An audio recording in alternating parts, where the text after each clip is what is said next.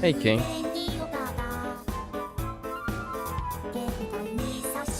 Alright. So, let's switch to this song for a sec. Yesterday, let's see, what happened yesterday? It was a little bit of a relaxing thing. We're definitely feeling some fatigue going into the 4th week. We warmed up the same way?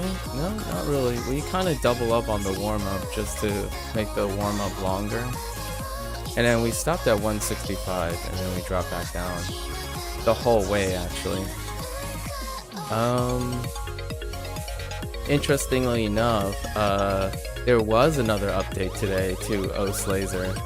And that's, they retroactively returned to the old HP drain. So this was a conversation that was brought up 3 days ago by a random person. Interestingly enough, I think according to the notes, let's look at the notes for a moment. Oh wait, I can't bring it up anymore. But they're reverting to a previous classic, I think, HP drain, or they're trying a new HP drain algorithm. So it'll be interesting if that person make mention of that at another day. I can't really relate to whether the HP drain feels different or not, since I don't typically use HP drain. Yeah, more updates. 9 days to go before the launch of OS Laser ranking. Be kind of exciting for the concerned people.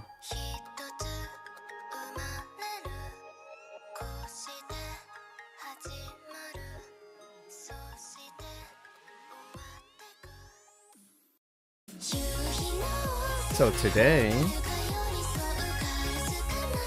we're gonna try to get back up to our endurance section, see how it feels before we enter the endurance section. And if we're still not feeling it, I'm going to drop down steadily through it like yesterday.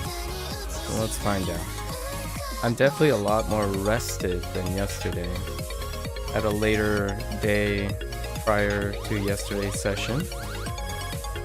Today, definitely a lot more rested.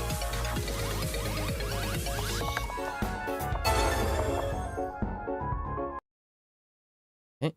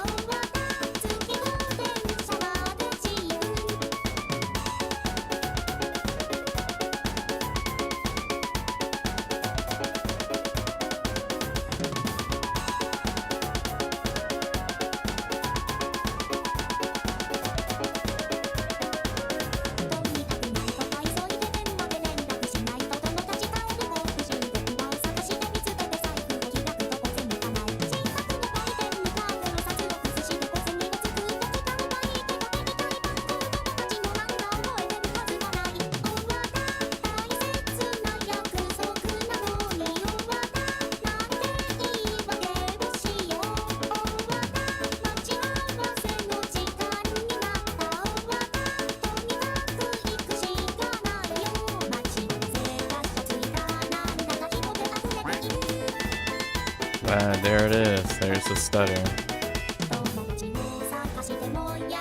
Thought I could at least not have one in 2 minutes. So let's keep going.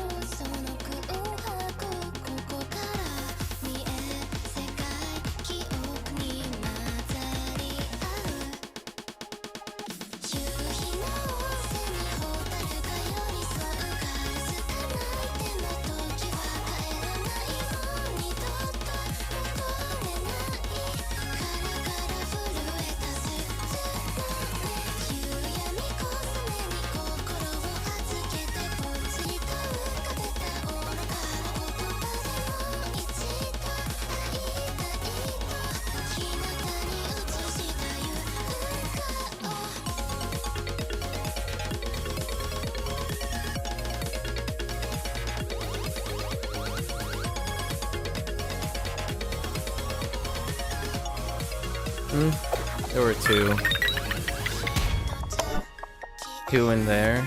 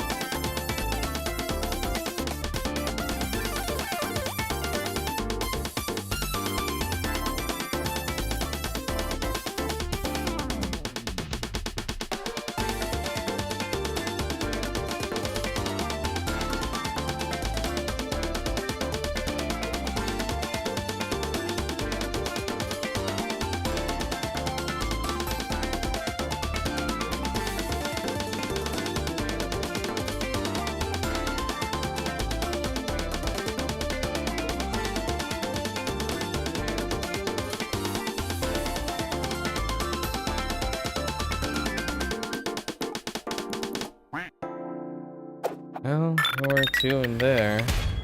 Still kind of a stiffness in my ring finger. We might have to cut the length of the session by half. So I do feel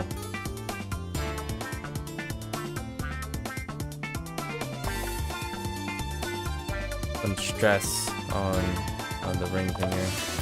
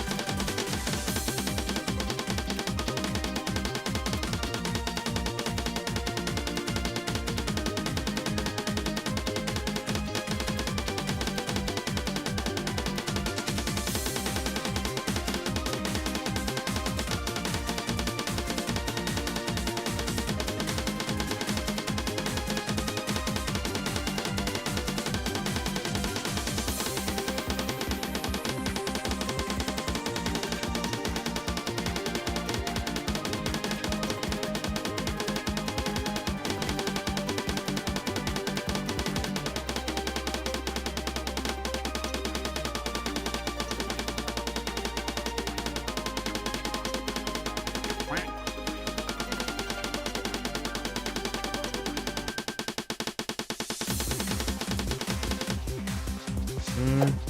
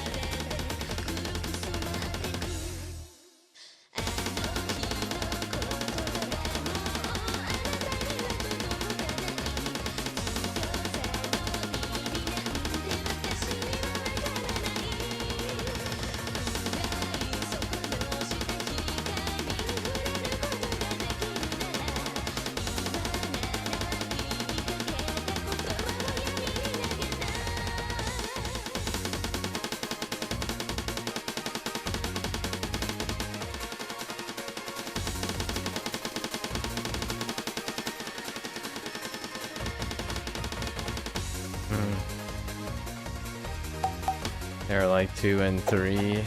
2 or 3. Little stutters in there. Alright. Well, that's warm up.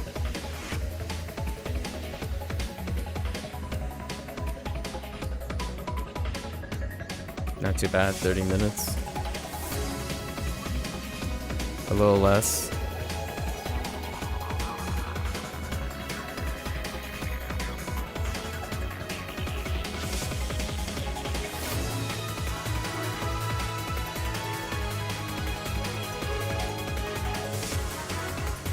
I think today,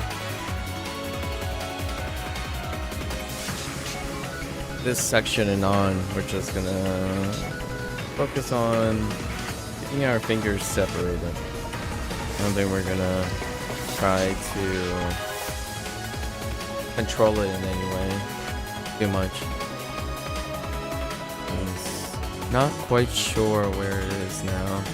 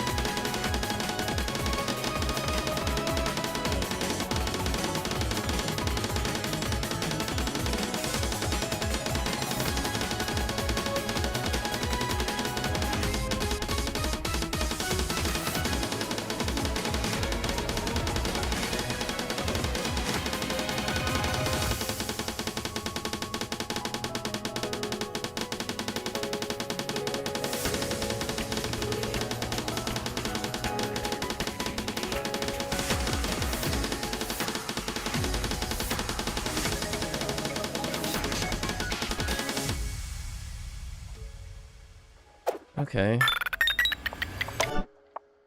That's a little bit rougher than I thought.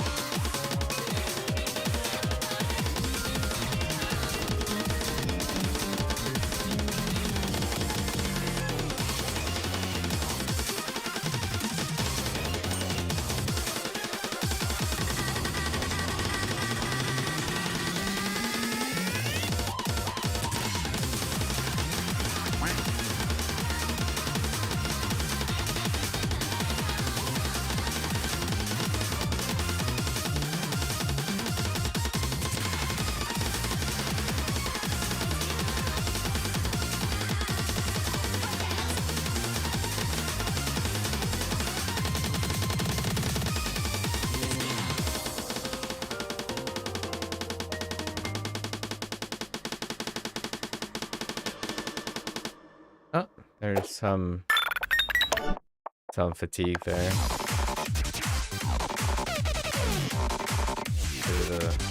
Give it a little bit of rest. Just a little bit.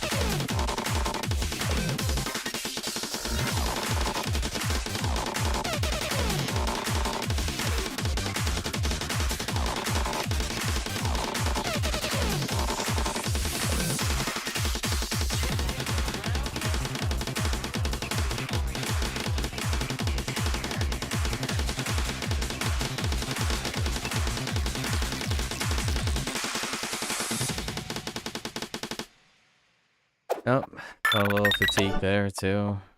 Just had a little,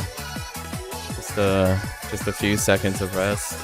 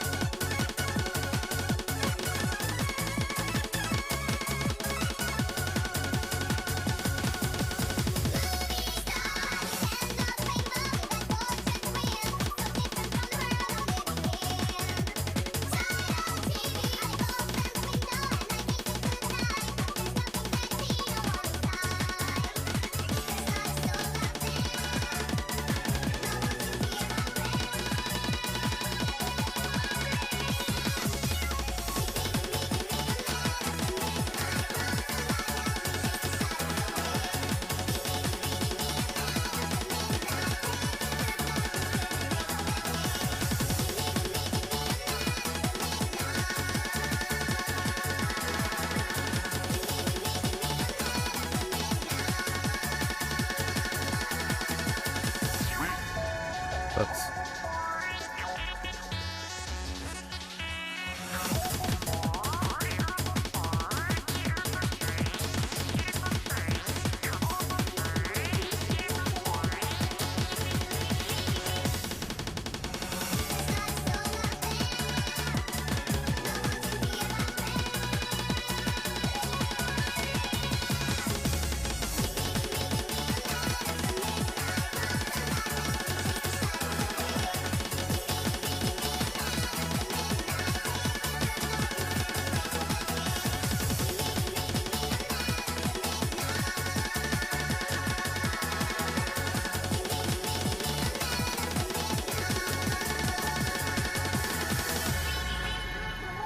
Okay.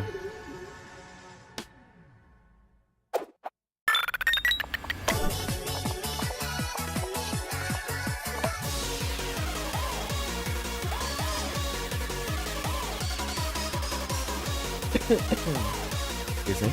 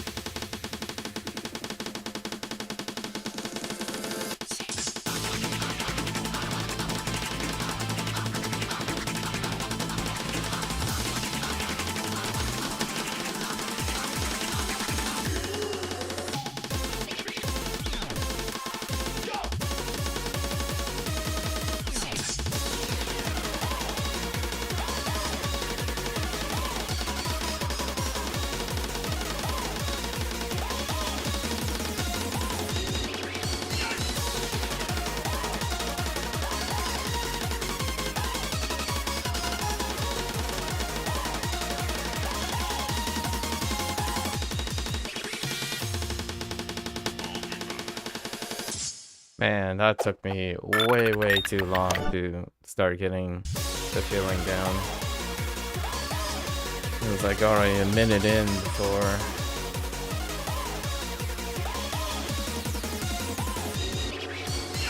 before that started to settle down.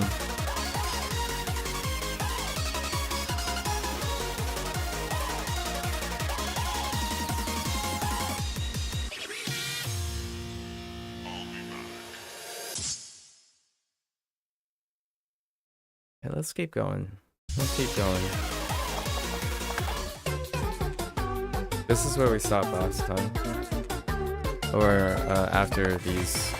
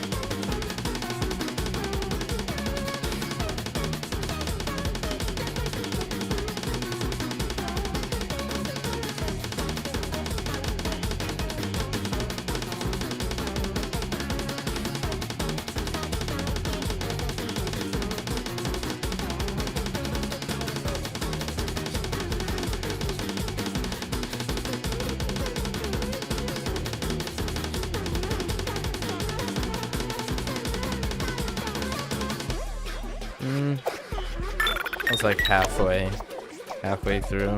Felt a little bit more comfortable.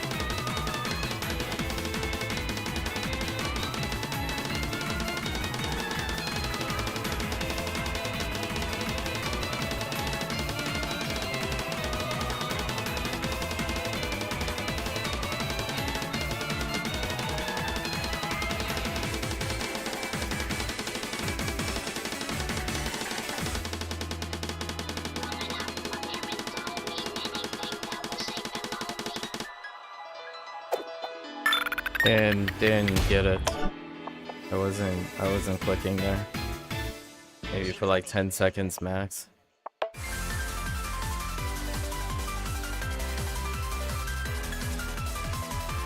Yeah, we're gonna keep going today.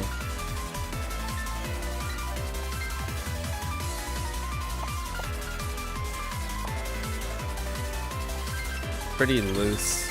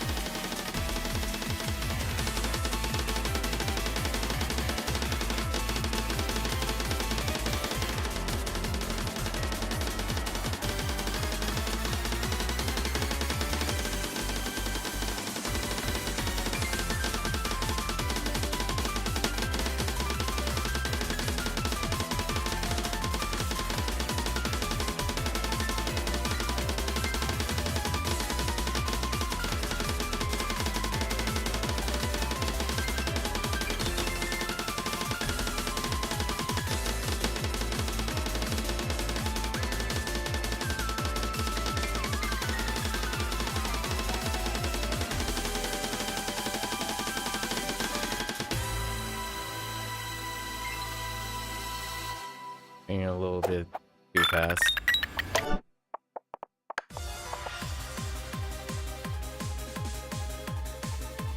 Just trying to stay loose. Try to control it as we go back down.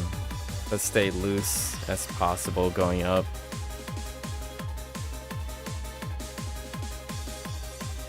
That's probably going to be what we're going to do from now on for the last 4 weeks. Just stay as loose as possible going up. And then see if I can control it as I'm going down.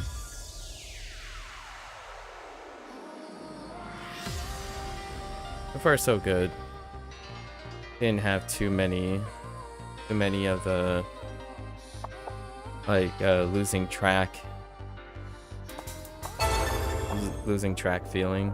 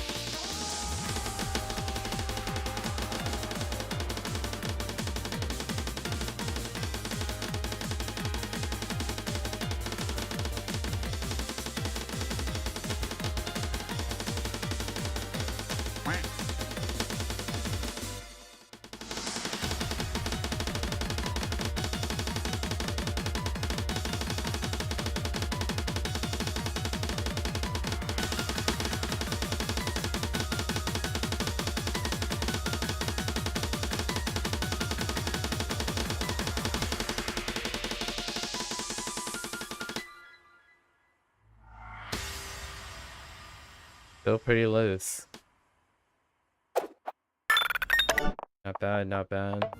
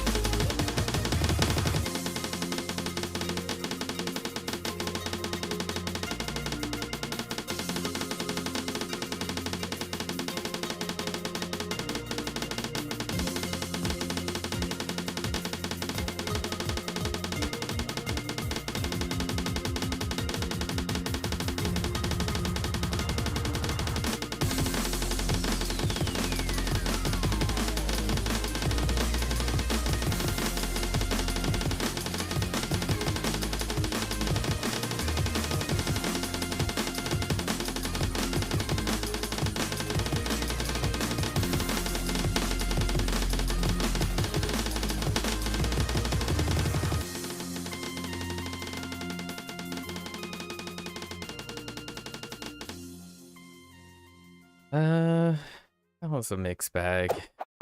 I thought it clicked a couple times. And then near the end it was stuff settling in. The meow. There it is.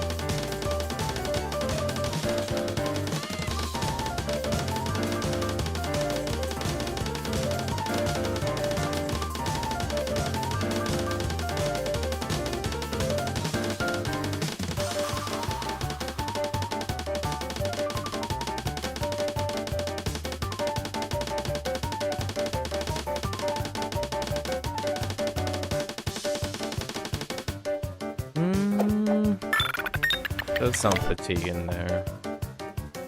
I clicked for a moment though. 1 or 2 moments.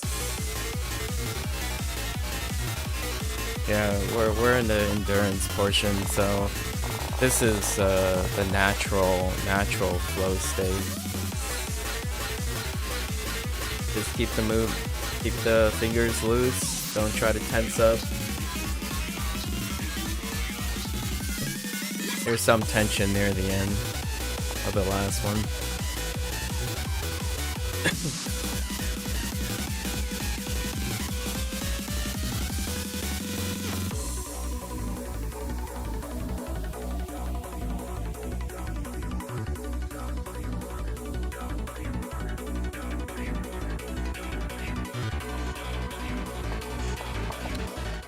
Oops.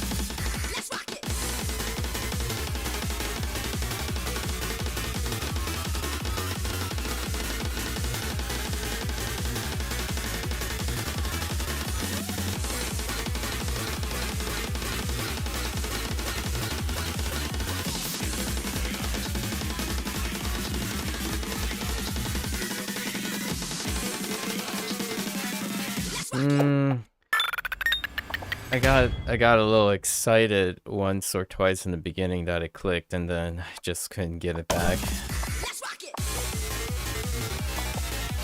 That was kind of rough.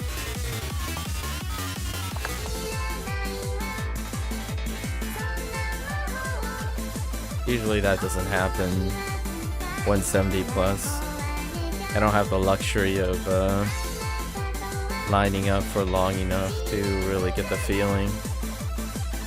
But that time there was a few spots.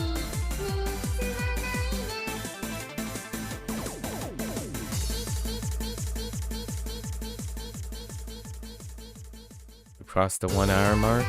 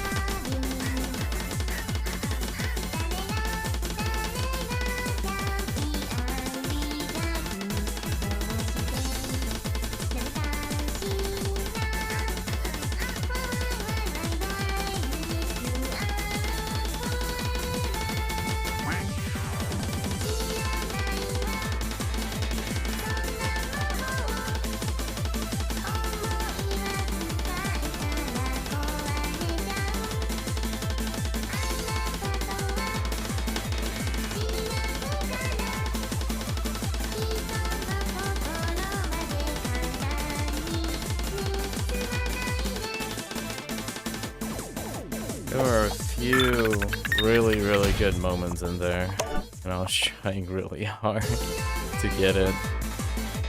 Yeah, there were some good moments in there, more than usual.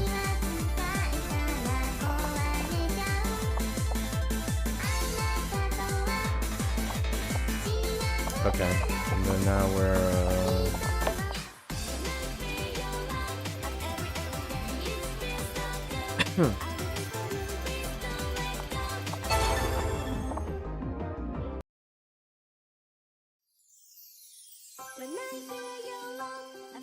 no strain on that one.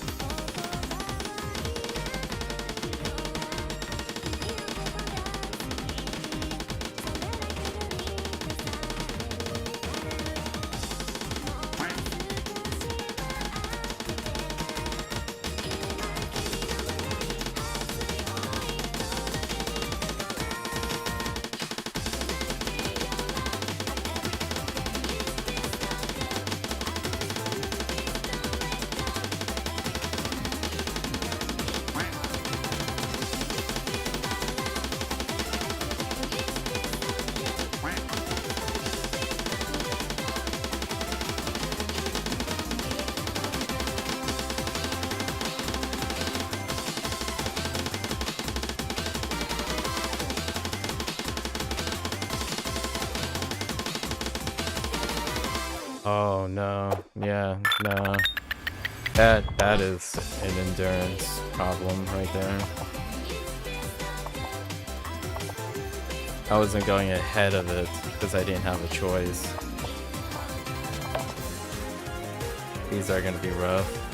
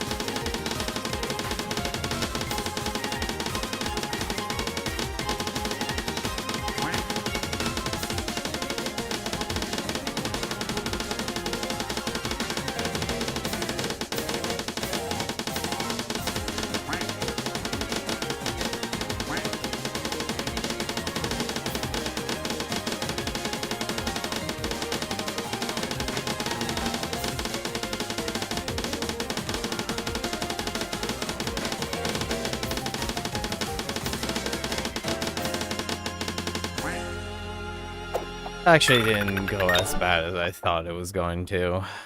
That's fine. Going up is such a pain.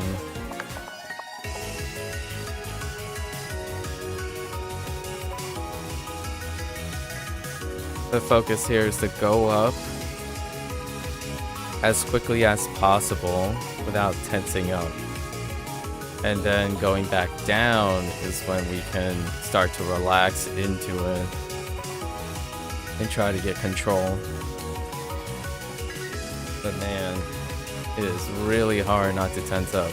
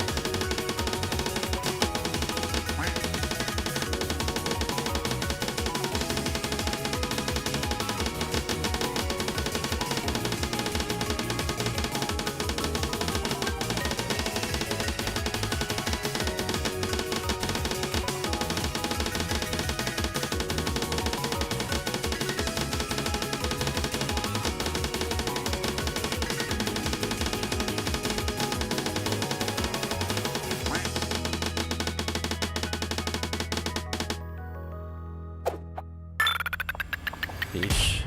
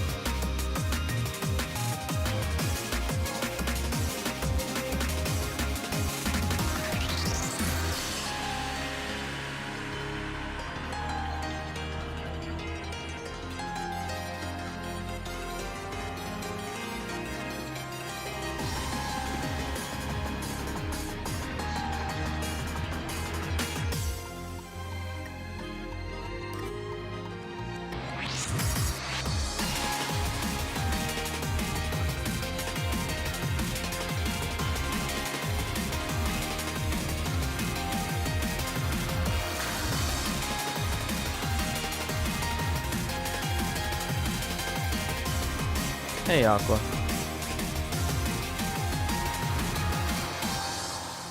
Hey.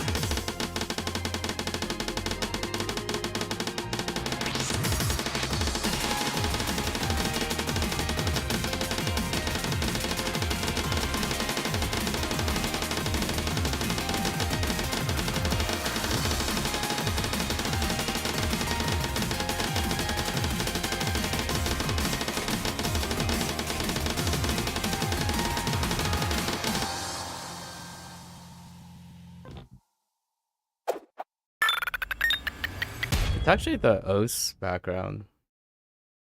Aqua. If you're talking about the little like edge stuff, it's actually the OS background. The OS laser background. Or color shifted.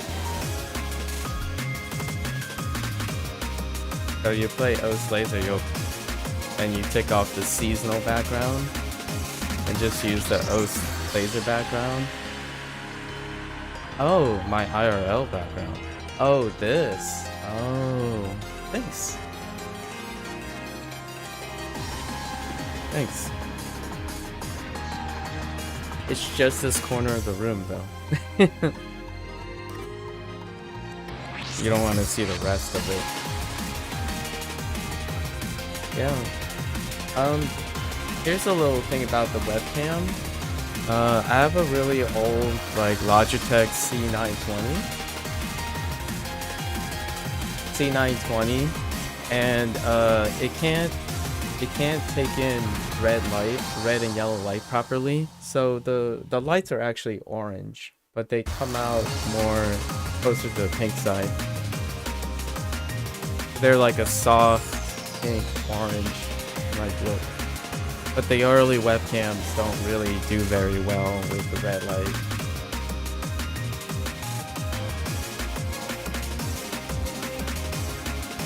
I appreciate the comments though. It's still very comfy, for sure. It's kind of where I sleep.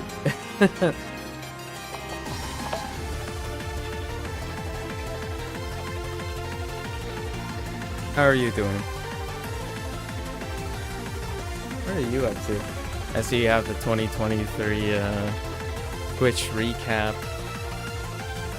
icon. Badge. I think that's the word they use. You doing good? What's on your mind right now?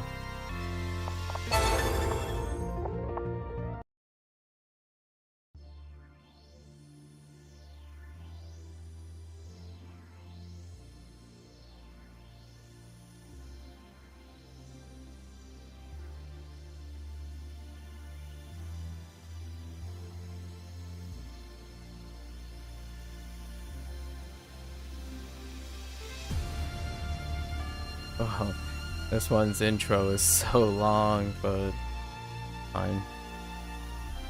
This is our capstone. Just keep the fingers loose, keep them moving.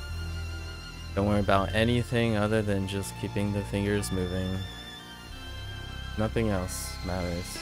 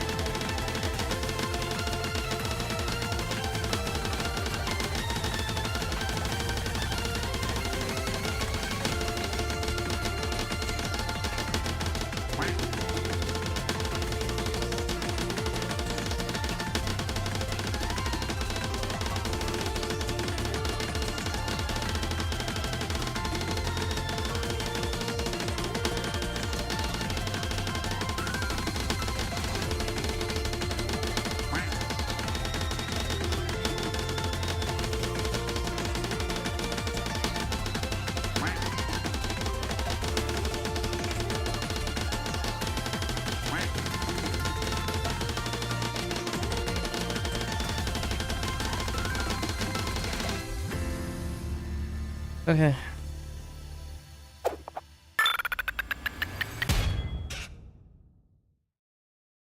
Visiting old games from like 10 years ago. Oh, that's interesting. What other old games have you visited recently? Just chilling? Oh, just waiting for someone. Okay. I see.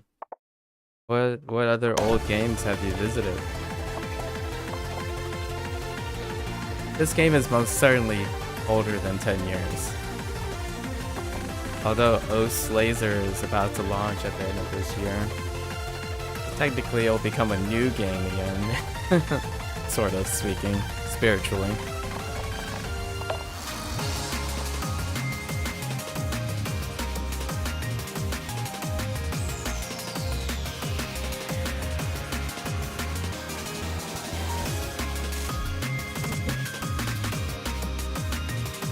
Yeah, 2007 was the official launch of O Stable. Yeah. And then at the 2024 will be the launch of O's Laser, technically. So 2024. It's been a cool 17 years. Battle Block Theater, I am familiar with that. I want to say like 2013-ish. Castle Crashers 2008 or 2009-ish. They might actually be later now that I think about it. December 31st is the launch of Laser. It's technically not true because time zones. So, to make it easier to remember, generally January 1st, 2024 is probably a lot easier to think about. It is kinda easy, sort of, to remember December 31st, 2023, I guess, if you're into remembering more numbers.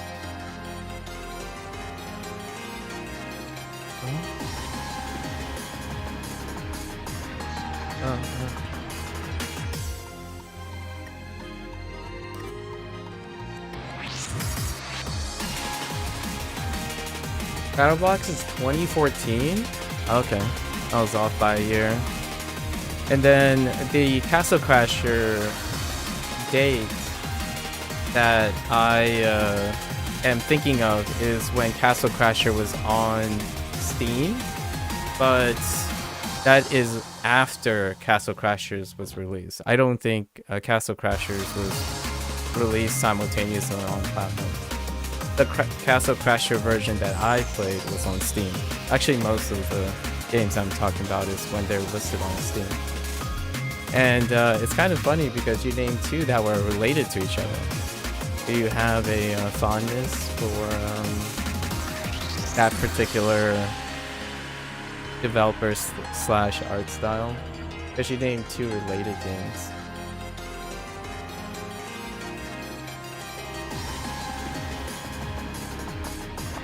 Alright, we're gonna try to step down while that's going.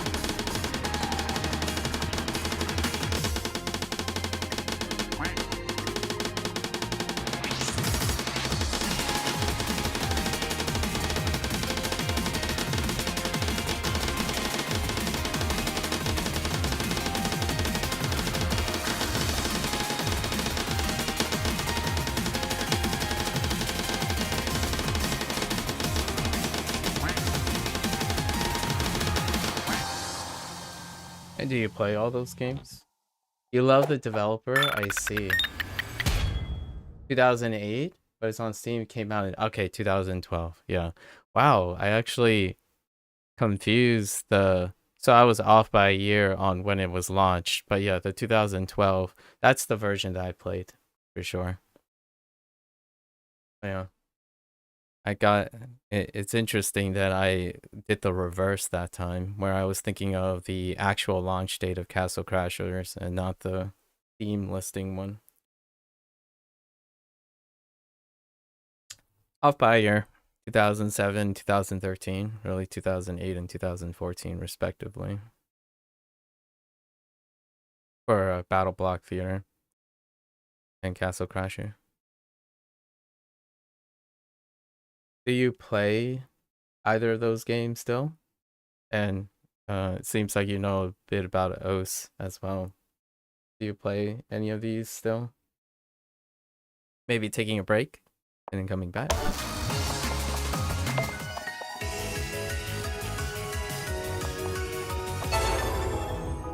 Alright, now we're stepping down. We're gonna try to get some control.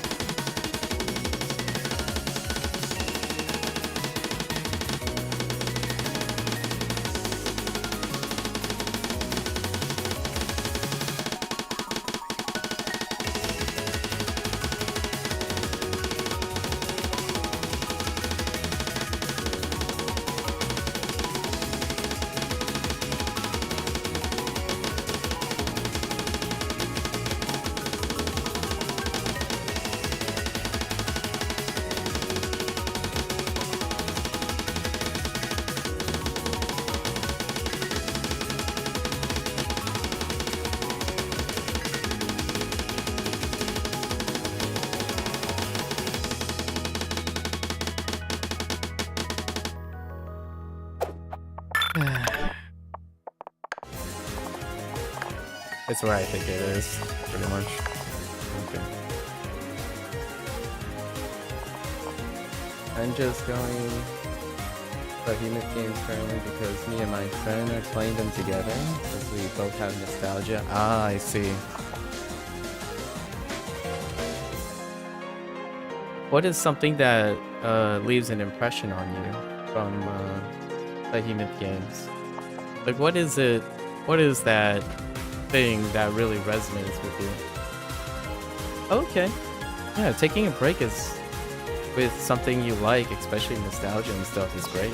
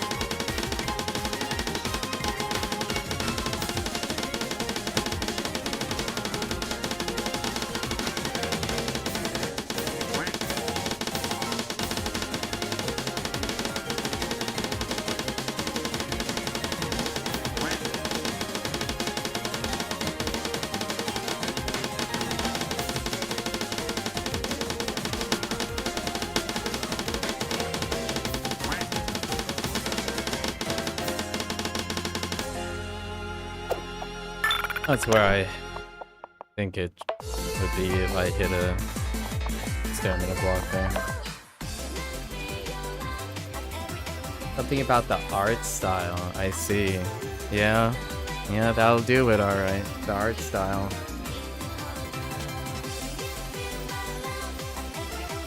It's very distinct, right?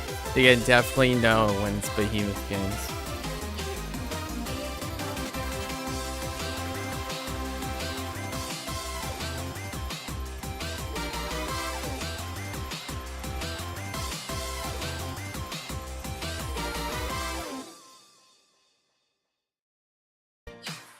There are a few other types of indie developers that draw quite a bit of inspiration from Behemoth Games.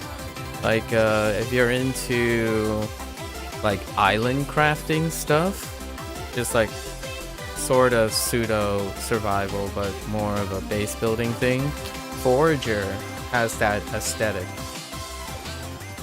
The game Forager, I think, is the name. Let me make sure I got this.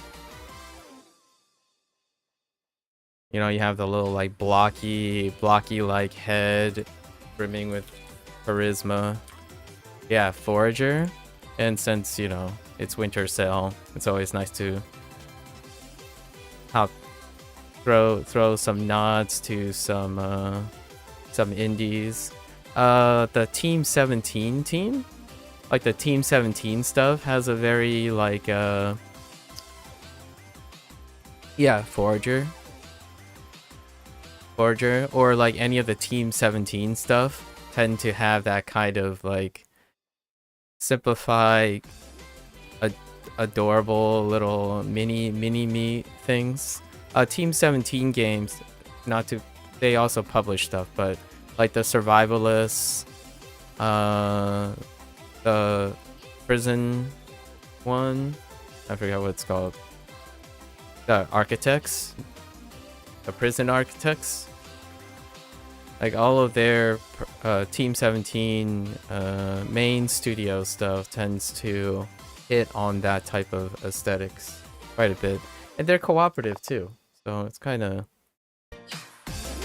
a thing they do. It's not quite the same, obviously. It's not quite the same. But they have like different genre and whatnot. Worth exploring.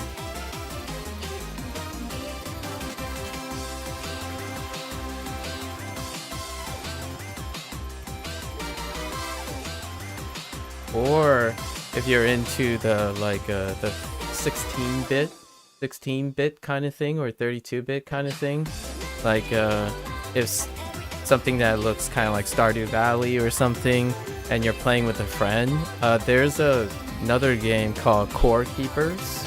Core Keepers has that kind of aesthetic, but it's cooperative. So there's quite a lot of indie games there. You love Stardew Valley? Well, there's another game that is kind of like taking a spin on Stardew Valley. It's called Core Keepers. It's currently in early access. However, it's a game designed with friends in mind. So Stardew Valley, the whole multiplayer thing, came after its base foundations, and it's now really wonderful as a cooperative experience. And there's a different spin on it from a different developer, not to be related to Concern 8, the developer of Stardew Valley. And it's doing pretty well, as far as I know. I like to keep track of early access games through their development cycle, and then when they reach 1.0, I tend to like hit those up.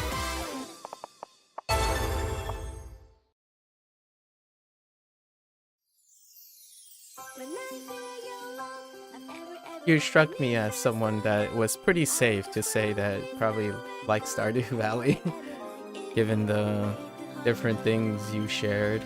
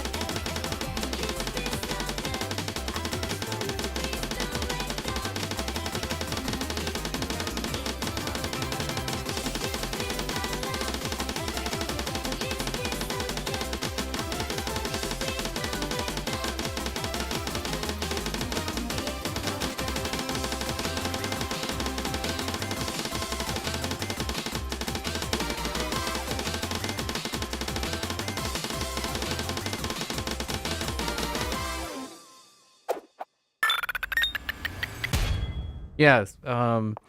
I highly, to me, I'm waiting patiently, right? I'm waiting patiently on Core Keepers to hit 1.0, so I can pick up like a friend or two to play it together.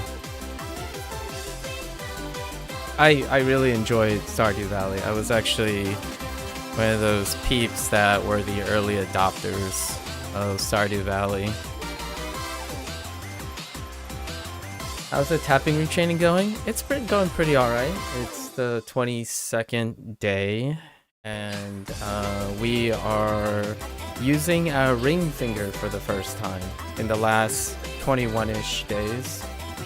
So before this, I have spent 3 or 4 years using my middle finger and my pointer finger. So it's going pretty alright. Right now, we're in the middle of our endurance section. So this is where we don't have the finger control or the dexterity for it. But the idea is to just keep on tapping and trying to stay relaxed and not tense up. And then once we get a little below 170, so usually the lower we go, you know, dexterity comes back, and then those are the ones that we focus on trying to see if we can grab control of it. So naturally it's going to be around 165 and lower. And then we're trying to keep these sessions to to 2 hours, going up and then back down. So right now we're just still in that area where the whole purpose is to keep on tapping and not tense up.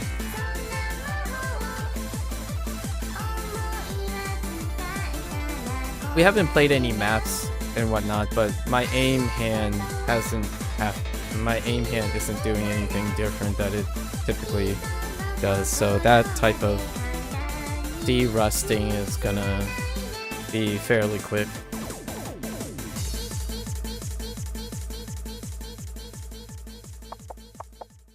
When are you deciding to come back to Oaths? Maybe after Oaths laser launch?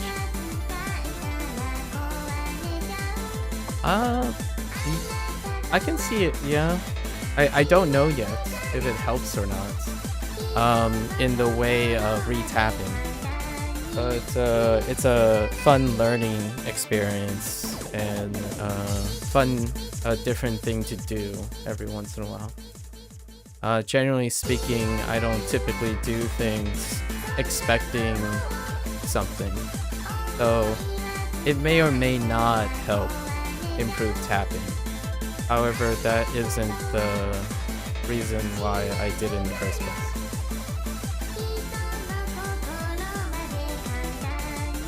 Hey! Okay. Real talk. I really love that you use the word galloping. I think you are the first person that has ever used that. And I do have a galloping issue. But it's only defined when dexterity fails. So I am galloping deliberately on purpose, 170 plus. It's to get the galloping motion, to promote that natural galloping motion, and then slowing it down as you're climbing down. As I'm slowing down, the galloping issue actually subsides. So I'm deliberately galloping in the beginning, because it's a transition, right? If you have no dexterity, you're gonna use your whole hand and you're gonna do double tapping, right? And then when you get more separation between your fingers, it becomes a gallop. And then as you continue to slow down from the galloping situation, you'll have more resolution between the fingers. So that's kind of what I'm doing right now.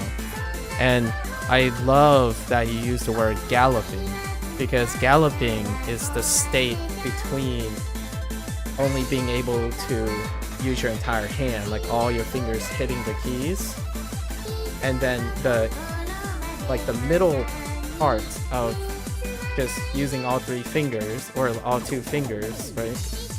doing this, and then they're getting close, but as you're separating them, it goes into a galloping, and then it goes into alternating.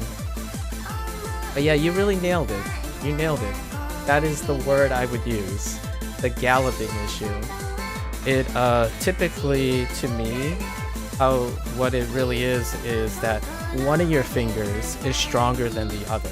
Like, and stronger, I don't mean by strength, but more flexible. There's more dexterity in one of your fingers. So when you're thinking about alternating, but somehow it leads to a galloping thing, your one of them is either too fast, depending on your relative, right? They're not in sync because the fingers do not have the same tension strength of both. So naturally, I only train in the way that the weakest finger, when the weakest finger is failing per se, I stop there. And what happens is eventually when you apply enough volume to the weaker, the slower finger, and normalize to a slower finger, it allows the slower finger to catch up to the dominant finger. It's kind of like if you want to run, right? And your right, let's say your right leg is better than your left leg. I always stop. I train as much as I can, but I always stop when my left leg is underperforming. So then eventually the right leg, the left leg will catch up to the right leg. And the way I'm stepping up and stepping down is trying to do that with my fingers. And my ring finger is very, very weak. Like, it's far weaker because I haven't ever used it for Os. I use my middle finger and my pointer finger before. So when I'm galloping, it's definitely my ring finger that is falling behind. It's not my pointer finger. And that's kind of to describe what I'm doing for the last 22 days. After 31 days, I'm just gonna rest. Like, it's gonna be a week away from Os. You know, you need your rest periods to deload and all that stuff. But yeah, you nailed it. I just love the idea. I just love that you use the word galloping. I don't think in so long since I played Os, I don't think anyone has described to me, right? Because I don't encounter a lot of people a lot of times, but using that phrasing.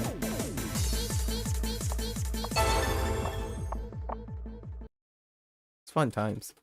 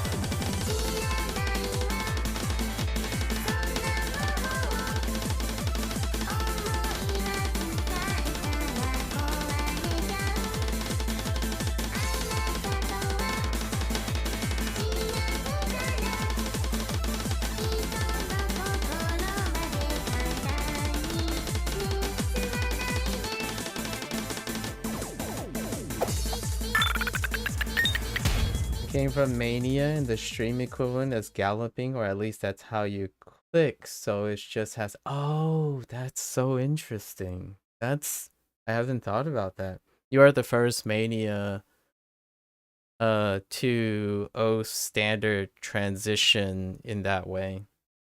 So for me, it's relearning a thing a different way. Absolutely, or rather, altering the way I think. Yes, yes, and I play OS or I record OS, I guess, and stuff is because I'm always doing something a different way. I like playing games for the sake of learning something in alternative way. So things like puzzle games is on the, you know, on the docket all the time. Deck builders, things that deal with like methodical game design and stuff that is out of the box. So typically I play a lot of indie in general. And it's to farm for different ways of playing, even when it's different ways of a familiar thing. I tell people, well, I generally express the idea that I am a jack of all trades when it comes to skill building. However, the skill that I master most of the time is the learning process. So I know a lot about the learning process. I can probably be pretty I mean, I used to work in teaching and education most of the time for sciences. Um, Generally speaking, that just translates to everything else now, where typically I can't demonstrate the skill well unless I'm always learning myself. So in order to demonstrate what I enjoy doing, I have to keep doing new things because the act of doing those new things is how I demonstrate what skill I'm offering. So what is my brand, right? The whole like, what is the consistency of all these recording things? It's to capture the learning process, not to capture the mastery of it. So most of the time, it's not about what happens at the end or what are the expectations in the beginning, is all the things in between, right? And it's really hard to illustrate, and it's not very popular, right? Because you have to one has to live through the process. It's hard to summarize. You can't just say, like, I'm basically I don't like the hustle the internet has, right? And it's great for time efficiency. It's very time efficient. There's a lot of great things about the hustle of internet content. Basically, they give you a hot take, give you 10 things, you do these things, and you become successful. What that looks like, well, it's gone. It's not there. The person who's making the top 10 things they would do if they had to do it all over again is gone. Like the 10 years they spent refining that to get the advice, you can't witness that. And it's very difficult. It's super time consuming. But I do it because I personally like to do it. And then if occasionally someone just happens to have the same problems per se, like in the beginning of all my like projects, when I start a game, I summarize a lot of the things, the mindsets and stuff. So if just by coincidence one or two people say, "Oh yeah, that's exactly what I'm thinking," then it makes it clear that it's worth their time to go through the whole thing. If it's not, then they stop there, which is how I format most of my things. So day ones of everything, day ones of a game, day one of this, 31 days, I've tried to describe as much as I can about what my past experience are, what my motivations, mindsets are, and then if that is interesting, then it might uh, inspire some learning process involved.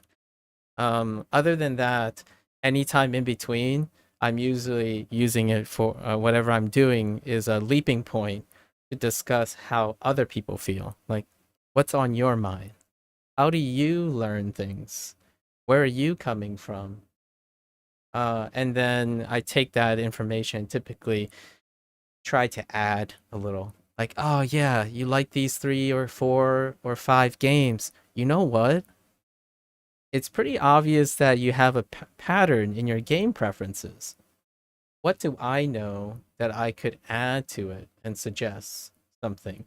And then it leads to that person learning maybe perhaps something about themselves and finding new things to get them to learn and try new things out. That's kind of the idea. And it does work in my favor that every once in a while someone comes by and is willing to share, because the thing I'm doing, it's not scalable. There's still working on how to make learning fun, but not internet style.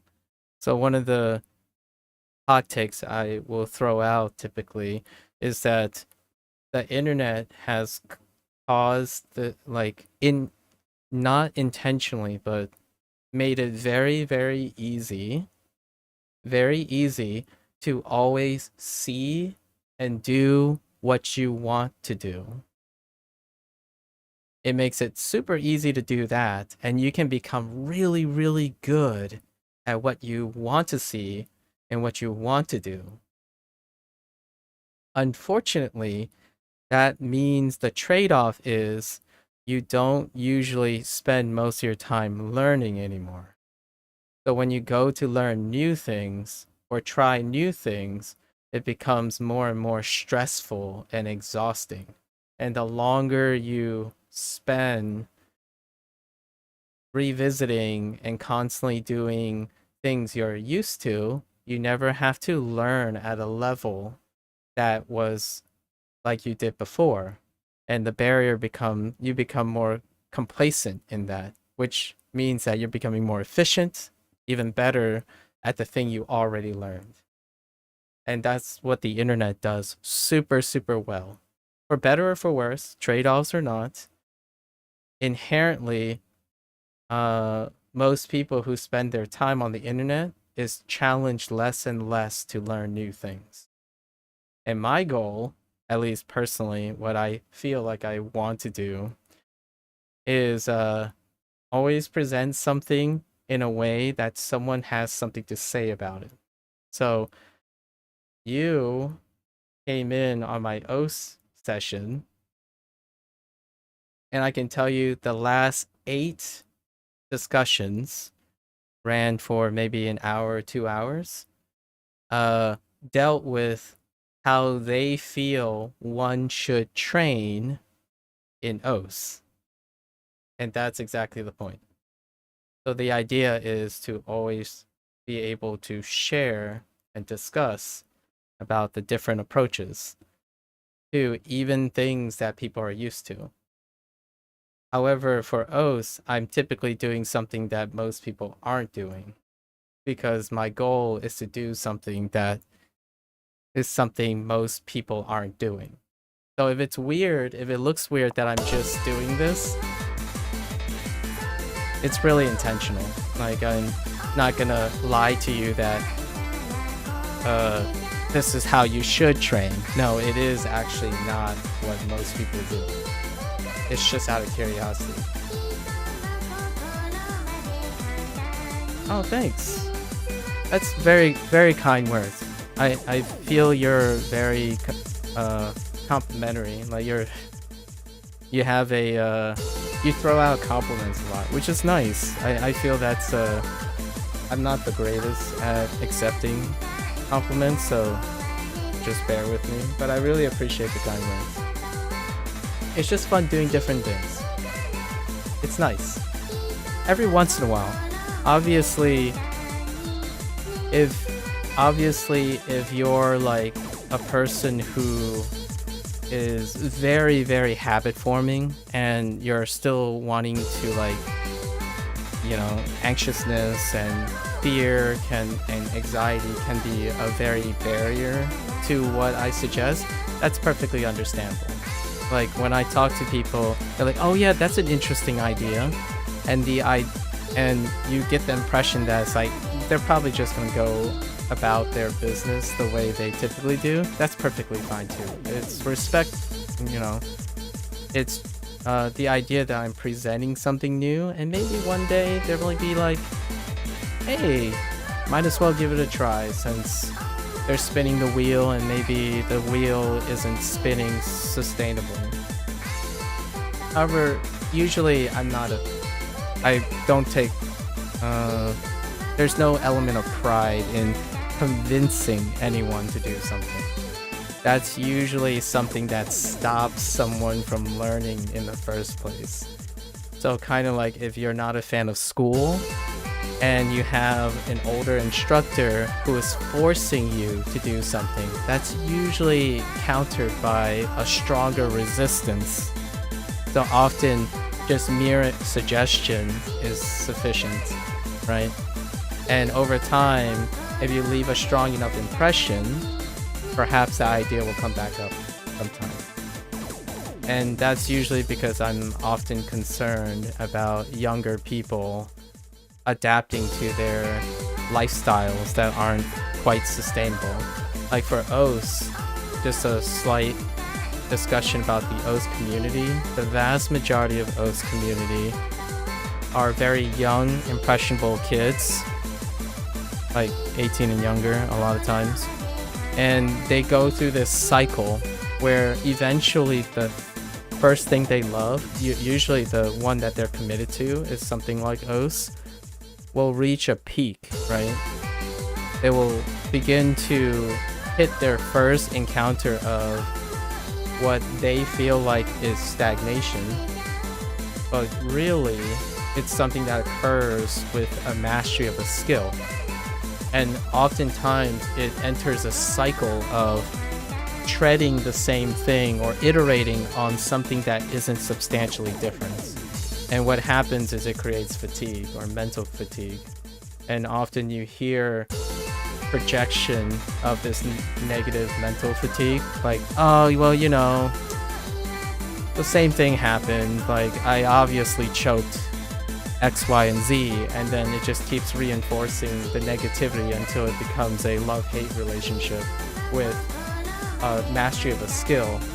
And that is actually a very good life experience that is somehow contextualized only to a video game, right? When you try other skills and begin to master those, you'll probably hit the same type of events. And needing to create coping mechanisms and ways to deal with that will greatly enhance someone's love for something while not necessarily doing the thing very often. So being able to encourage someone to happily step away and take a break from something and then coming back with renewed vigor and then acquiring skills and learning something in the process, they can bring those to the things they love. So I love the idea. You shared a couple keywords, right? You're taking a break from OS. You're doing something that going down nostalgia, right? Nostalgia, spending some time away. And then when you come back, it's going to be sustainable. It's a very healthy thing. And on top of that, you can use the opportunity. You may choose to use the opportunity to learn something new in the process. And one never knows until you learn that process how it's gonna enhance something you return to. So generally, that's a really common dialogue for OS. Like OS community where like, "Oh yeah, you know, just couldn't get that PP. I'm just changing from OS. Like, if I can't be the best at this one skill, I might as well drop it now. No point in coming back." That kind of extreme thing happens quite a lot when your experience is very limited. Like, because it's gonna come up again and again and again. It's one of the restrictions of life. It's one of the life skills that are necessary to understand. And develop ways, learn ways in which you can cope and take advantage of that. And for me, my cutoff is 80%. It's kind of like a classic economic rule, but I apply it to my psychology, right? How good do I have to be to say I'm good enough and then continue learning new things? That's kind of the idea. And all the learning makes it so that it reaches my ultimate goal. My general ultimate goal is to get people to learn and find sustainable ways for them to constantly be happy, right? And in order to do that, I have to learn as much as I can. So I'm taking advantage of my preference for learning to learn 80 percentile of a lot of things. And then when I encounter that person, it will appear as though I have something to say about anything they share about. Because I would have at least enough information for me to connect some dots or some stories or something to speak about. And being well spoken tends to be associated with how the depth of your knowledge and experience. So if you're saying good day, even talk about the weather, or just say hi and then walk away kind of thing, I have something to say about all of those things. So one or two phrases is enough to go on a tangent for like 2 hours. I hope Oats is treating you well too. How's your mania stuff? You say you're coming from mania. So when you're returning to O's, you're talking about returning to mania? It's lovely. Well, that's wonderful. It's gonna be real. You don't hear oftentimes when people say they're taking a break from O's, it's often like an inward negative projection. It's like, you know what? O's just doesn't feel the same anymore. I'm just not getting progress anymore, and that's why I'm taking a break. If you know what I mean. I chuckle because the irony here is when they walk away for a while and then find that urge naturally to come back, the first comment they're gonna say, at least to me upon returning, if they keep me in mind, they're gonna say, wow, suddenly I'm just better than I was before after the break. Like, yes, it's very likely, because oftentimes your physical state is the dominant driver for getting better. However, when you get to mastery, your mental state is going to become a greater and greater burden. And at some point when you step away, that's when your mental burden exceeds your physical limits. And what happens is when you take a break, that mental burden is relaxed again, which allows for a refocus on the physical burdens, which typically still allows you to progress in some way most of the time, but smaller. So alleviating the mental burden when it eventually becomes too great is what's actually improving a lot of the mindset for the return. I started on Mania for a year or so, and I got to the point where there was no rank maps at my skill level. Oh, so I went to Standard and started learning. That's awesome. Exactly. And I have into Ascent. Exactly. That's so wonderful.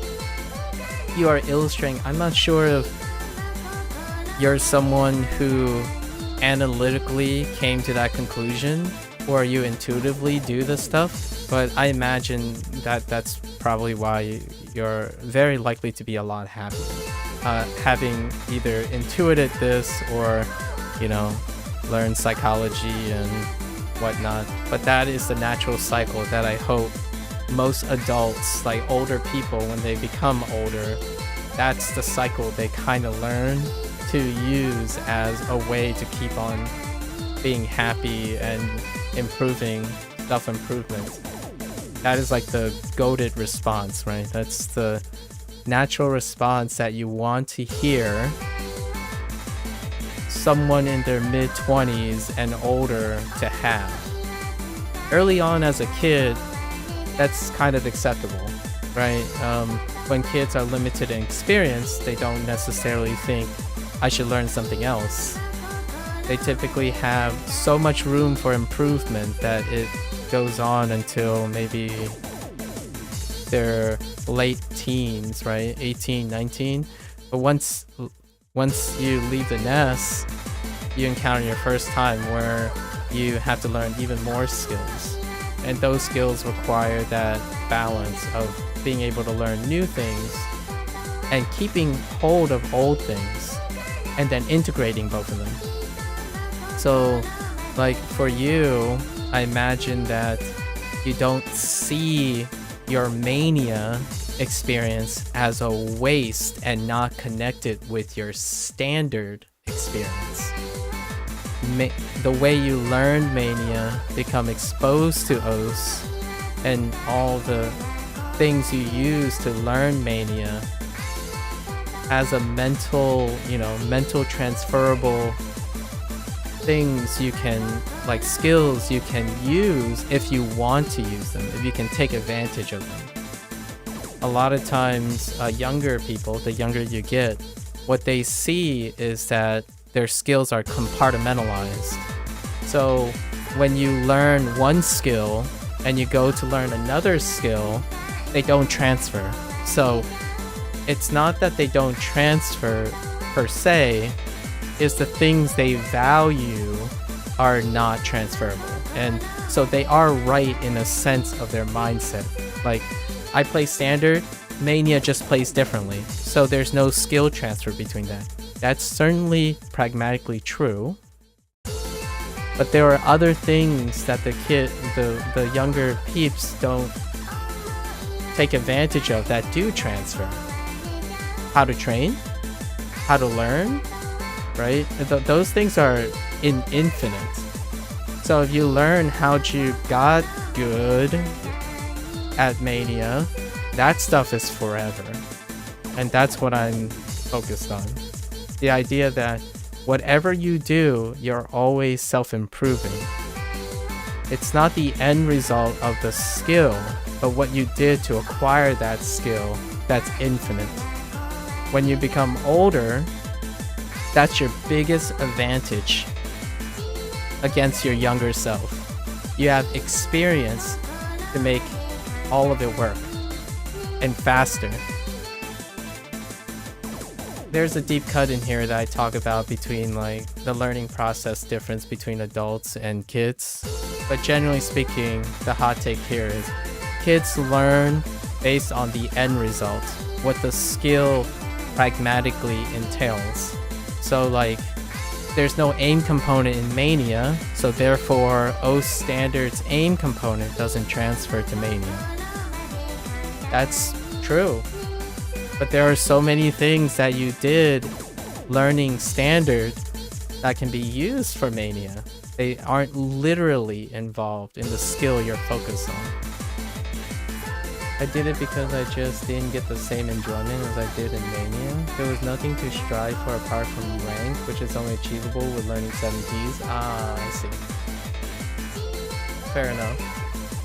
Yeah. That sounds really, really strenuous, both mentally and physically. I probably wouldn't, if I were being realistic with myself, my cutoff is probably far before that. I'm gonna play Mania soon, by the way. Like, this is a fun experiment and whatnot, but because of how OS Laser has a lot of ways to play that are very available, right? I'm probably gonna start playing Mania. For not the same reasons as you had originally, just because it's different. I've played OS Standard enough to know enough for what I need, and then now I'm gonna move and try to acquire more experience elsewhere. Although I do have to say I'm probably gonna use some of these fun mods for like a month somewhere, like play a month's worth of, I don't know, wind up and wind down or something, because all this stuff is great. It's different ways to play those.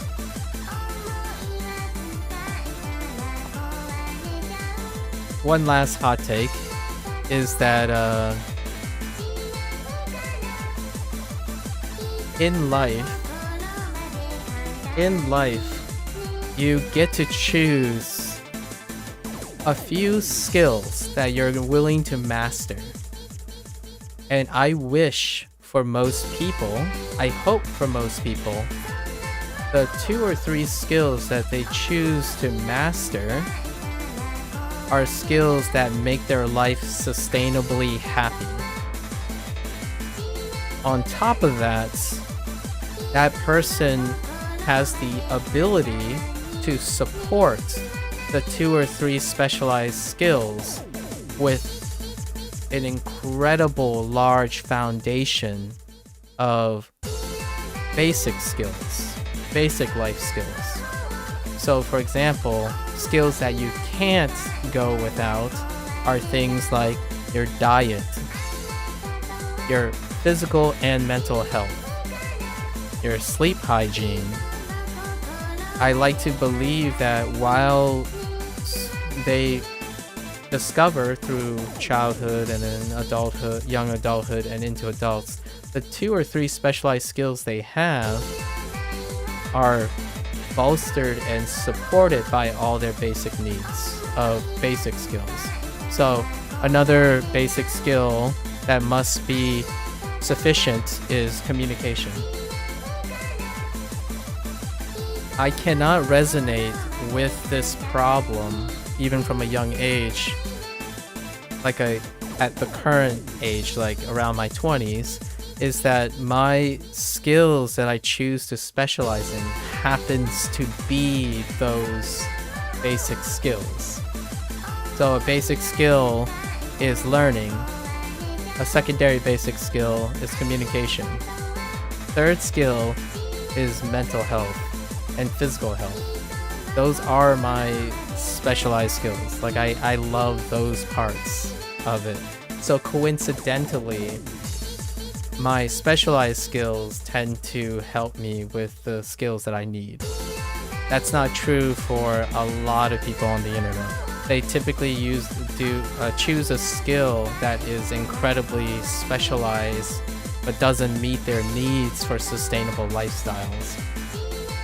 One would be how to form habits and and curb addiction. Addiction is just a habit that's not sustainable, right? So like if you're addicted to something, it chips away at your physical and mental health progressively. It's a habit that chips away. And then when you have a habit that's positive, most people just call it a habit, right? Or a lot of times it's called a skill. So a habit that's positive is often referred to as a skill, and a habit that is detrimental is often referred to as an addiction. And being able to navigate that is also a basic skill, right? Being a basic skill. So hopefully the little youngins and the sprouts eventually acquire this lesson. For me, by the way, I'm 36 plus, so I'm probably one of a few 35 plus people who habitually play OS, right? I came from a time when the internet isn't refined in a way that eliminates this natural learning process that most people go through. So I'm part of the United States millennial generation, where there was a transition period, and no matter what, I had to grow up with specific learning experiences. This is completely circumvented now. Like anyone who's maybe younger than 18 right now could go through the beginning of their childhood development without needing that learning process to be developed.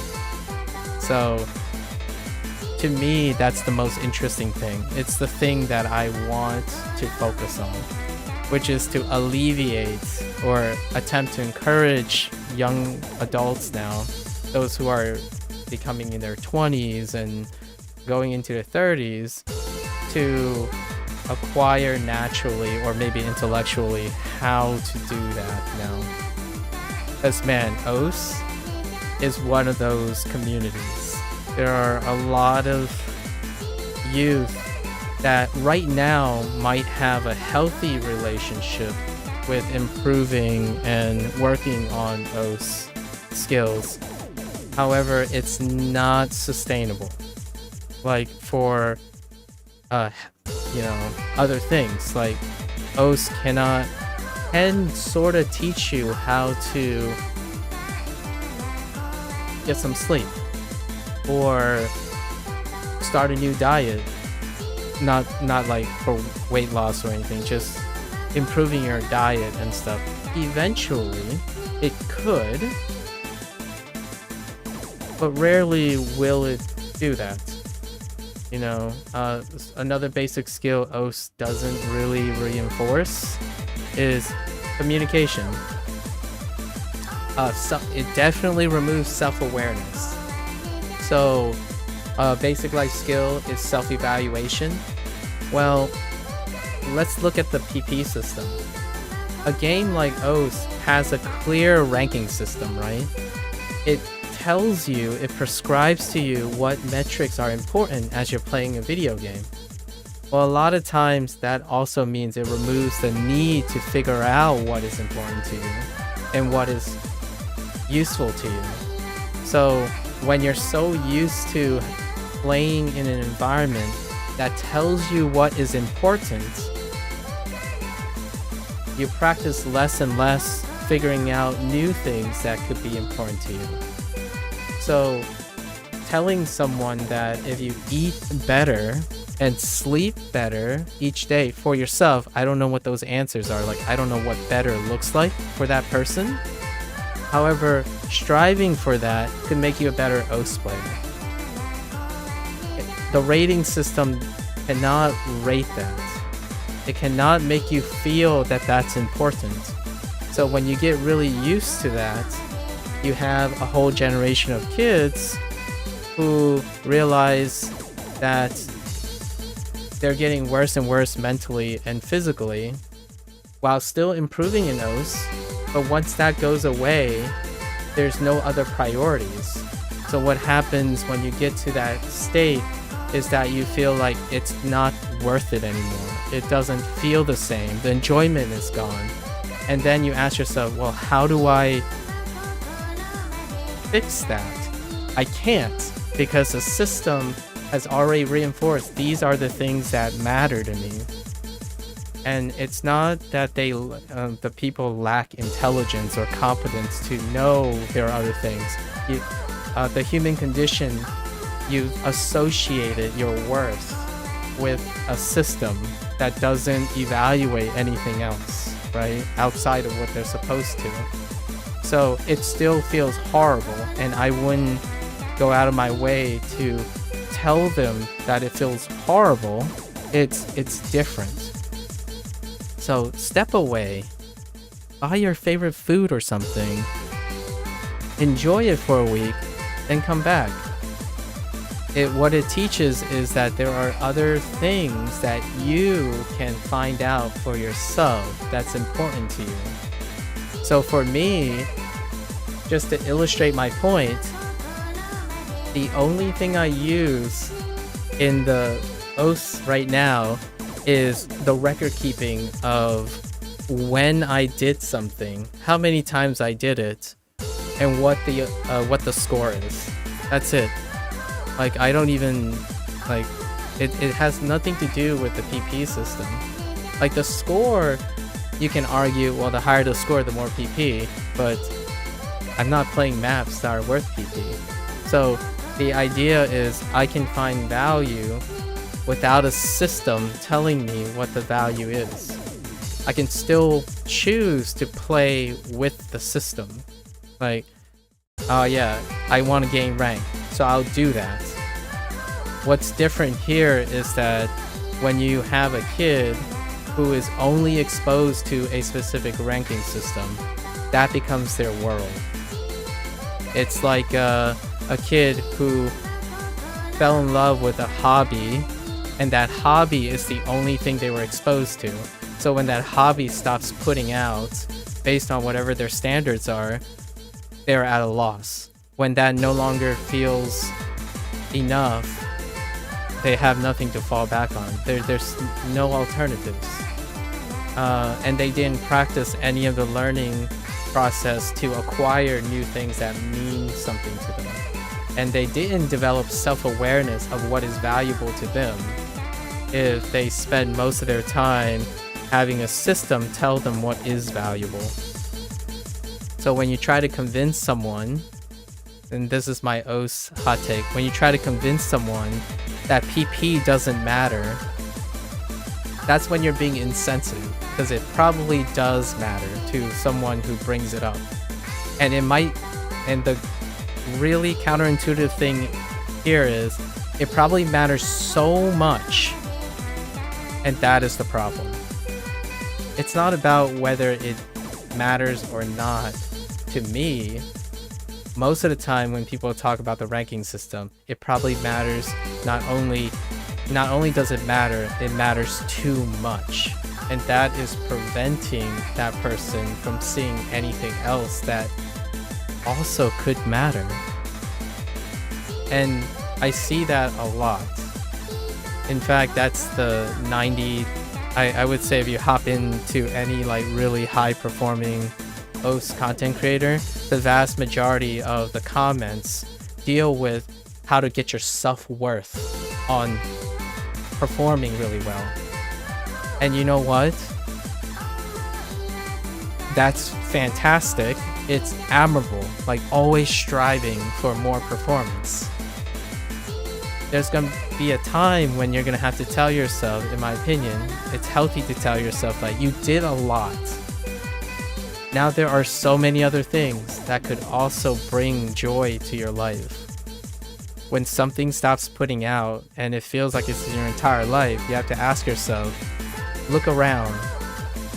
There are so many people who have happy lives and don't even know what OS is. So get on that, you know, kind of thing.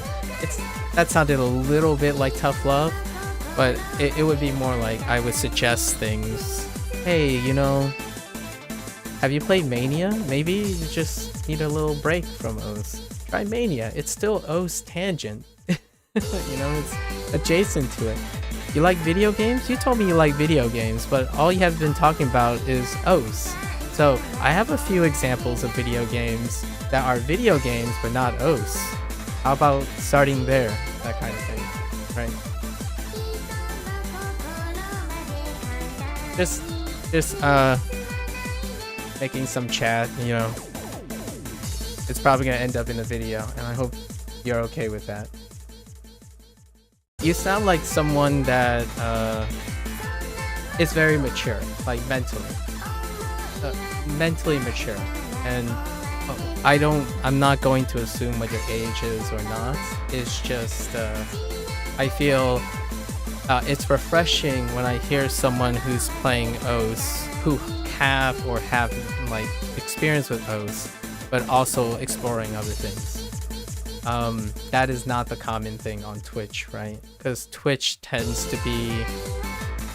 Twitch is on the internet, and what the internet does is when you see people and meet strangers, they're looking for something.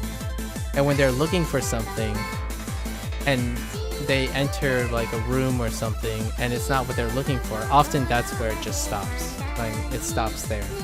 So my goal a lot of times is to ask what they're looking for and then maybe add something that they weren't looking for, and it leaves an impression, and that's kind of the goal. Like, I don't want to leave someone with everything they know. I don't think that's part of the learning process. If you're a learner like me and you stay long enough, you're probably going to take something away. Hopefully, like, my goal is that you take something away that isn't everything you expected before. However, content creation is most popular when it is that, which I don't do, right? When you click on a video, you're getting what you're looking for. If you don't get what you're looking for, then you hit that dislike button and then pretend like it doesn't exist anymore. That's usually the mainstream mentality of what the internet has reinforced. And Twitch is a really, really weird extreme of that, because now we're talking about live content, and even live content is reacted that way. Like, here's a great example from my personal experience. When I get stuck on these types of digression and I basically just abandon what I'm doing here, that's the whole purpose of me doing this in the first place, to like get distracted and talk about these things. But you have a kid pop in and say like, dude, are you gonna play OS or not? It's like, well, I am. The reason why I'm having this discussion and talking about these things and quality of life is because OS inspires that. Why do I play OS? Literally, well, like figuratively, and then I guess in the streaming, literally to have these discussions. I'm not telling you how to become a good OS player, like by the PP system. I'm showing you what I do to have a positive relationship with OS, with or without a PP system. My goal is, like, I hope that when you come in and tell me you're having a bad day, I don't want to necessarily hear that it's because you didn't get enough PP. And wow, that actually came out pretty lewd, huh? And that's usually the conversation most of the time. So when someone comes in, they say, oh yeah, you know, I'm just chilling, having a bad day. I'm like, why is your day so bad? Like, can you tell me a little bit about it? And then the person would say something like, well, you know, I got 300 PP yesterday and I only managed to get 80 PP today. It's like, why does that make you feel bad? It sounds like you've gotten PP both days. And the person would say, well, it's not as much. Like, okay, why is that? What does it make, like, is it realistic? Like, what is your thought process behind why it just suddenly becomes a bad thing when the number is smaller? Like, it sounds like you played OS, you got better at OS, you know, trying to reframe it in a way. And then you have people who are like, oh yeah, you know, I choked, wasted all my time not getting any PP for the day. And I would ask them, well, did you enjoy playing OS? Right, it sounds like you literally played OS. And they would say like, well, you know, there's no point in playing OS if I can't get PP, or it's inferred a lot of times by their comment. And my thought is, so what you're telling me is the act of playing OS might not actually be providing enough enjoyment. So do you enjoy playing OS anymore? And the idea is, I like to hope that the person says like something, or rethink and reflect on, oh yeah, you know what, you're right. Like they can describe back in the day that they used to love playing and stuff. It wasn't necessarily about progress based on the PP system. It was about putting in time and enjoying that. And then that leads into a discussion about complacency and being heavily reliant on feedback that is prescribed to them. The PP system is one way to tell you if you're improving. It's just one way. Like, or multiple ways, but the number that people are focused on is the overall telltale sign if you're progressing. There are so many ways you can progress that the PP system doesn't tell you. And losing sight of that is disheartening. The last thing I wish for someone to have to consider is that, well, you're not getting more PP, and it's going to get harder and harder. That's not my jam to state the obvious, like the reality. You're not trying to reinforce the idea that, oh yeah, well, that's going to naturally happen. A lot of people would use that though, because they're experienced OS players playing for PP, talking to another player who is also playing for PP. For me, I would ask, what else do you enjoy about OS? Is there anything else that you remember or still believe is enjoyable about OS? Focus on that. Just for a little bit. Distract yourself from PP and concentrate on a different thing that you might still be able to know that you enjoy about it. Do something else. What else do you enjoy? And well, then, you know, it can get really deep. The rabbit hole can get so deep that the person's like, yo, you know what? I freaking hate video games. Like, video games, they're all about like competitive and stuff. It's like, okay, let's go further back. Let's go further out. Do you do anything that's non-competitive? Like, what brings you joy that's non-competitive? And then it would be, we would eventually hit on something like, well, I do like chilling and doom scrolling on TikTok or something. Like, that sounds like something you do. Like, you gotta balance it out, man. Like, if that's bringing you joy without needing to be competitive and there's no PP ranking associated with doom scrolling and TikTok, take a break. Do some doom scrolling with TikTok. It's reliable to give you some, you know, nice feelings at least. That's a more effective coping strategy than telling yourself, oh, I just gotta work harder and drive myself even further into the ground, and that's how I'm gonna cope. Because that's not a sustainable coping mechanism either. What it does is it only generally reinforces and remind you of what you're coping for.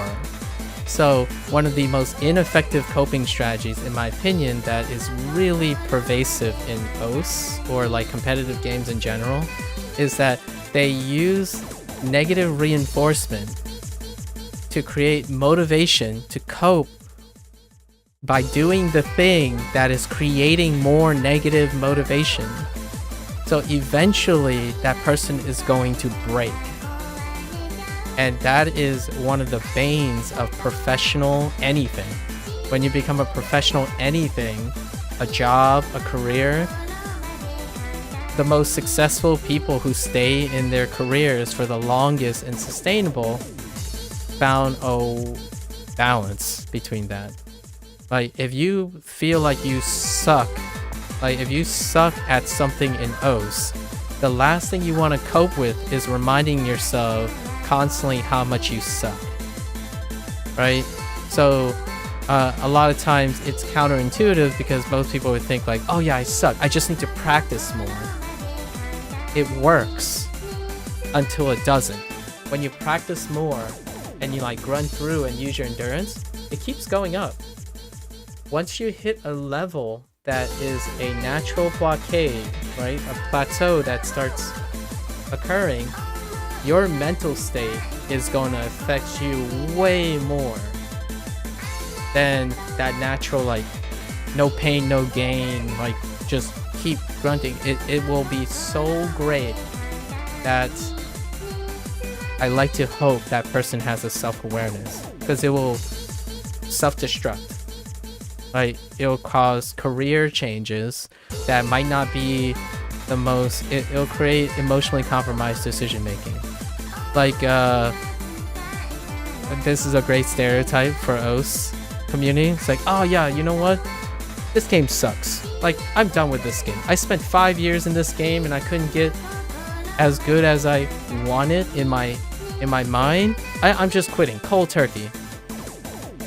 3 months later, they can't help but think about oaths. And then they come back and they get reminded all over again. And then go through that vicious cycle again. Only the second time, it's going to be normalized. Here's the real deep cut. When you come back and then do it again, it will feel normal. Like it'll get normaler. And that's not a word, but it will normalize that feeling. A year or two down the road, you quit that same thing and then you come back. Quit that same thing and you come back. What happens then is you will normalize underperformance. You will normalize suffering and increase tolerance to this thing. So what does that look like if it's not 5 years? Actually, this type of cycle happens within the year. So you'll have a kid who spends 3 months on a video game.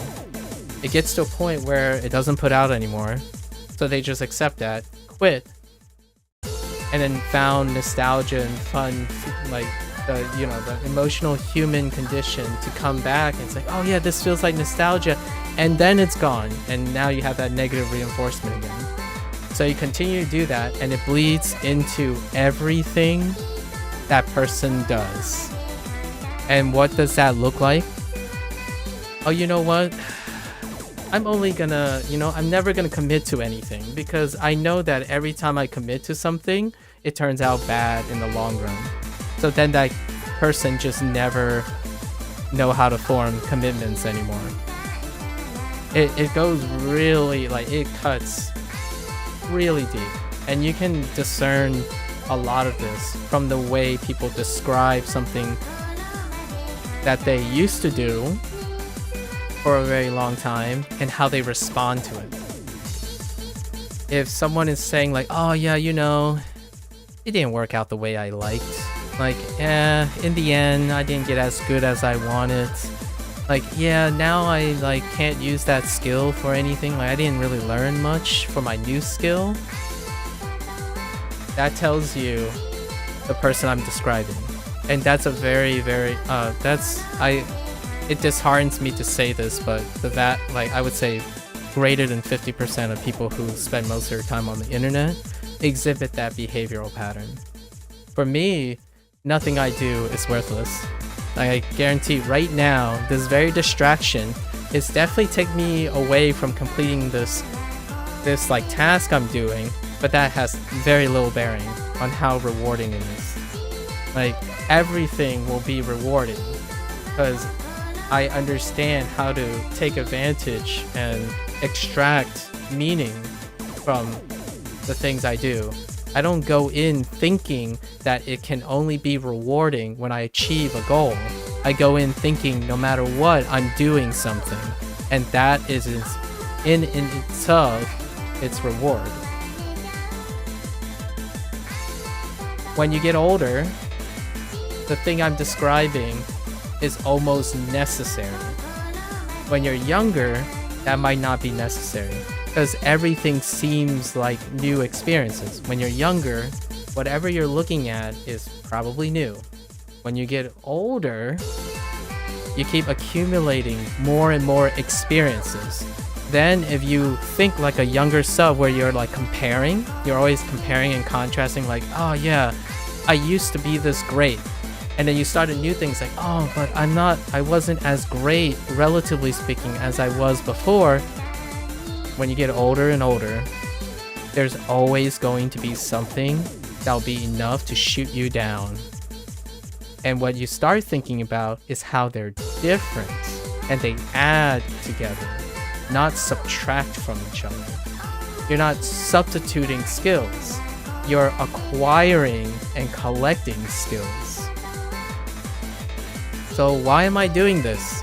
I'm collecting the learning experience involved in doing this, not trying to improve on something that I could improve doing something I already know how to do. So a lot of times when you have a OS player, like the PP system's well, how do I get more PP? Well, speed is the way. Speed is very heavily weighted. It's like, oh, now I've capped out speed. What's the next thing to get more PP? Well, I could use HR, and then HD, and then I could use HDHR, and then we can throw in DTHR to get more PP.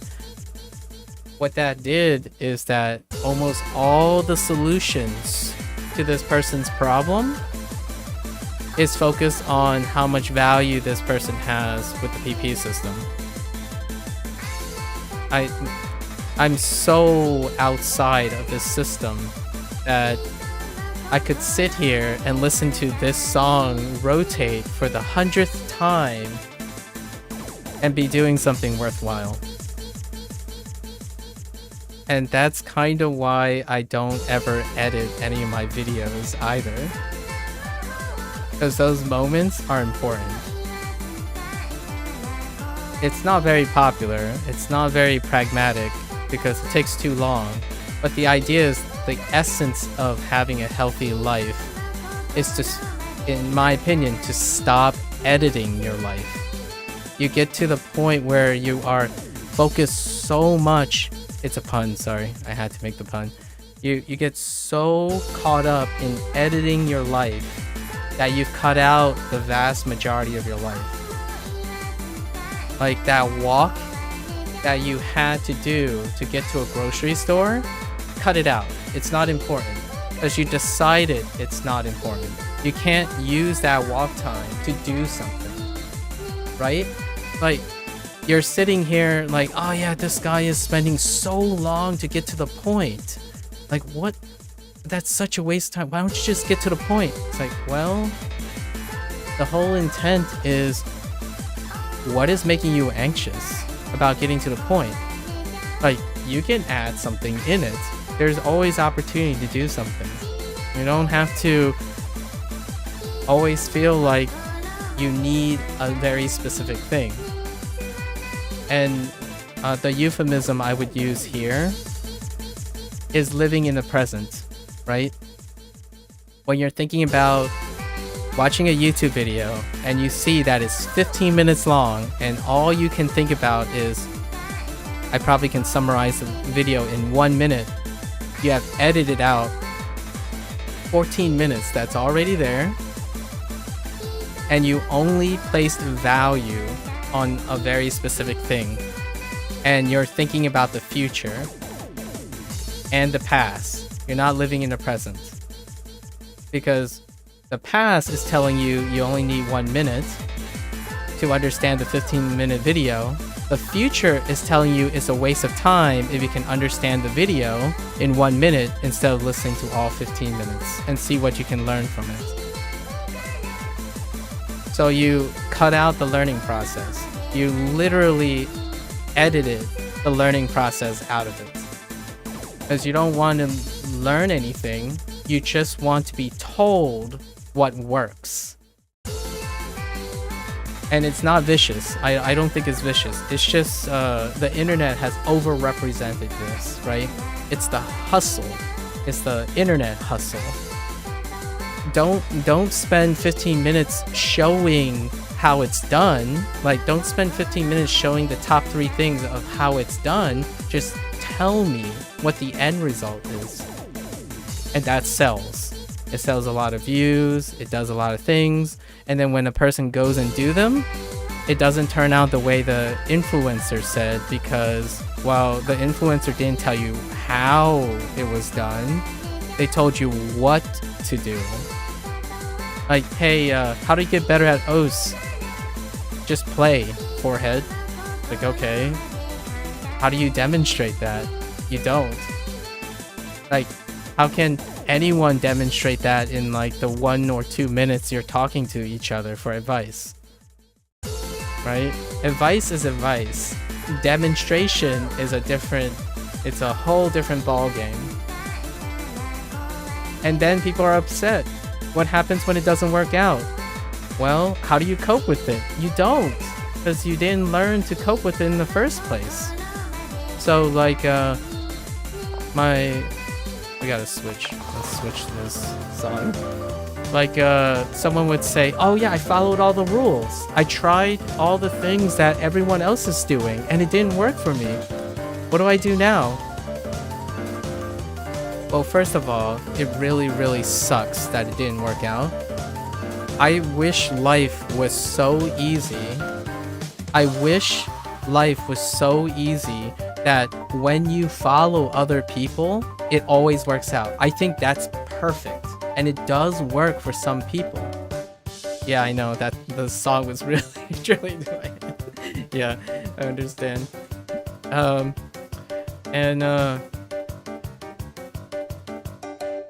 If I had an ideal world, I would wish that's what happens with kids. Like, they just look on YouTube, get enough things, and those things, when they do them, it's good enough. Like, it works, and then they live the rest of their life sustainable. The odds of that happening is so small. And we don't know yet, for sure. Like, for me, I believe the odds are very small. Because human society and dynamics change within a lifetime. It changes at least 3 to 4 times within a lifetime. We don't know that for sure yet because the internet is not old enough to have a full generation of people to go from beginning to end. And you're already seeing it. You're already seeing it when it's not even the full lifetime. Those who grew up on the internet, right, within the first 20 years, so anyone who's younger than 20 has already gone through 1 or 2 crises from the way the internet is presenting information. Like around 13, right, there's a shift, a paradigm shift in what type of information. And then at 18, when they transition into adulthood, you're already seeing the beginnings of things don't work out. They have to adjust. It would be great if that was not the case, where like, oh yeah, just Google it, and then they become a successful human being. Like somehow down the line, they just avert all the crises. All the answers are on the internet, right? If you evaluate the overall emotional states, or at least in my opinion, my limited experience and sample size, generally the sentiments are negative. It's not sustainable. You're having a global increase in mental exhaustion that, to me, I agree with both, like all the different takes where it's unprecedented. It's an increase that is unique to the introduction of the internet. It's not just something that was always there, as in the increase in depression, the increase in helplessness, the decrease in like overall learning capacity and critical thinking, which is a personal favorite of mine, by the way. That's why I went to graduate school to get a PhD. That's my jam, critical thinking and problem solving. So it's a coincidence. It's still a coincidence that it coincided with the internet. However, there's so many converging evidence to suggest that whatever the internet is doing right now is overall creating a diminished satisfaction in an entire generation of kids. And it's all rooted in even video games. Like, and now I start thinking, like, if you're designing a video game, how can you get... It's good for business too if you know this stuff. Like, this is why I love playing video games and talk about the psychology behind game design, is because if you can get your community to sustainably learn life skills while playing your video game, as a developer and a potential publisher, it only means the people who play your game will continue to play your game healthily and great. And what does that do? It gives you more social media positivity. It gives you more social media exposure. Your community is inclusive, right? Like, it's great for the health of the game. So it's just happening now where lots of older generation, right? Older generation people are thinking, all right, so how do we do this? Because clearly whatever is happening with the internet generation now is not sustainable. Like, it's spiraling out of control. In my opinion, it's starting to spiral out of control. Like, it's tough for me not going to a Twitch stream or a YouTube comment section and hear something that is not the same anymore. Like, it's obviously not the same as offline interactions and stuff, but man, there's just such a breakdown in communication and lack of decorum or any form of, like, the internet is the wild west, right? The closest like regulation you have is probably YouTube, and even then the people who are angry really are kind of too young to actually see why those regulations and cultural norms were in place before time of the internet. Like, there's a place for decorum and appropriateness and respectfulness, and there's a place to be able to introduce your opinion respectfully, right? And there's none of that on the internet. There's no standardization for that. The closest thing you have right now is what YouTube is trying to do. Like, even when Twitch continues to try to like do a little of that, then you have another service that's just unhinged, right? So if the internet is to be a place for humanity's future, there's got to be some balance. Because if it's completely unhinged, well, what happens when things are unhinged? They're not sustainable. There's no way to cope.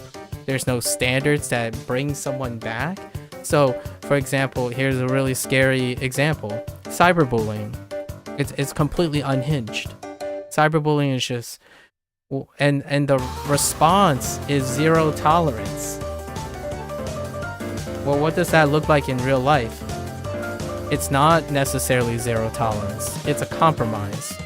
You try to resolve understanding where that bullying comes from, where the two parties involved, and you have a bunch of other systems involved that kind of tries to get the best of both.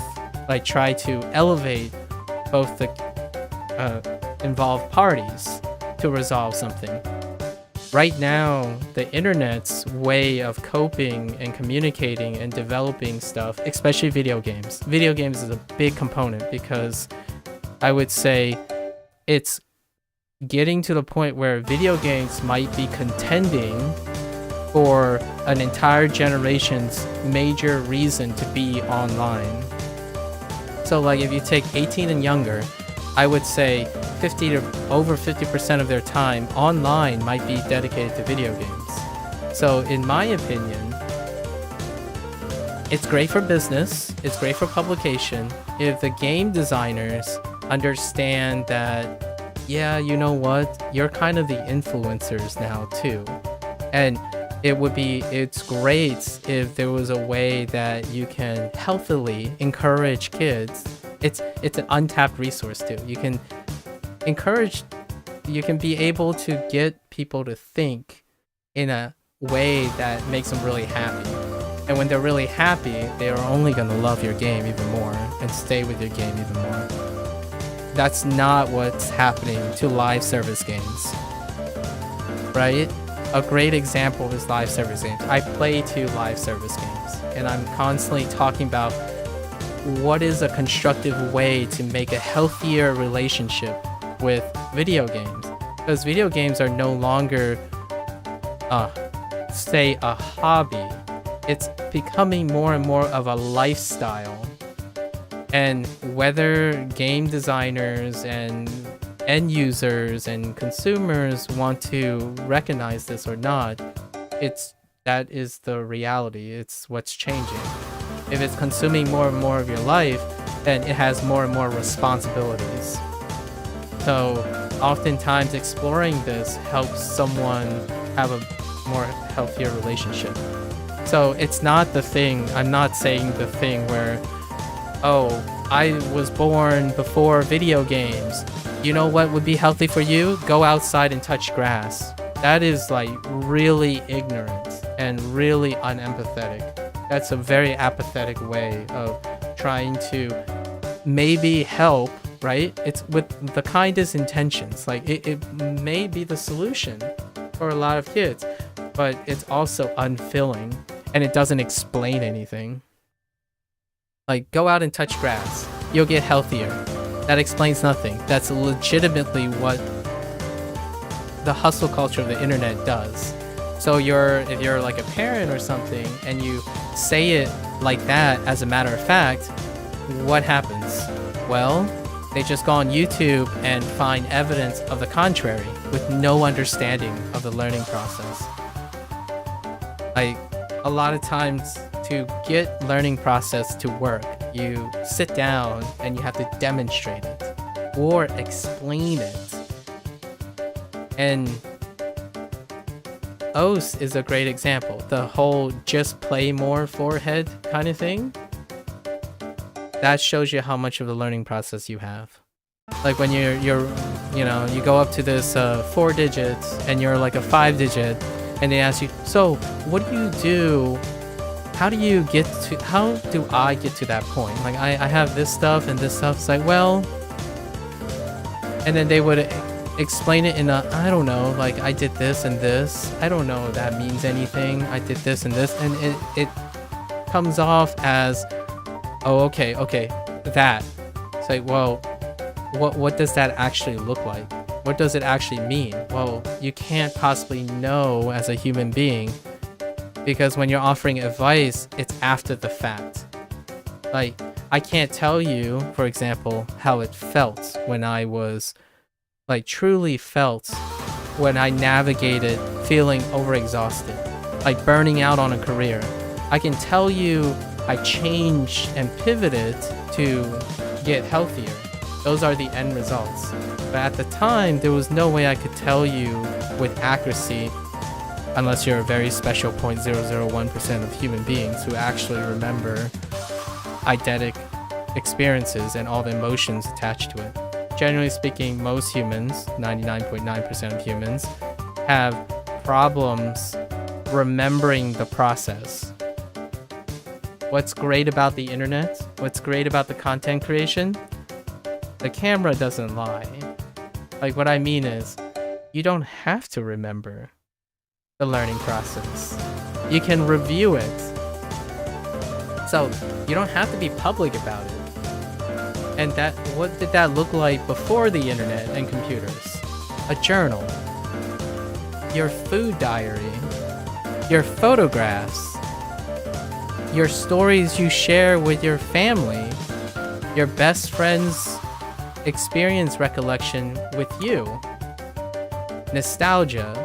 Those things are forms of record keeping. And the most popular form now is just to record what you do. Because technology has made that very, very convenient. And that is why I stream and record and post YouTube videos. It's generally for me to illustrate my learning process, usually for myself. So like most of the time I'm usually talking to myself. I'm talking to myself, and that's what I feel a lot of people should be welcome in doing. Like, I'm not talking to myself because necessarily that other people should like it. It's something should be normal to someone who is working on themselves. Like, who do you talk to feel better if you don't want to depend on someone? Yourself. So my idea is that I do this for myself and demonstrate what it sounds like when you're telling yourself how to learn things. Like, oh yeah, you know what? Today's not a good day. I didn't sleep really well yesterday. Like, if you watch yesterday's video, I told myself, like, you know, I stayed up a little too late. So I gotta make sure that I don't push myself too hard today. I was a little exhausted. And then today, I started with reviewing and saying, well, I'm a bit more rested, so I should push myself a little bit harder. These things it doesn't have to stay in the brain. It can be, or organically communicated with yourself. Sorry to shut you down, but my friend is wanting to play. Dude, go for it. Go for it. Thank you for saying a lot has resonated with you. I hope you have a wonderful day.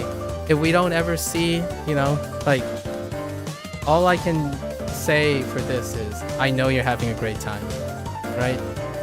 Just do that. Come back with a story of how you're having a great time. All good. Thanks for giving me material to talk about. Yeah, I appreciate the kind words. Good luck. Enjoy.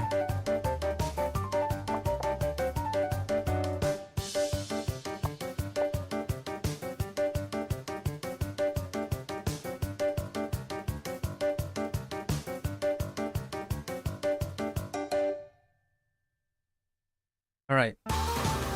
So now that we properly digressed it, we're going to try to see how loose we are right now. This is where we left off. So let's try this. Let's see how loose we are.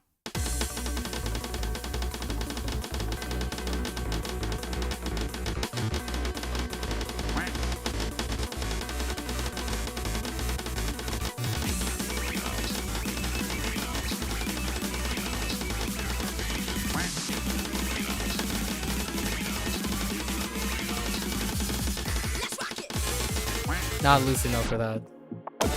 So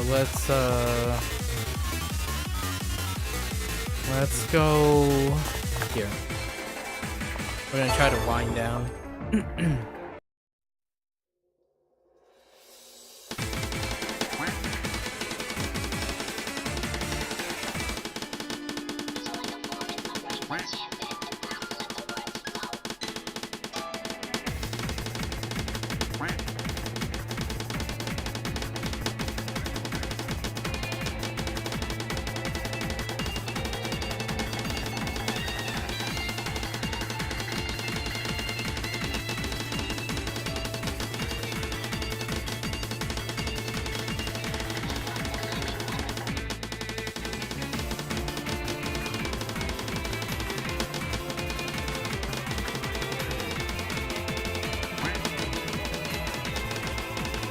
Nope, we're not loose enough for that either. Let's try 160.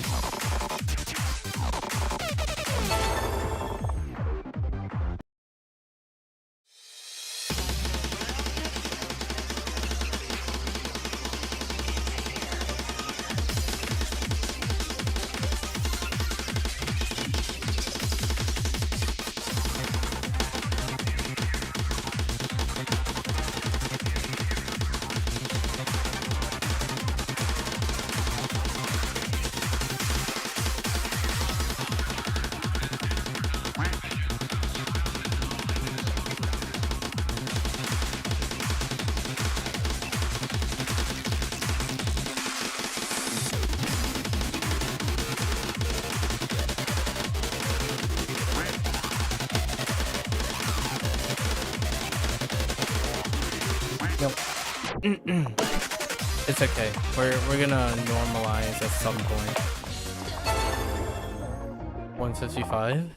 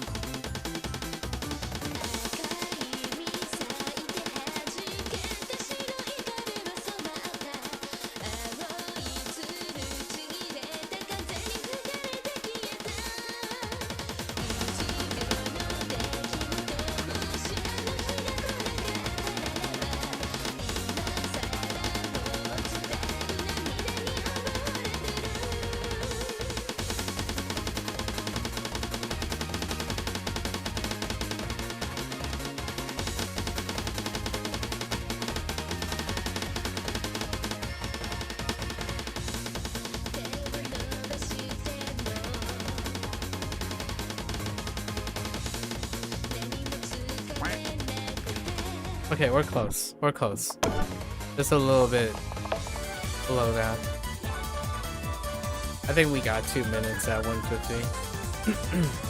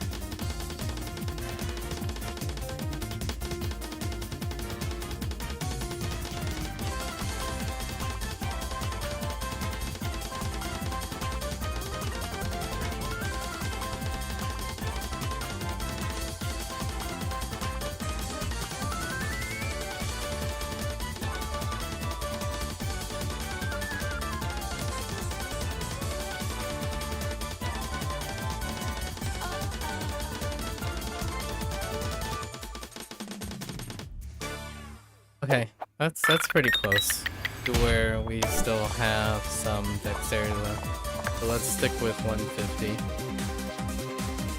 There was a lot of tension here, like the last 30 seconds. That's okay. It's really close.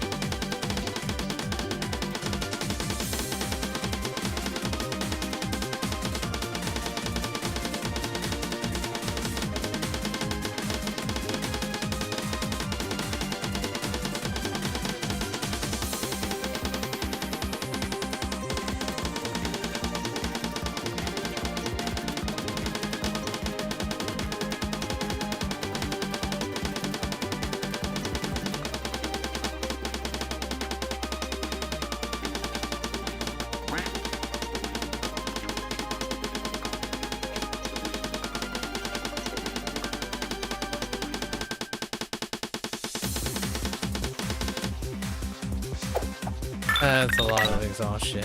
I imagine 140 should be the sweet spot at this point.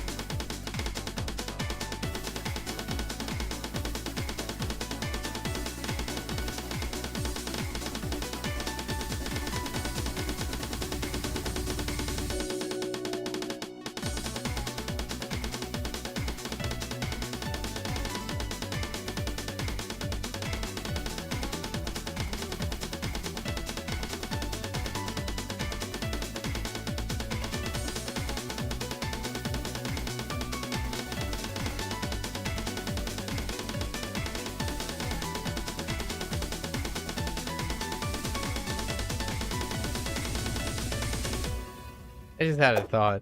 It's so interesting that the mania thing about the galloping.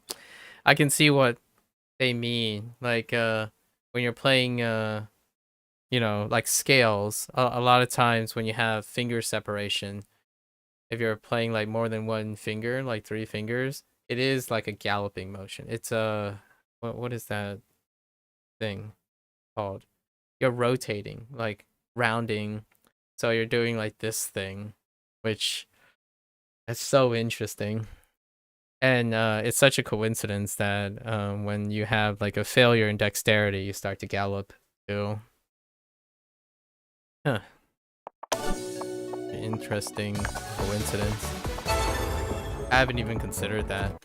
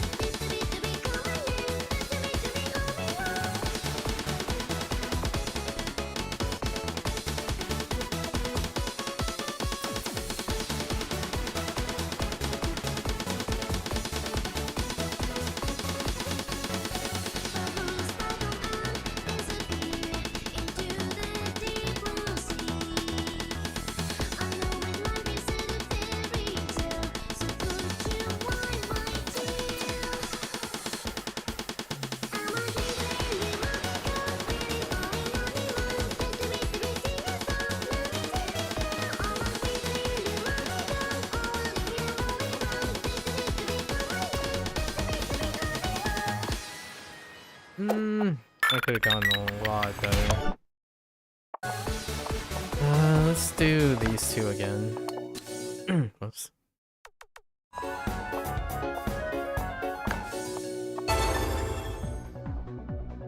We're in our element.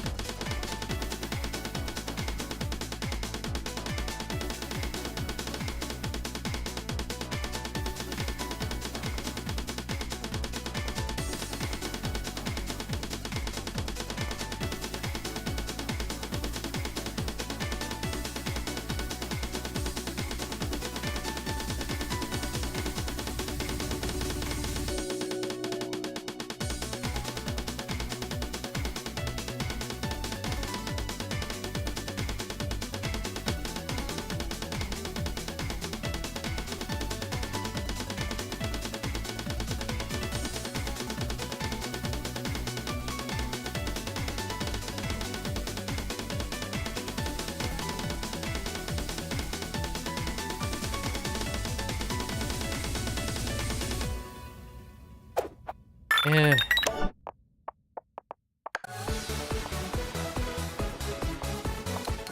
Oops. Keep tapping my keys out of habit.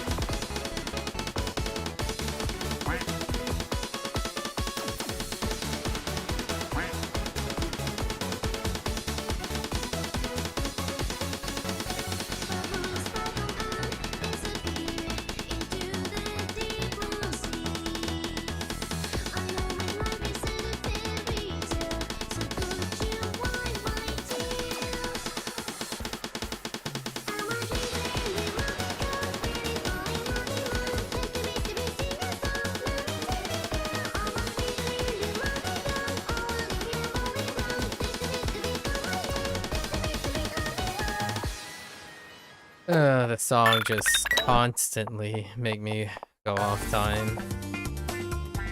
It's basically every time the refrain comes up. Speed down, slow down, speed up, slow down.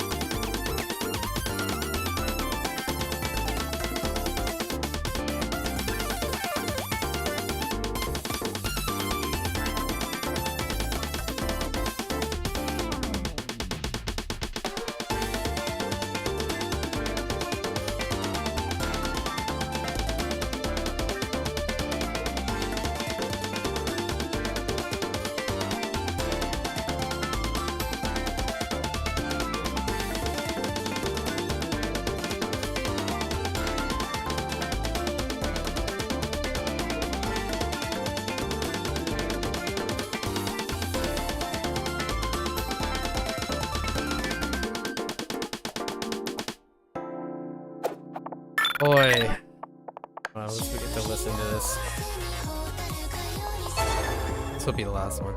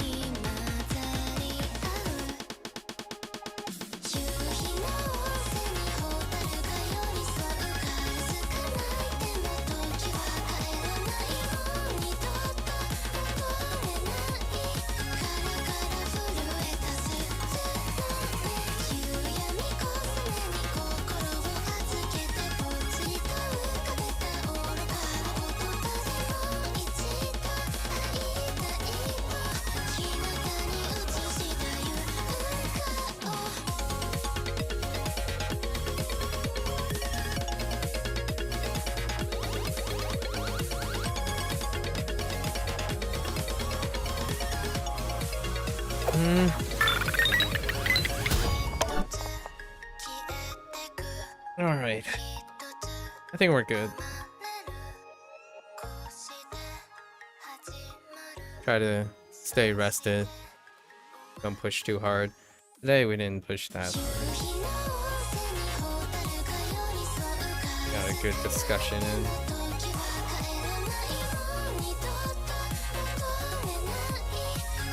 Alright, well. That wraps up day 22. 22nd of December. How do I feel? I think I got my mindset that I will use going into the last week, like the rest of the remaining days. From now on, we're probably gonna just straight up blitz all the way up to the top, right? Straight up blitz from here to here, being as loose as possible, as loose as we can get it, right? Not loose as in speeding way out of control, but just enough while remaining loose. So we can get all the way up here probably in less than an hour. And then we'll slowly, then we'll see how well the drop is. So tomorrow's goal is to just no resting or minimum resting. I did notice some stiffness around like 160-ish, like here. That's when the tension starts coming up. So if I do get tense while trying to remain loose, I'll slow down and maybe pause for 5 seconds or so. And we're just gonna blitz to the top. And then see if we can naturally go down slowly. Like slow our pace down. I think so far over all the days, all the previous days, the highest rate of competence or the most comfortable feeling that I've had so far is from stepping down. So warming up is basically, we have to warm up all the way to the highest BPM. Just get that feeling of getting the fingers moving back and forth, and then slowing down is a lot easier. It kind of feels like drop sets again, doing drop sets. Overload to the top as fast as possible, then do drop sets back down. Although in this case we're not drop setting per se. There are a few, most of these are sets though. Like there are 2 here, right? There are 3 here, so 3 set. This is just 1. And then 1, actually, the 170 is really crowded, actually. I like these songs, we'll just keep them. So, 4 set. And these are all 1s. So there are some sets in there. Yeah. That'll be what we'll do for tomorrow. Alright, that's a wrap. We're gonna change gears again. Alrightos. And see you next time. See you next time.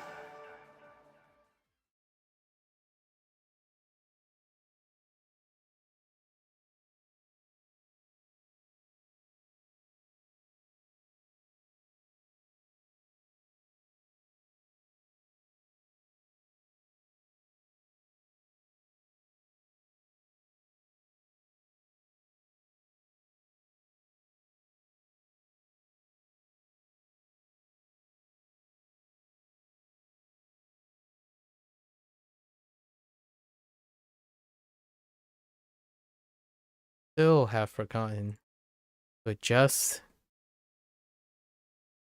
the play area. That's okay.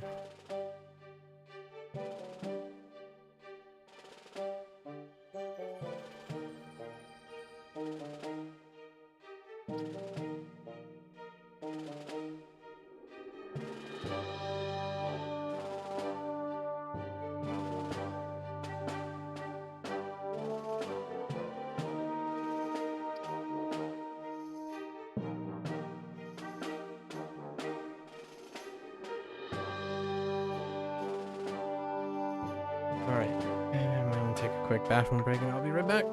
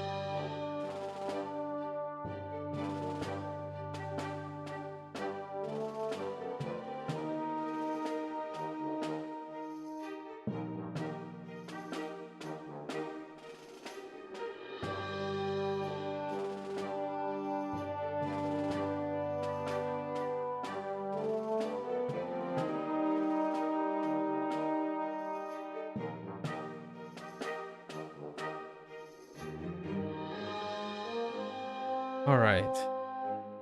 So today is probably going to be our wrap up for Card Hog. We're going to try to get the rest of the achievements. And from then on, we'll revisit Card Hog whenever there's a content update. So it's probably going to be 1.1 at some point. Again, this 1.0 launch has been less than a month since its launch. It was December 4th. We're going to end with some closing remarks today regarding the current, the 1.0 closing remark of Card Hog. We have 4 tasks to do. We still have to find a disco alien boss. So we're going to do that while trying out the last 3 hogs.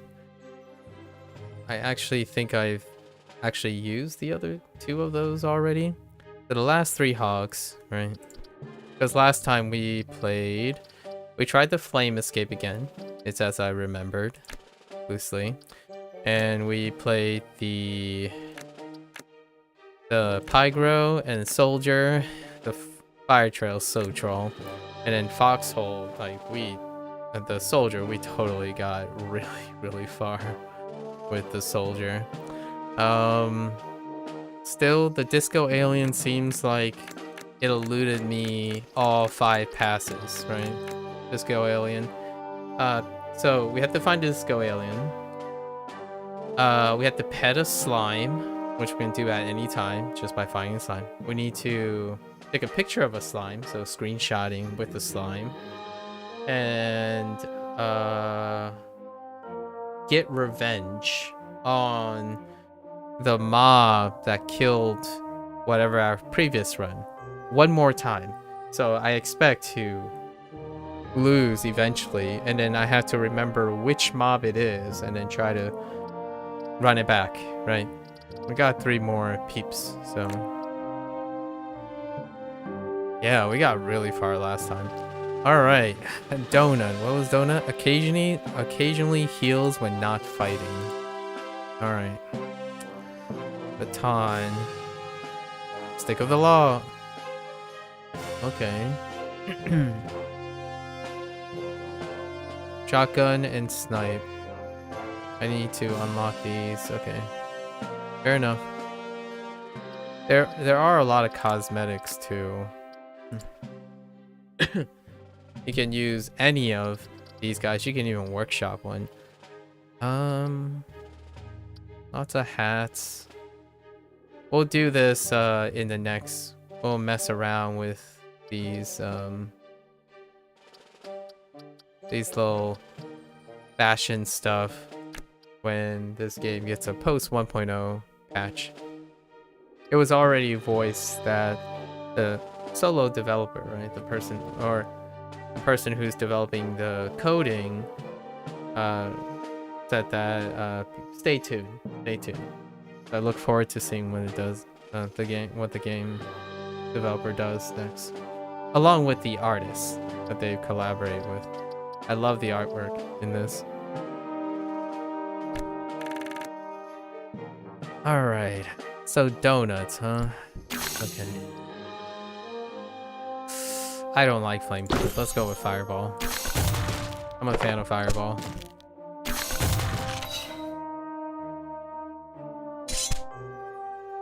Yeah, it's 11 health. It's occasionally. Oh, there's the donut. Okay. It's not as often. It's like every 4. Wait, it's every 3 empty spaces. Yeah, it's every 3.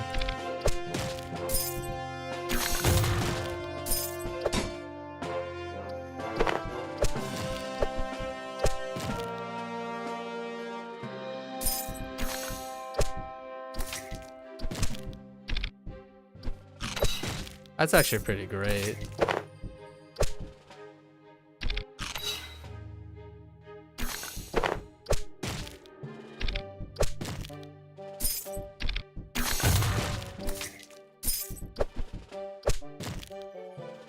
Gotta make sure my mic didn't randomly mute.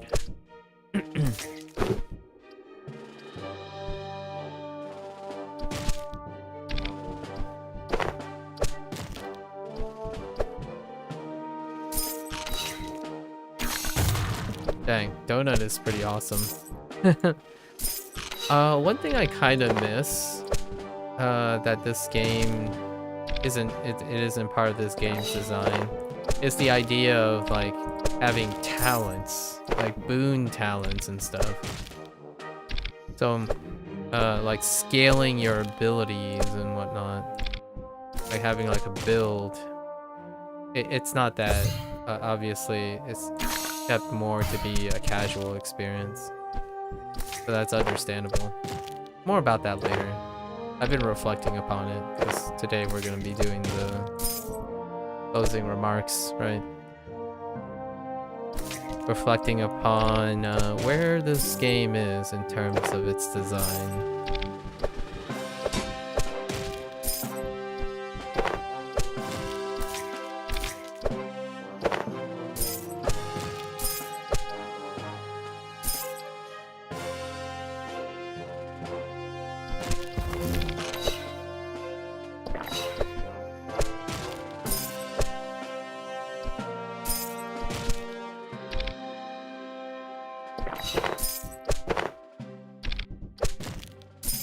So presumably the alien, the disco alien, is just part of the boss pool. And I haven't seen any slimes yet. So if I haven't seen slimes, that means that slimes are probably not part of this run.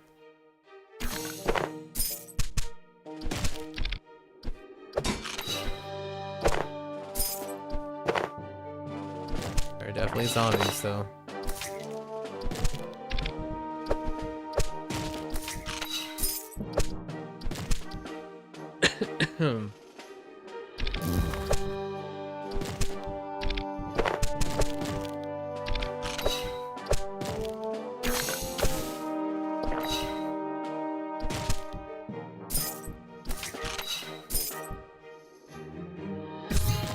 Charlotte.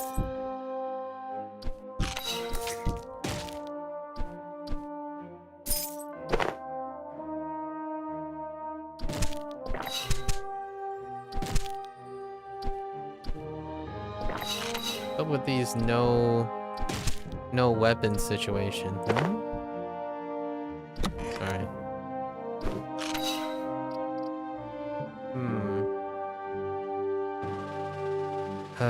We'll take the nade. Another no zombies. Or no slimes. Oh wait, he can just heal up. Dang, that's so OP. Heck yeah. Good enough. Heck you. Get out of here. Oh yeah, that's right. We gotta use the arrow keys. Always get reminded the moment you get something like mind control.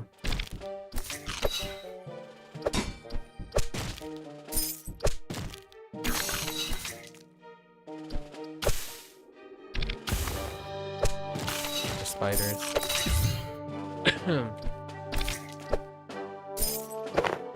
So, gonna wait for the next boss, more or less.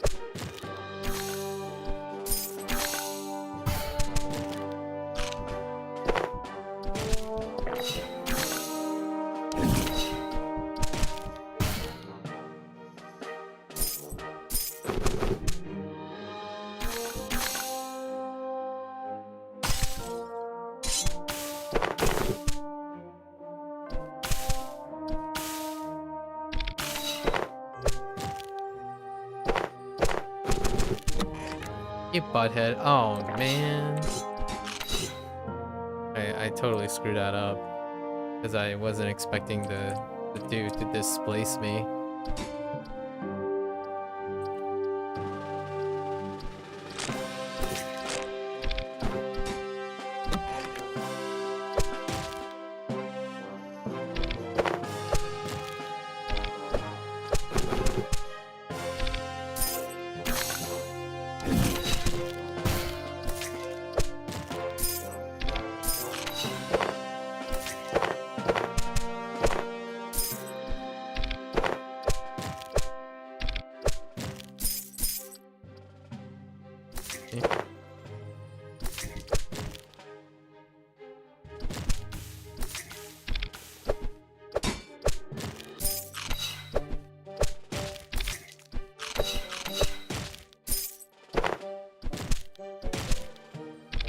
Nope.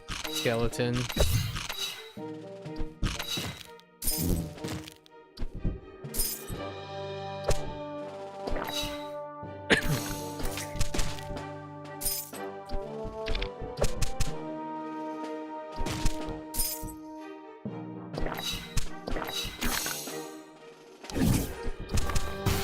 That was not my intent.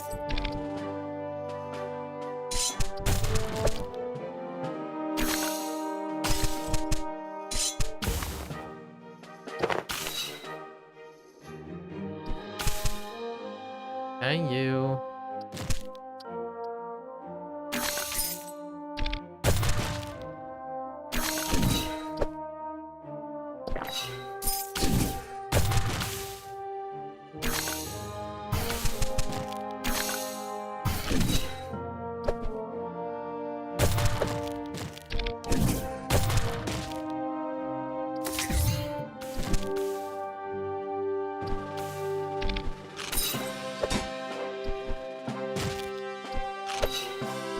That is one way to multiply that.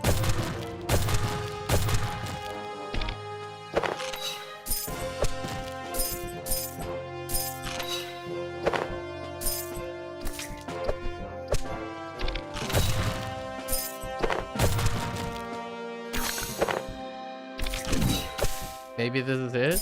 There's quite a lot of aliens. Okay, so there's the crash site. Alright, let's enter the crash site. What the heck is that weapon? A freeze gun. Interesting.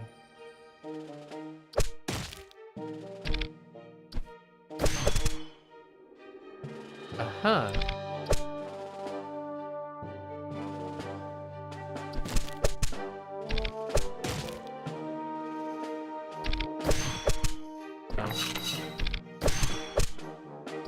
Dude, this gun sucks. Alright. Let's collect all the scrap.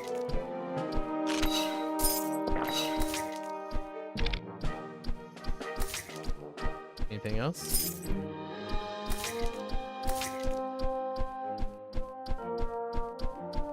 No?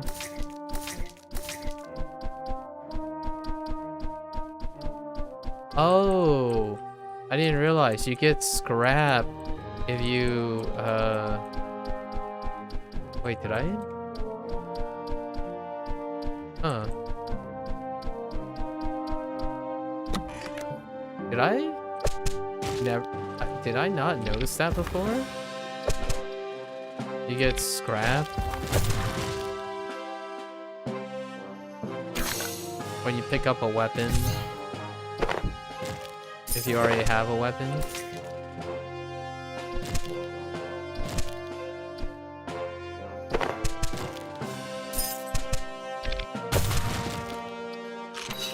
Huh.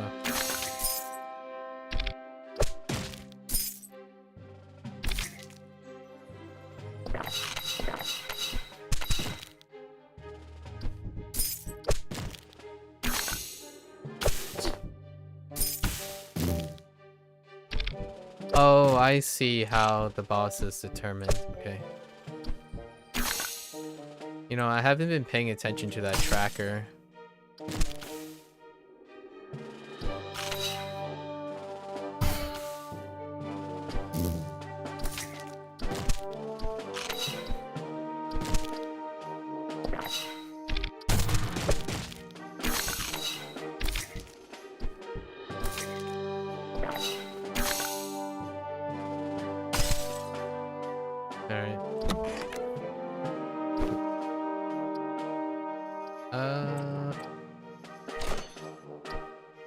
Anything I can throw. Slimes. Alright. So we need to pet a slime. Now we have access to slimes. Or...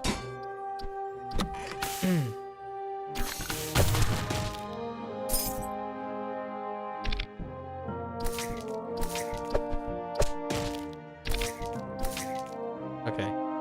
So apparently...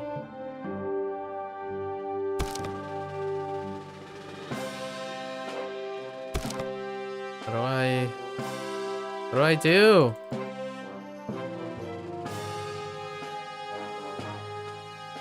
I don't understand. How do you pet a slime? Oh, wait, let's take a screenshot though. Ah, I see.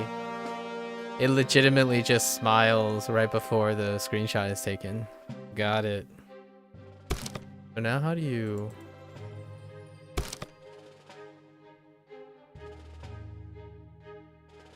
Huh. Do I have to be next to the guy? Oh! That's not what I meant to do.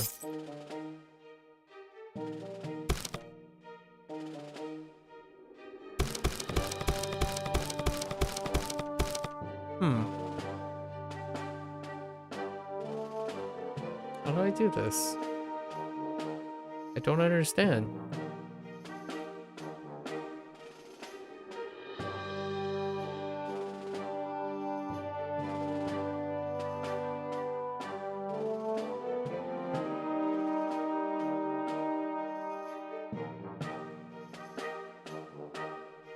Yeah. It says I have to be next to them. Maybe on the same row? How about this?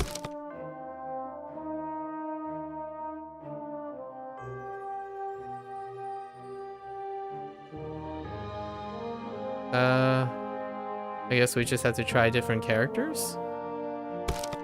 Maybe it's,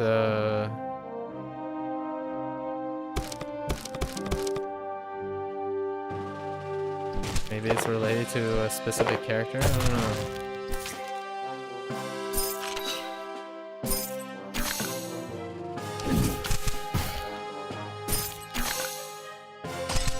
Weird.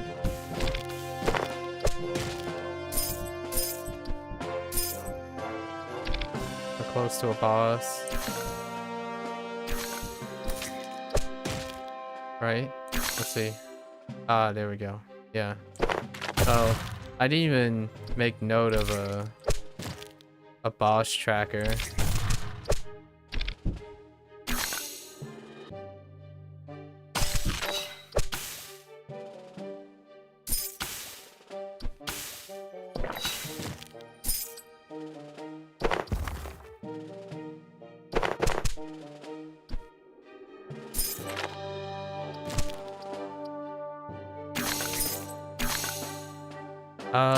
If we stay long enough, maybe,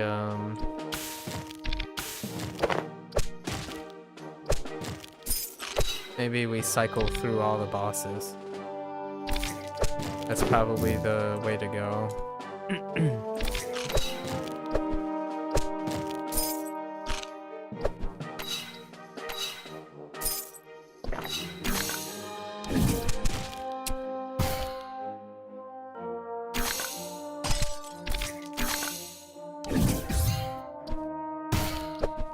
Oh, they can interact with shrines.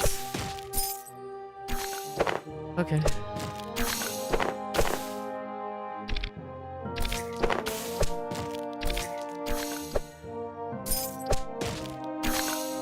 So eventually we'll have to cycle through all the... Hopefully. Hopefully there's like a unique modifier. Bosses have to be unique.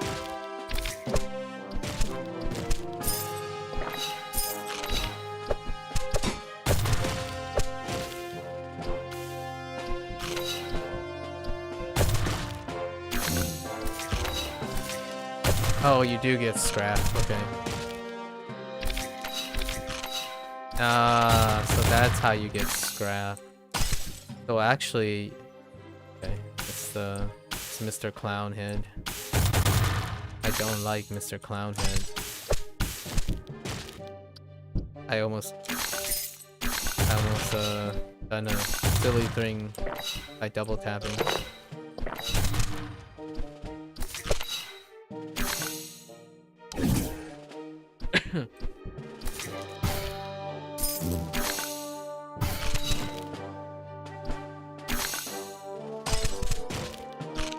Wow, we're caged in. All right. I don't think we need any more things, so we just keep going.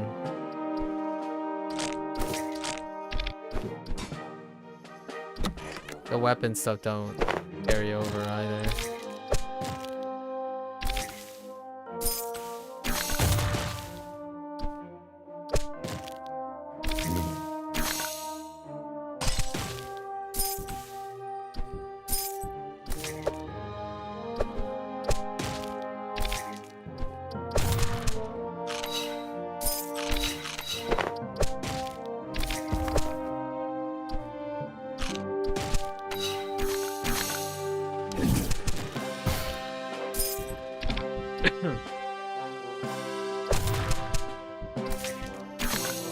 Getting close. The next boss.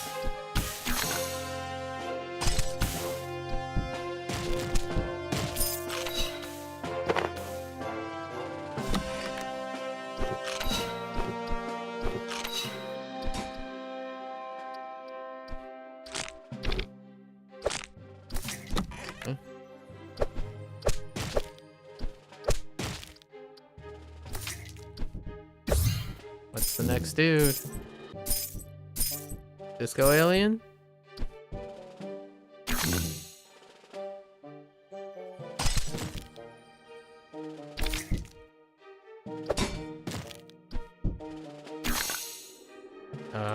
It's the mole guy.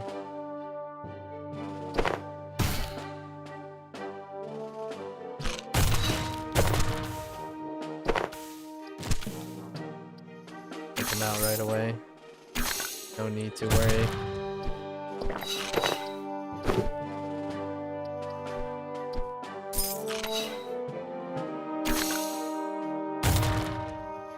did you live? What the heck?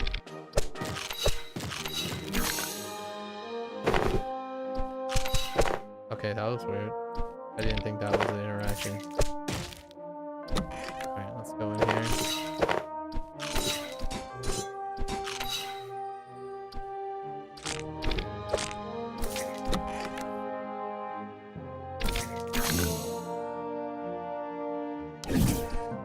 This next boss, surely, right? Surely it's the next boss. Surely. Yeah, we might as well. I love this tech, the digging tech.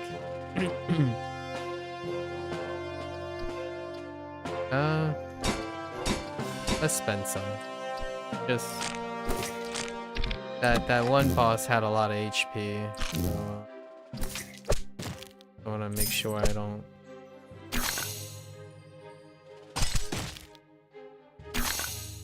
I don't even know what the disco boss, the disco aliens do.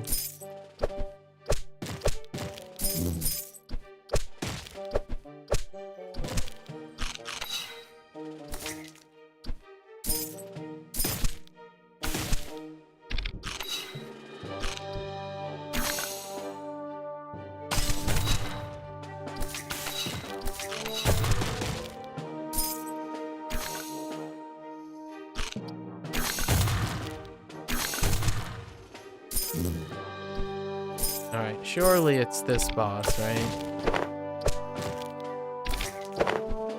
Oh, there it is. The disco alien. We found him. Oh. Oh no.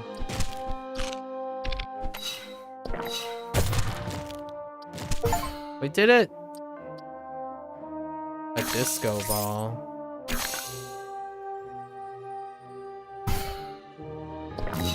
Oh, it just moves them? That's not that great.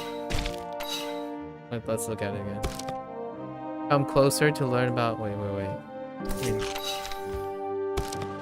Groovy and makes characters move, right. Oh, you don't even, you can't even control which direction the character moves. Alright, so now what are we gonna do? Revenge. Right? Yeah. Oh, and the petting thing. Alright. So, let's deliberately...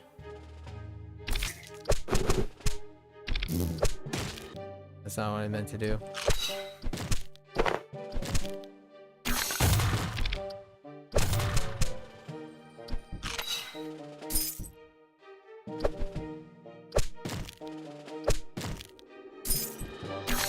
I need to stop picking up weapons.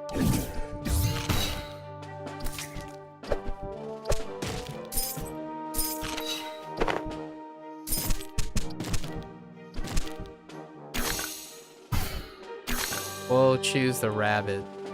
The ribbit.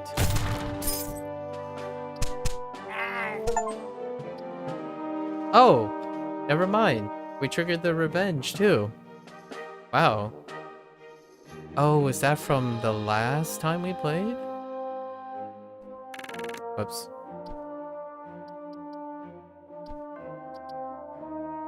Yeah. So I think we got everything. Wow, I wasn't expecting to get everything so quickly.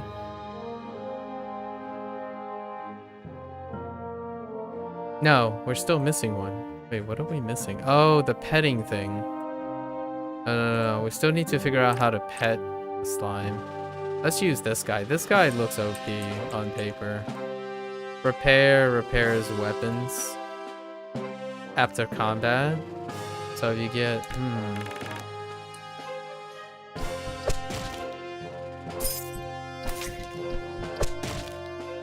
What?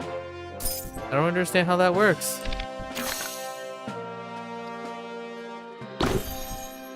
Wait, I'm so confused. I was expecting like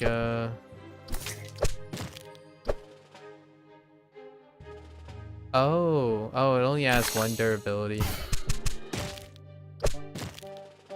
Wait, no it doesn't. What the heck? I don't understand.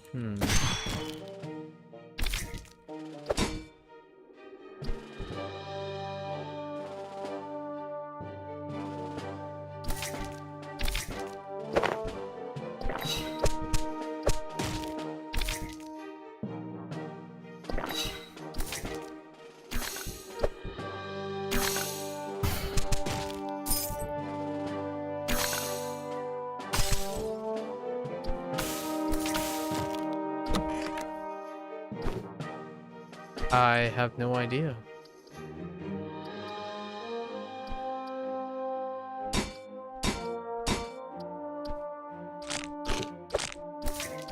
I don't know when the repair happens.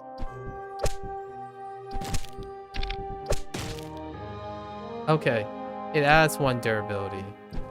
At least it looks like it. Because that should have consumed 2 durabilities, but it didn't. 2 durability points. I don't get it. Oh, I see. It happens on occasion. It's not every. It has a cooldown. That's fair.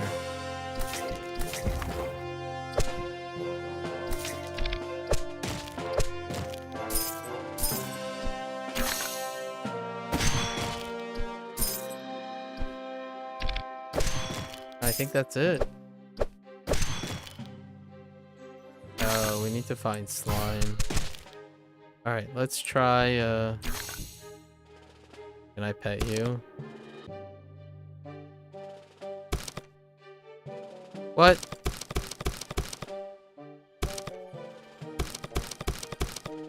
No. Alright. So we pretty much know how this guy works. Yeah, it's just not unique enough to want to play these guys outside of their like passives and their weapons. Their weapons are already good to go. This one we haven't actually played. I don't know what these items are, so we're gonna go check out what these items are. 4 enemies to sleep. I don't know how that works. Let's try. Okay. New stuff.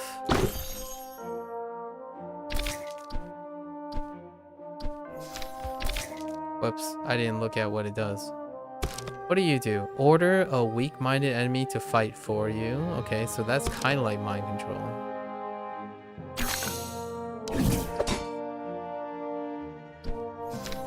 Oh, but we don't get to control the dude. Okay. Ride around the board and stun enemies at the end of the journey. Oh, man. Oh, okay. I see. And what does this do? It's just lightweight melee weapon. Alright, fair enough. Now let's go find a slime.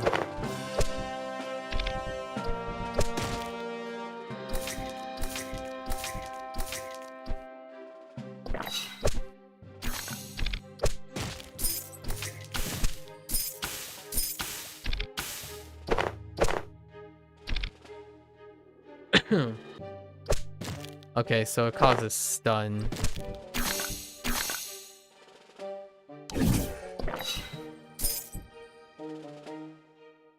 You can stun allies as well.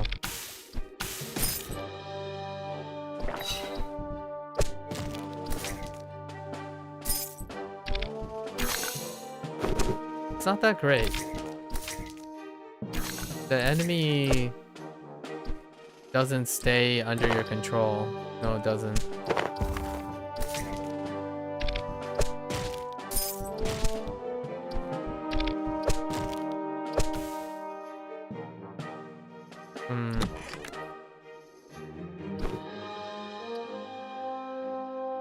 It's like meh. Meh. Very meh.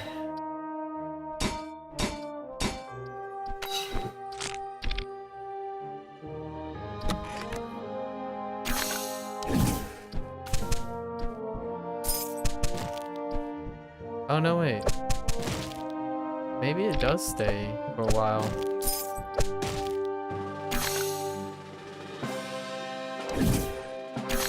Let's see how long it stays.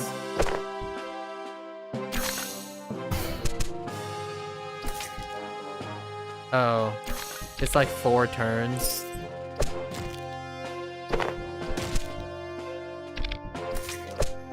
It's meh.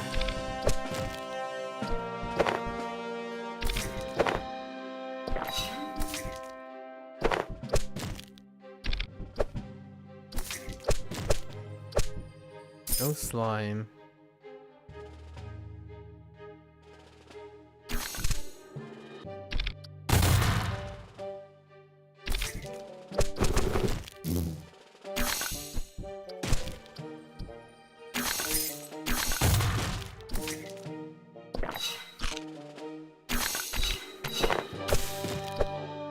I'm definitely a fan of Mr. Donut. A cop.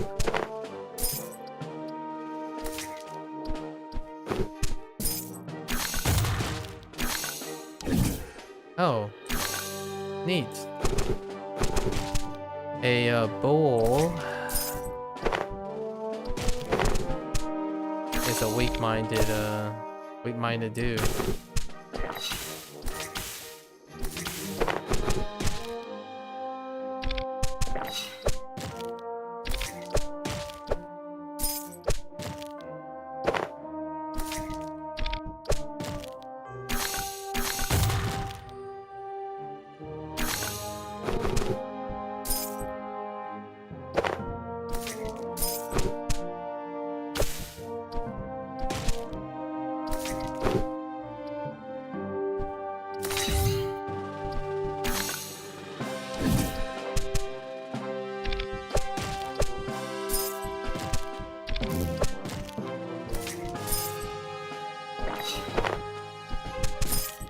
Okay.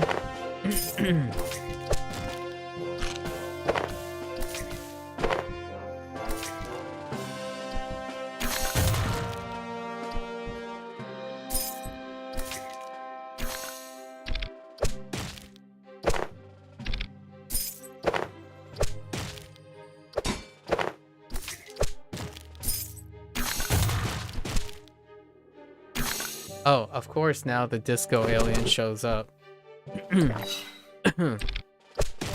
Twice in a row. Like, what the heck, dude?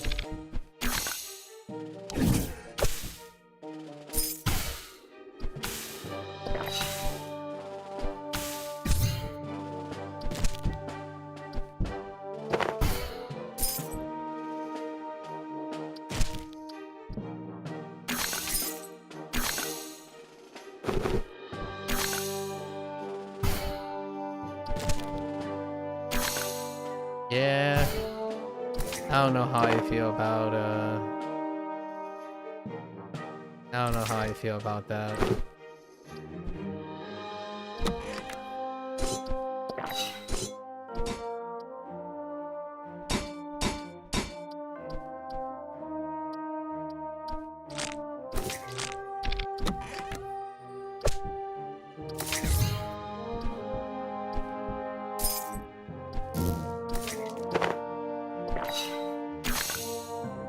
Can you control a mimic?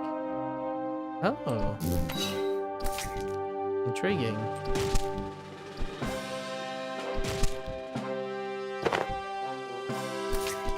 Oh, he goes back. Oh. Rip. Okay. Alright. Alright, let's do a custom. I like donut. Oh, I didn't even unlock repair. What the heck is this? Is that a coding error? Perk. Snipe support. What does it even do? Wait, what?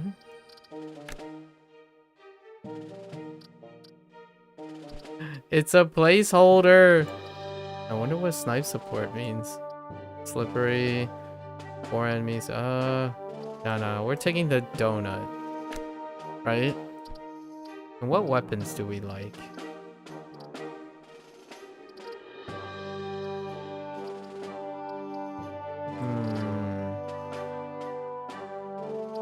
There's stuff we haven't discovered. Holy heck. The heck is this?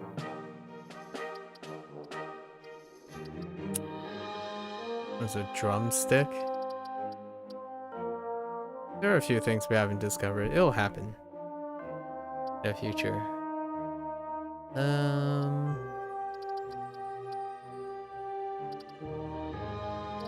I really like the skull mace. Wait, can you just straight up? Wow, you can just straight up skull mace. Oh, we're just gonna do it up? Skull mace for life? Oh, you can choose spells too. Wait, hold up.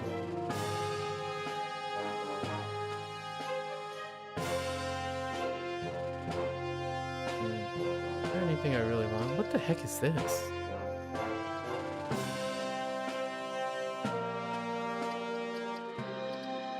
It's like a syringe.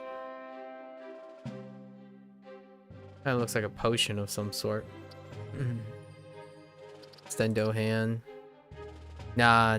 3 skull maces. Let's go. Piece of cake. Oh.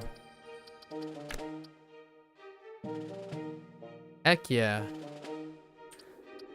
Alright, let's see if he can pet a slime.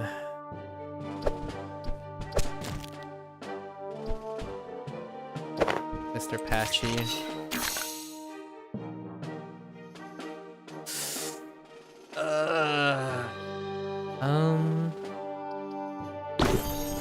Carrot's fine.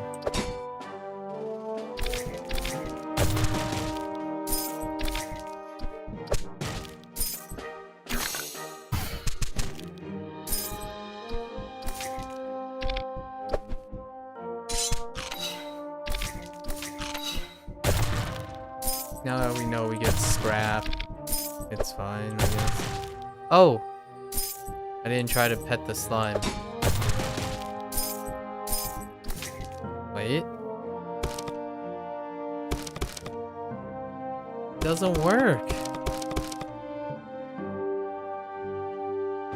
What am I supposed to do?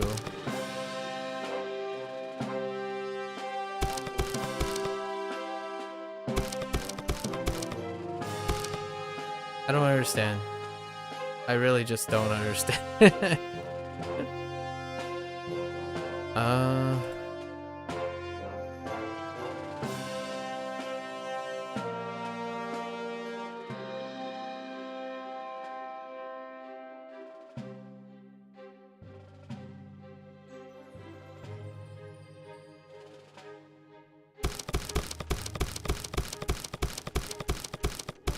Hello? Why can't I pet you? You butthead. Alright, maybe not this slime. Let's try this guy. Hello? Not this guy either. We'll eventually find a slime that wants our affection. How about you? Not you either.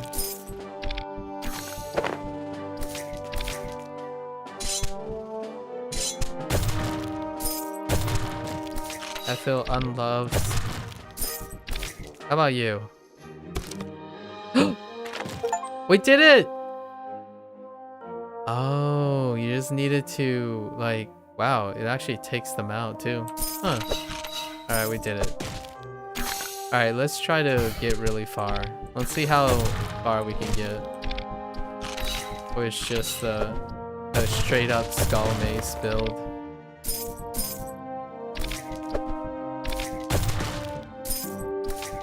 Just straight up donuts and skull maces.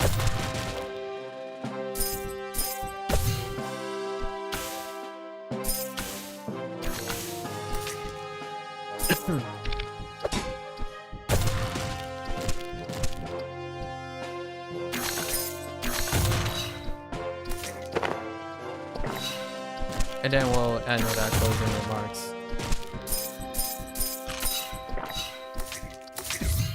Oh, whoops. Skull Mace! Look at those. Look at that high reward on upgrade. We need more scrap.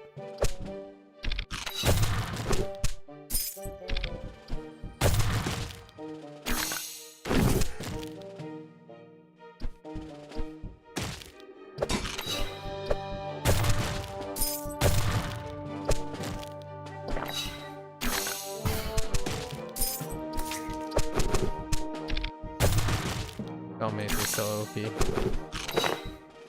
That's such a high value. Ooh. Oh no. Okay, we're kind of trapped.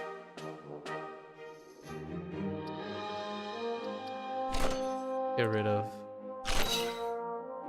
these guys. Donut! This is Donut Tech! Okay. Black.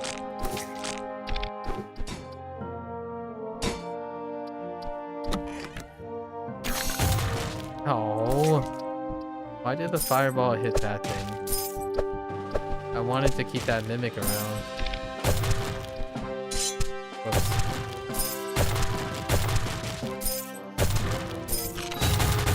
Oh, that doesn't count? Get out of my face.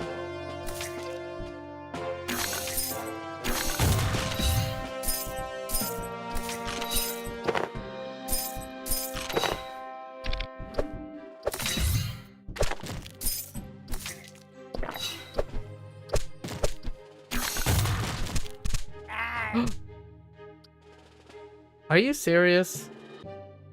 The ghost can kill you? Dude. Dude. Alright, alright. Well, that is one way to end it.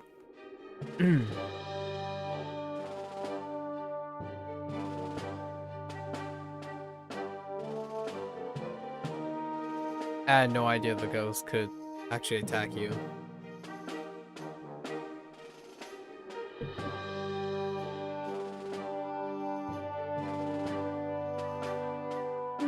Let's do one more. Let's do one more. I feel like I got robbed. That's fine.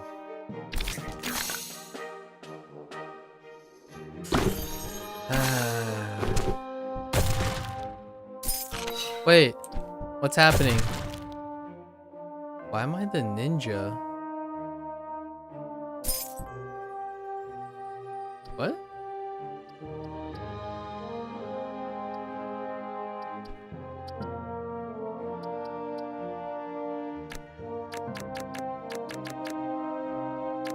Oh, Patchy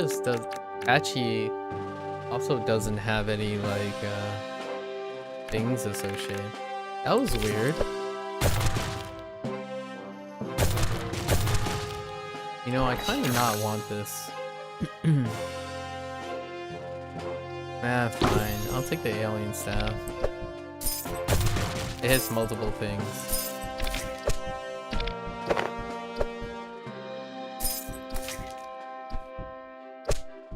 So we gotta be careful. The ghost carries the weapon that you have and can totally obliterate you in one hit.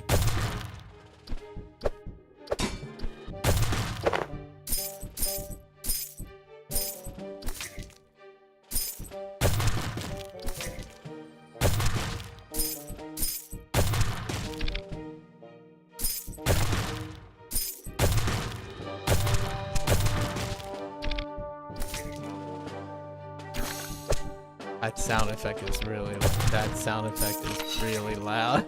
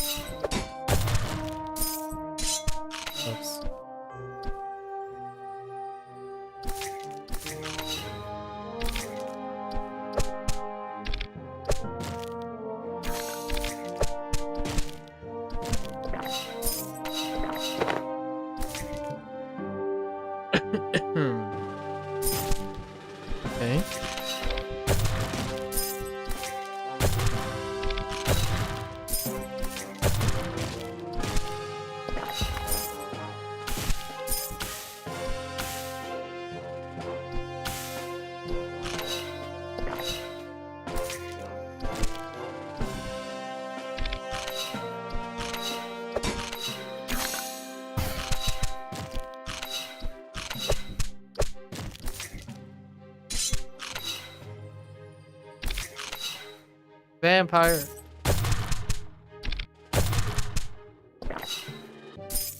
Okay. Trading blows with skeleton is not the hottest idea.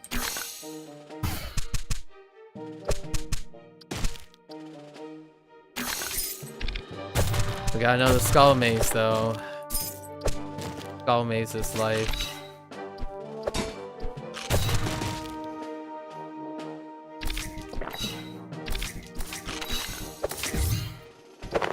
We are one with the skull maze.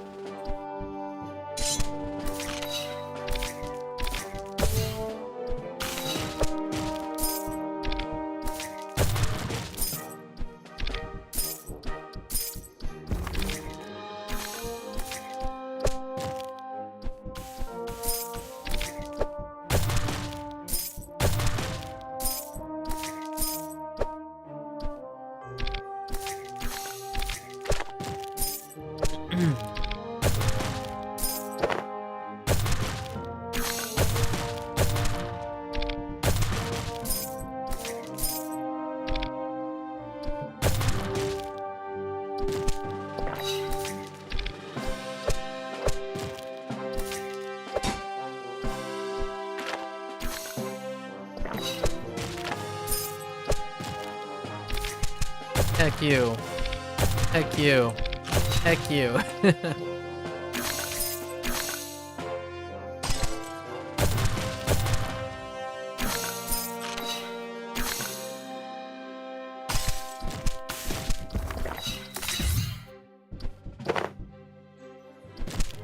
I'm kind of curious how many towns I can spawn. Oh. Never mind. I locked myself in.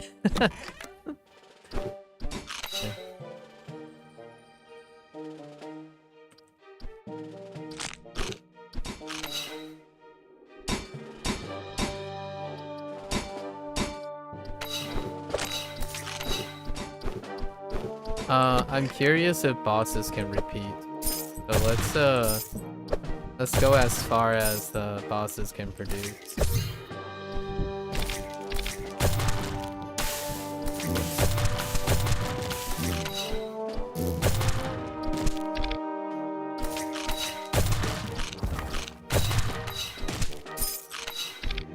This is the stuff that's truly interesting.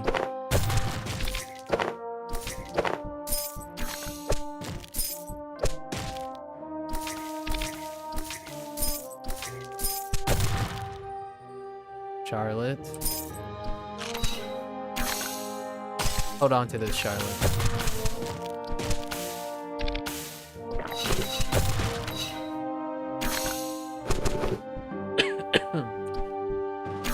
Excuse me.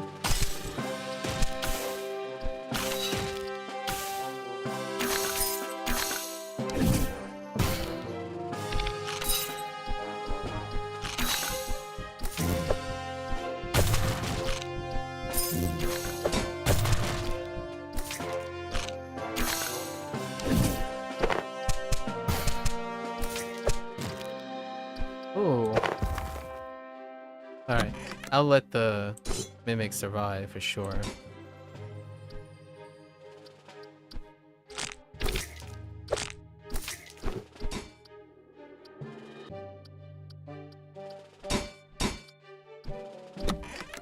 We're going the distance.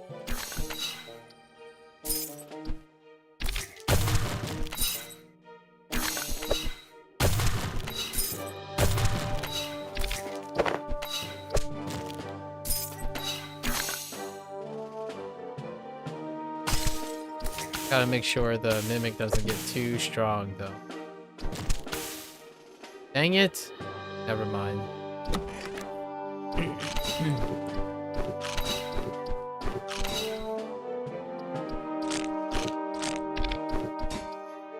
We got locked in. Got boxed in. Nice well. Whoops. That's a mistake.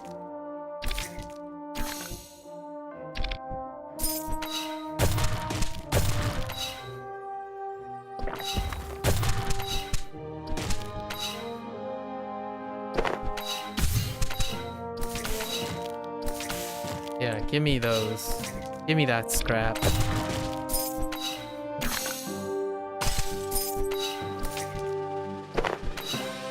Oh, I was kind of hoping to keep the guy locked down.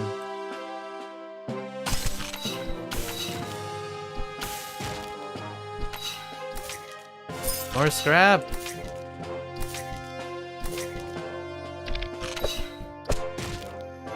The abuse.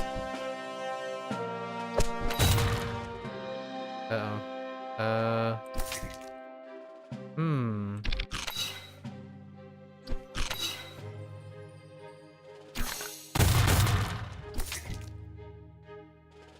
Oh, that's a mistake. That is a big mistake. I was gonna mind control the mimic to hit this guy. And I totally messed up.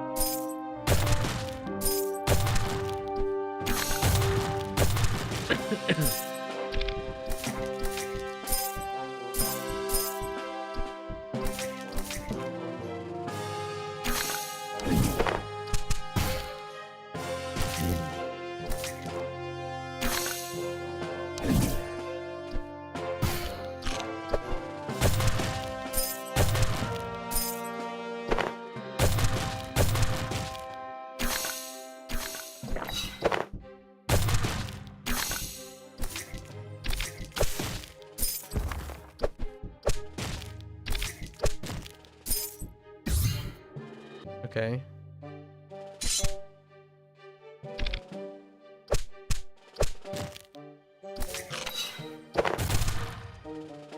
I keep forgetting about the shovel.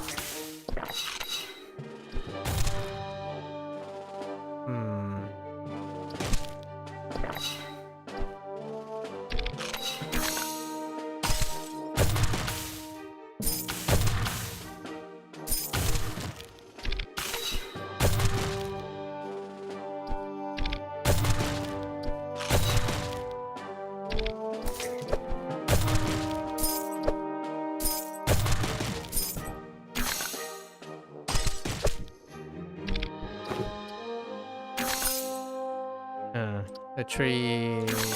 I don't know if the tree can give anything else other than a chainsaw. I think chainsaw hits multiple things too.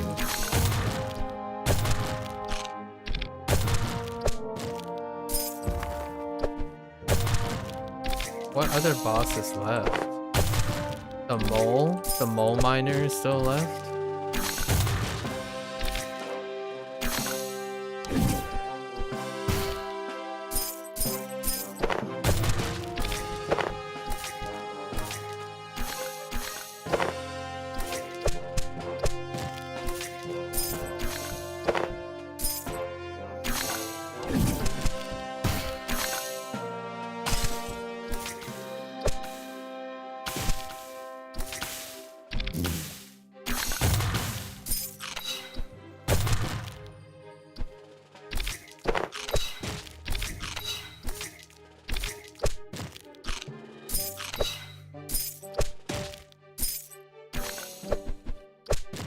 Oh, right, the disco alien, that's right.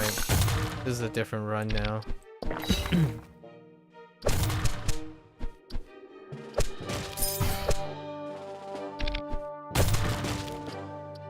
Okay. Oh, we took out the disco alien.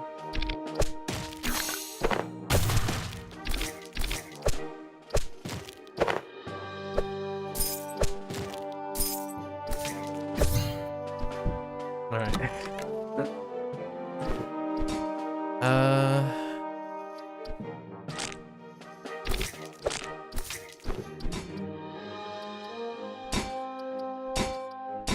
This is good enough. I don't need to go too crazy. Who is left?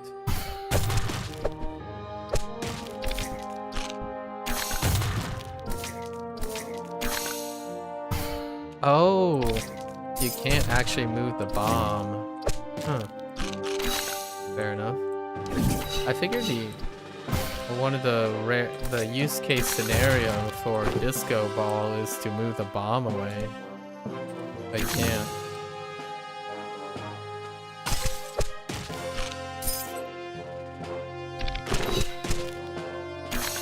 Wait, how did that? Oh.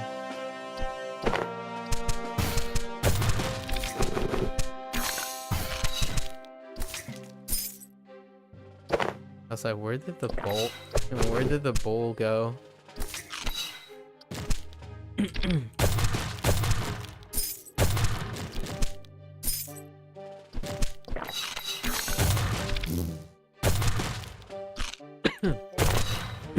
There's the mole guy.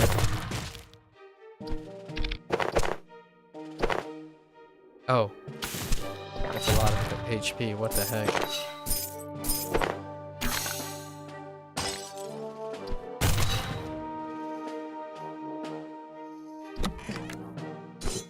What the heck? This guy has so much HP.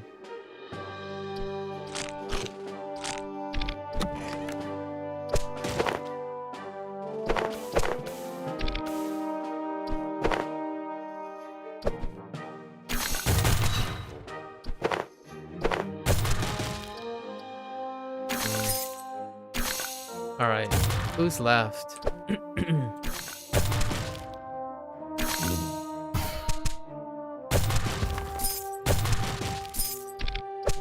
We want to clear all the bosses in this run.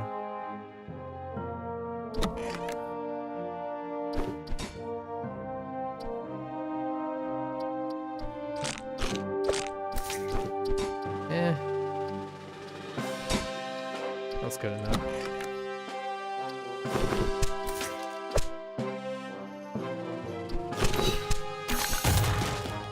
Why manure? Okay, that's awkward.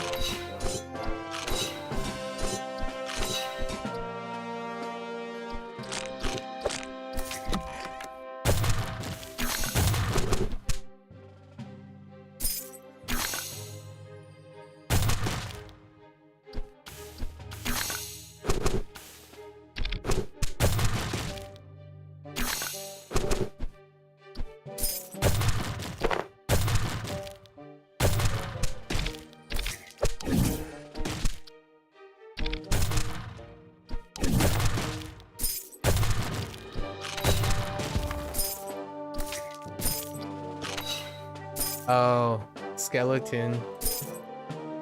Excuse me.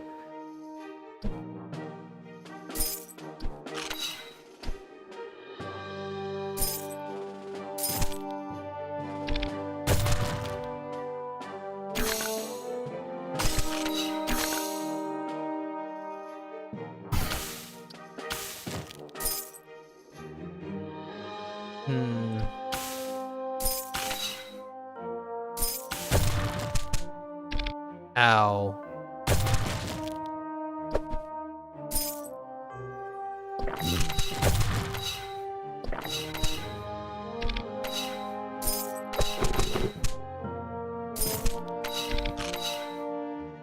Dude, this guy hits so hard. Wait. What? I'm not even... Alright, fine. I was trying to hold off. I wasn't on that block. What the heck, game?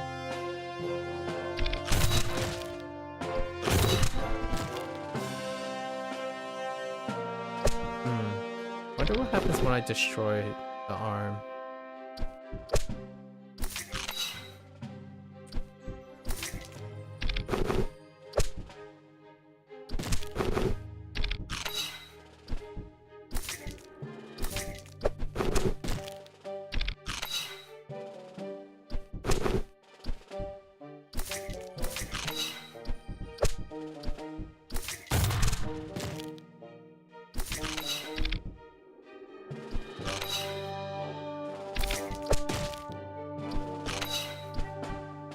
Nothing.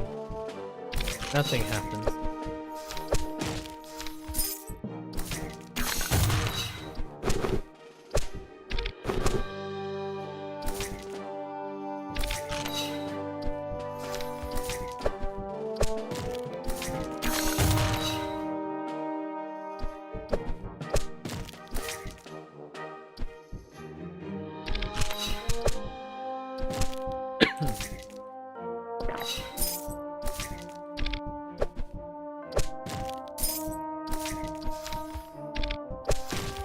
Take that. No more arms for you.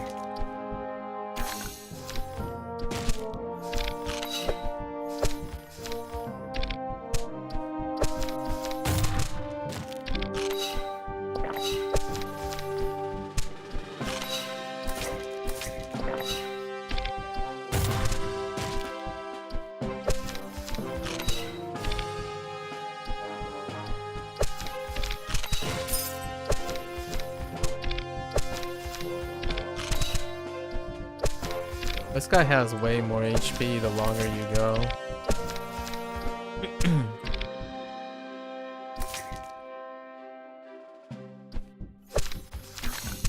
Huh. Now I'm kind of curious. What happens if you just keep going? Does it eventually all become blank?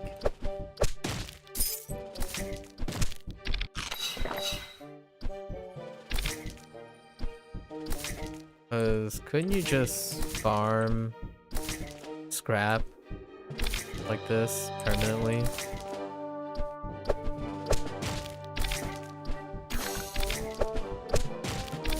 For like your next run. Let's see if scrap, how much scrap you get.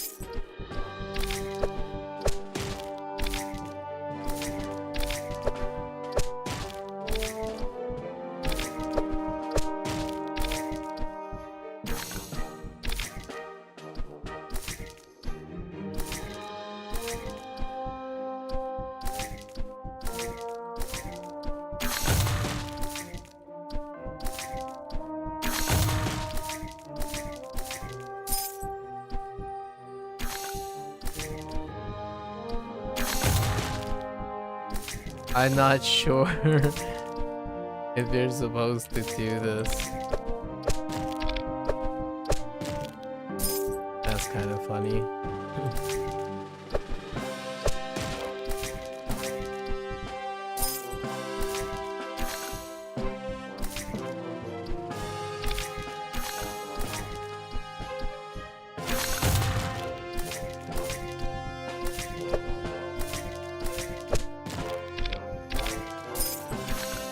Okay, say we have like 700, like 700 and 500, right? Let's go in.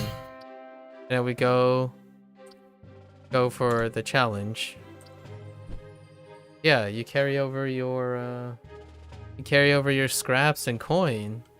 So you're like hecka OP now. The moment you make it to town. Huh.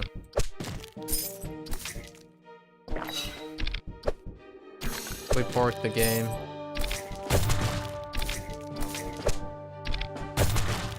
This game is so borked. Fun times though, fun times.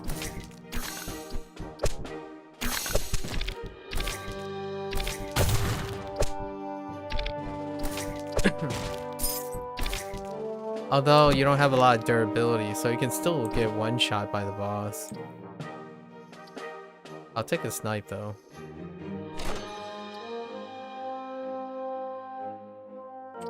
I'll take these.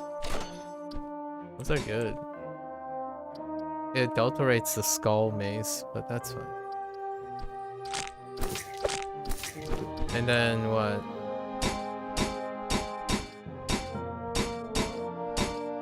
Yeah, now we're OP.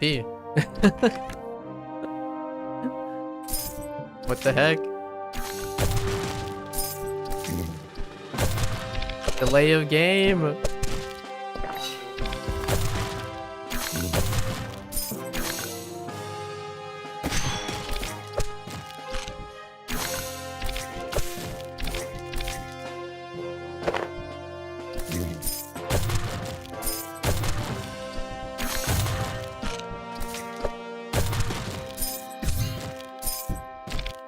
Just doing gamery stuff, you know? Just doing gamery stuff. Although the bosses are hecka durable. If we clear bosses, they definitely go up though. So if you just go to the final boss as quickly as possible, you might be okay.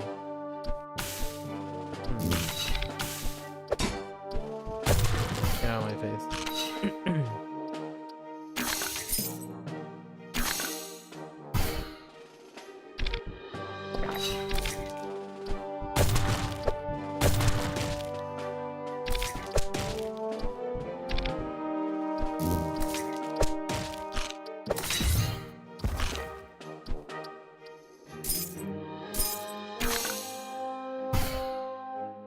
With the soldier, we made it to the 3rd round.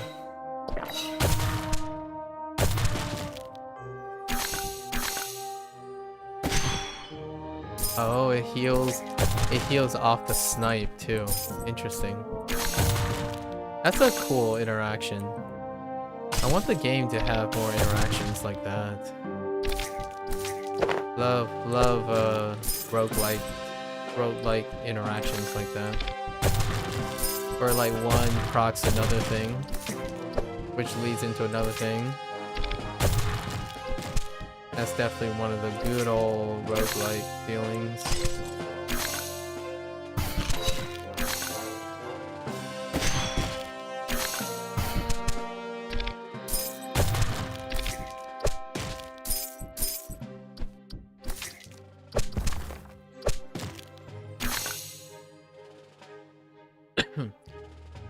$10 damage and 30 health.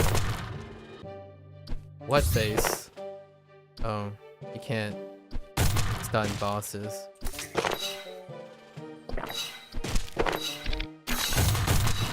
Nailed it.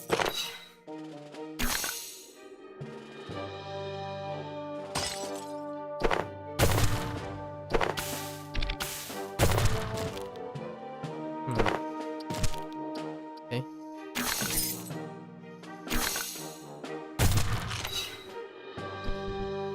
Ooh. That thing is strong. What the heck?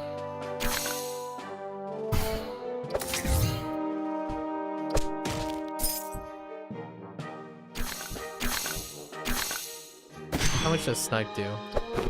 Only 3. Dynamite only does 3.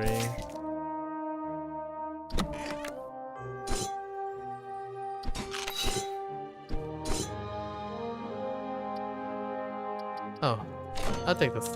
Yeah, I'll take these. Probably not so much the health.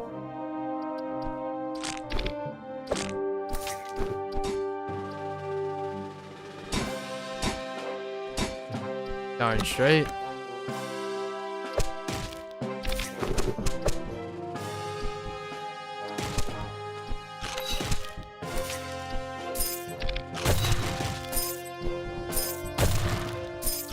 Alright, now we're just conserving for future.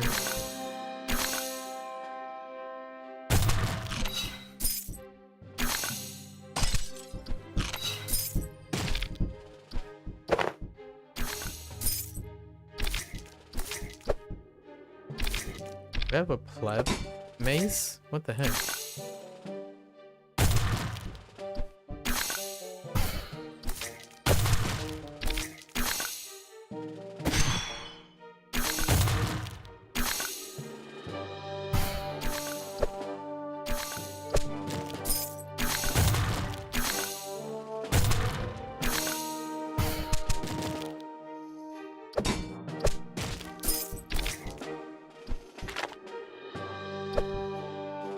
HP. Hot dog.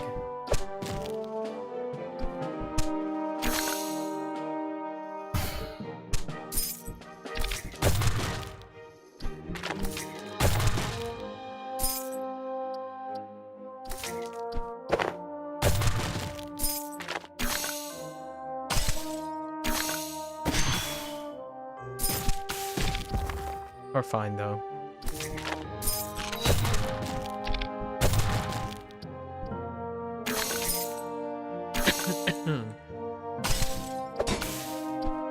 Alright. So, yeah, we just go in the portal, right? 'Cause the final boss is kinda weak sauce. And then...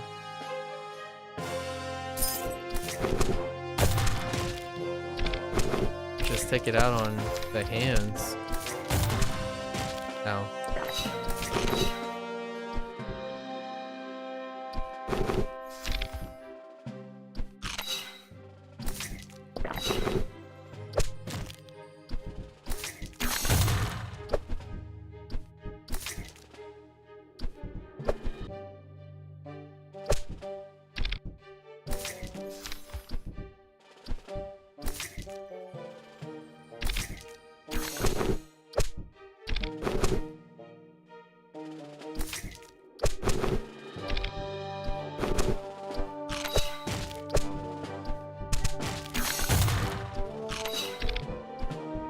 I don't think the mobs on the final boss scales.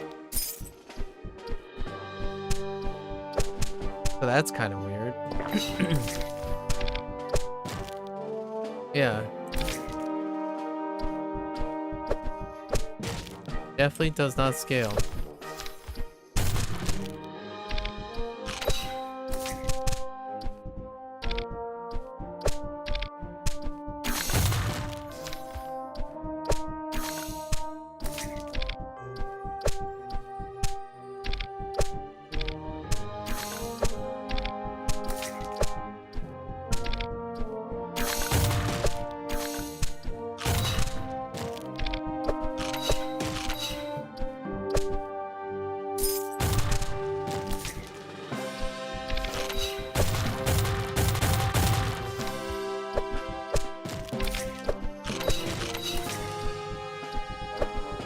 We can just totally do this the entire time.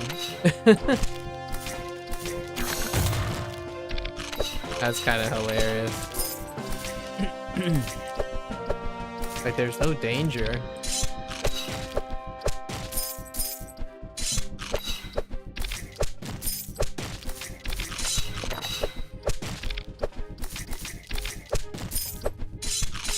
Yeah, I think we're steady state. So you just rapidly... Oh, wait. Just kidding.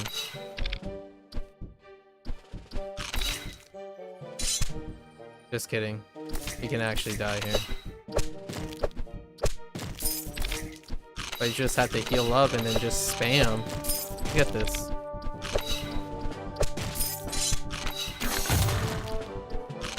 Nothing's stopping you from doing this.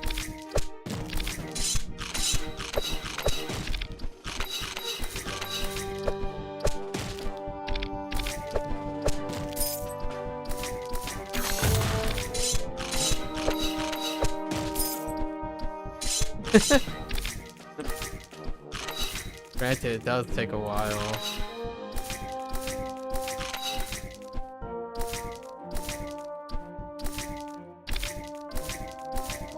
Wait.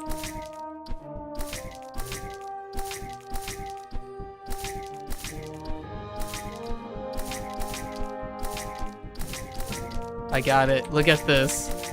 This is absurd. I think this is steady state. Oh, I can practice my OS abilities. Oh no. I landed on a fireball.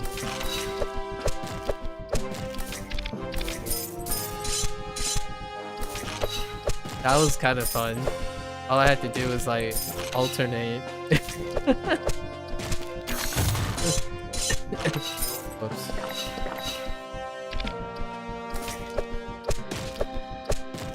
Okay, we sufficiently broke the game. It's fine.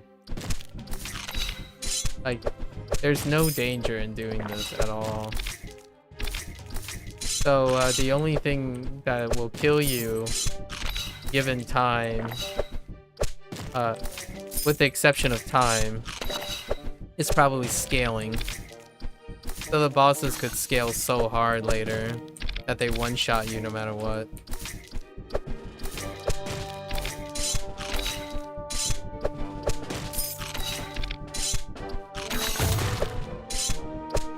Or they one-shot you before you get to... You die before getting to the town.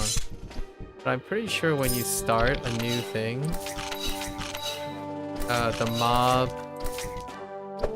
mob deck also resets. So you're pretty safe.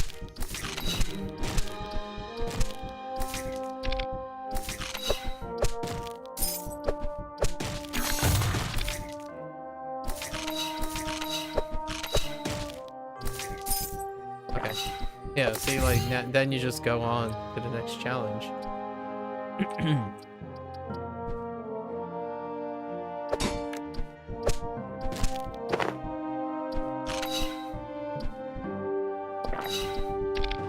Yeah, all your stuff resets though.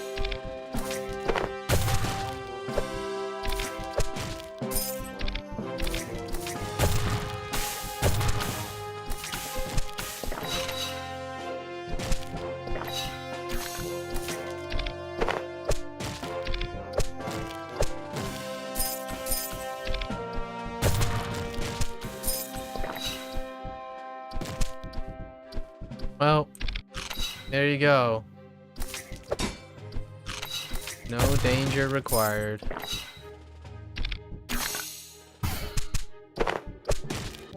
Such low risk.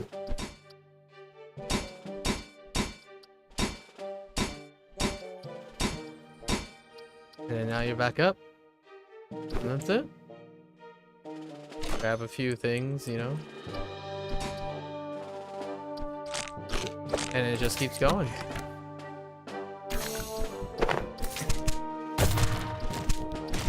Alright, let's end this run. Oh, actually, we can just end it on a victory, I suppose. Oh god, you can voluntarily choose to end the run. So let's get to the end of this one.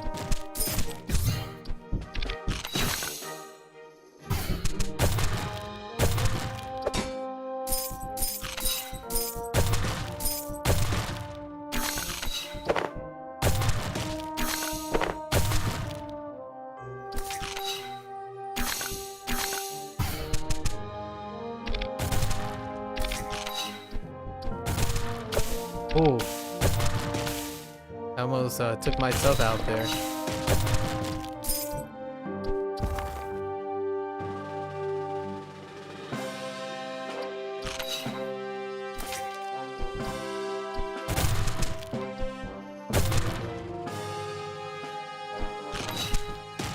Okay.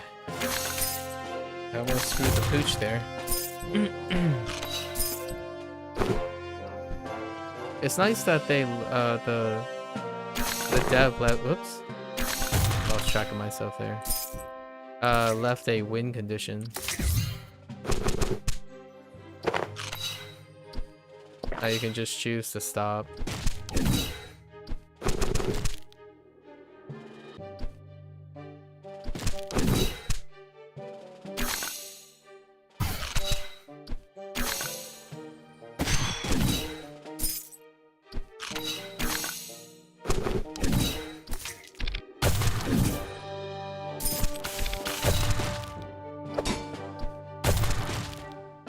Another crash site. Guess we're going in. What does look mean? Oh, okay. As we know what look does now.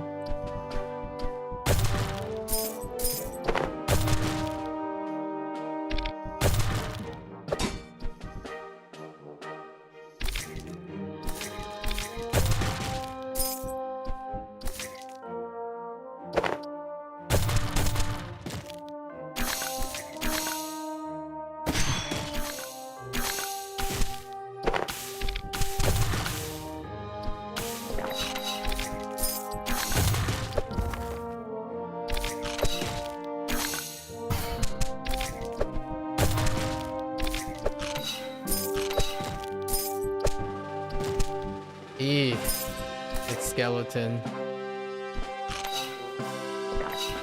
Definitely the scariest.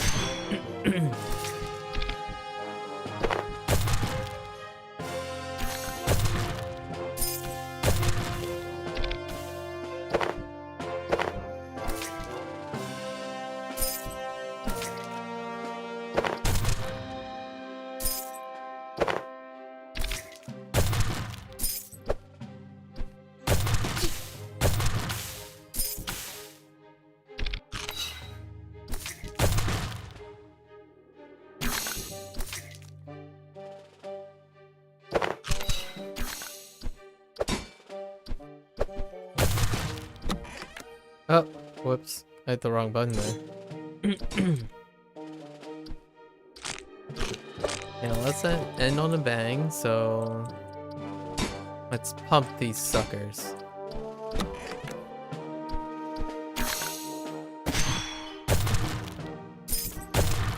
And on a high note. Oh! I almost screwed the pooch there.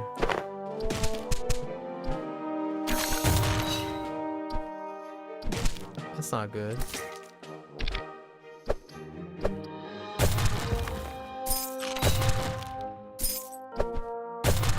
Oh. I definitely almost took myself out there.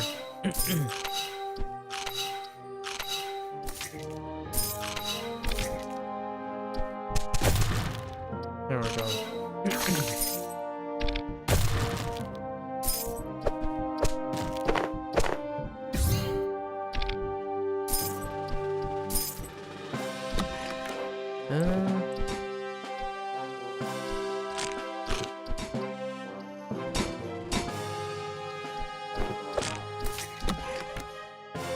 Oh, I guess the final boss doesn't matter. We don't take our weapons into the final boss.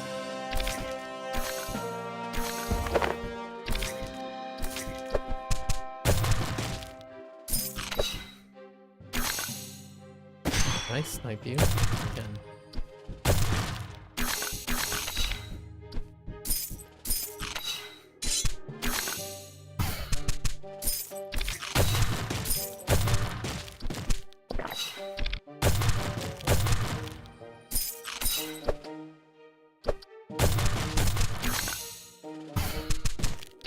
Who do I not want as a boss? The last boss before the portal.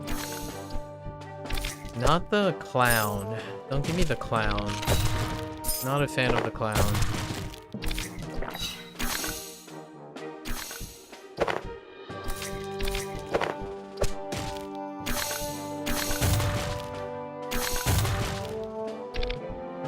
Okay, Charlotte's fine.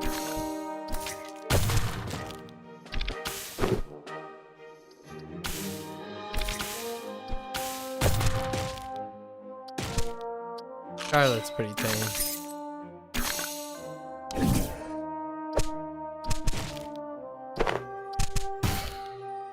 Alright, let's just head in. Fight the boss. Take our W. And run with the win.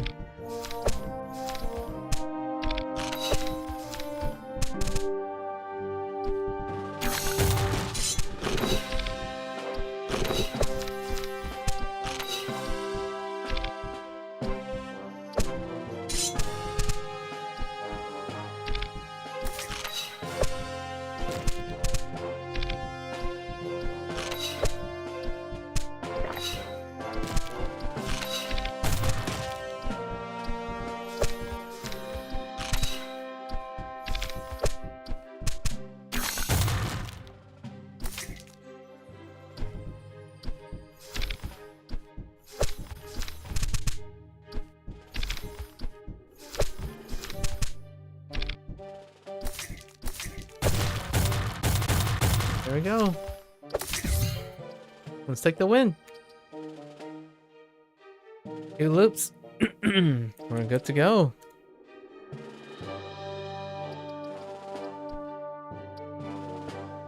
Oh, there's still workshop stuff. Well, there you have it. That is the 1.0. The 1.0 experience for Card Hog. The official 1.0 experience.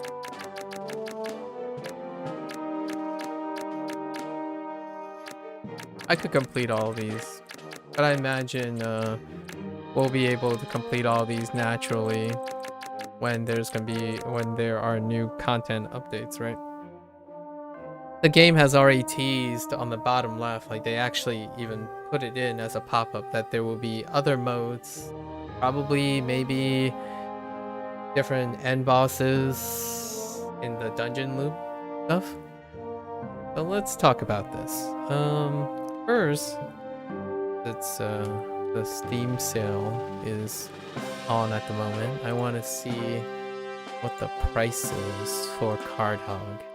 I got Card Hog at a discount a bit back, so it's actually not discounted. It's $6. So I don't know if it's always been $6. I'm pretty sure it was. I got it less, or even less because it was in early access. I'm gonna say $5 or something. So if you're asking me, right? These are the closing remarks for this game. I will be cycling out this game slot for another game. Since Steam sale is around again, I have a bunch of other games that I want to pick up and play. So for now, December, let me just make sure all my details are on point here. So the 1.0 launch was, yes, on December 4th. So it's been a little bit of 18 days since the 1.0 launch. And as the game stands, right, let's go over some of the objective stuff, the stuff that really has no like compromises or any misinterpretations, right? So what's in 1.0? Well, you have 4 different modes. The dungeon loops. Endless crawl, I would imagine, is... That's actually kind of curious. Let me look at what the endless crawl... Oh, endless crawl is where you can change the size of the field. And I imagine it just keeps going without the final challenge. So that's kind of what I think. The boss loop, right? The final boss loop is not in endless crawl. And that would be the differentiating of these two. Zombie survival, I think zombie survival has a great potential. The game can expand to larger boxes than 3x3, 4x3, and 4x4 because Flame Escape is 3x6 and it can get bigger. Like this stuff, we'll talk about it a little bit in a bit. So let's focus on the objective stuff, right? So there are 4 modes, right? And we tried all 4 of them. And I think all the abilities are functional. I'm not quite sure because you don't actually enter character select when you pick zombie survival and flame escape. It might not be the case, but during dungeon loop, which is the main mode, I suppose, the dungeon loop mode, you have access to 8 presets, right? So Hog, Ninja, Cowboy, Pyro, Soldier, Donnie, Mads, and Beauty, and then you have a customizable Patchy. Patchy is the one where you just make whatever. There are tons of cosmetics, which is brilliant. Like being able to flex artists, yeah, like the artist is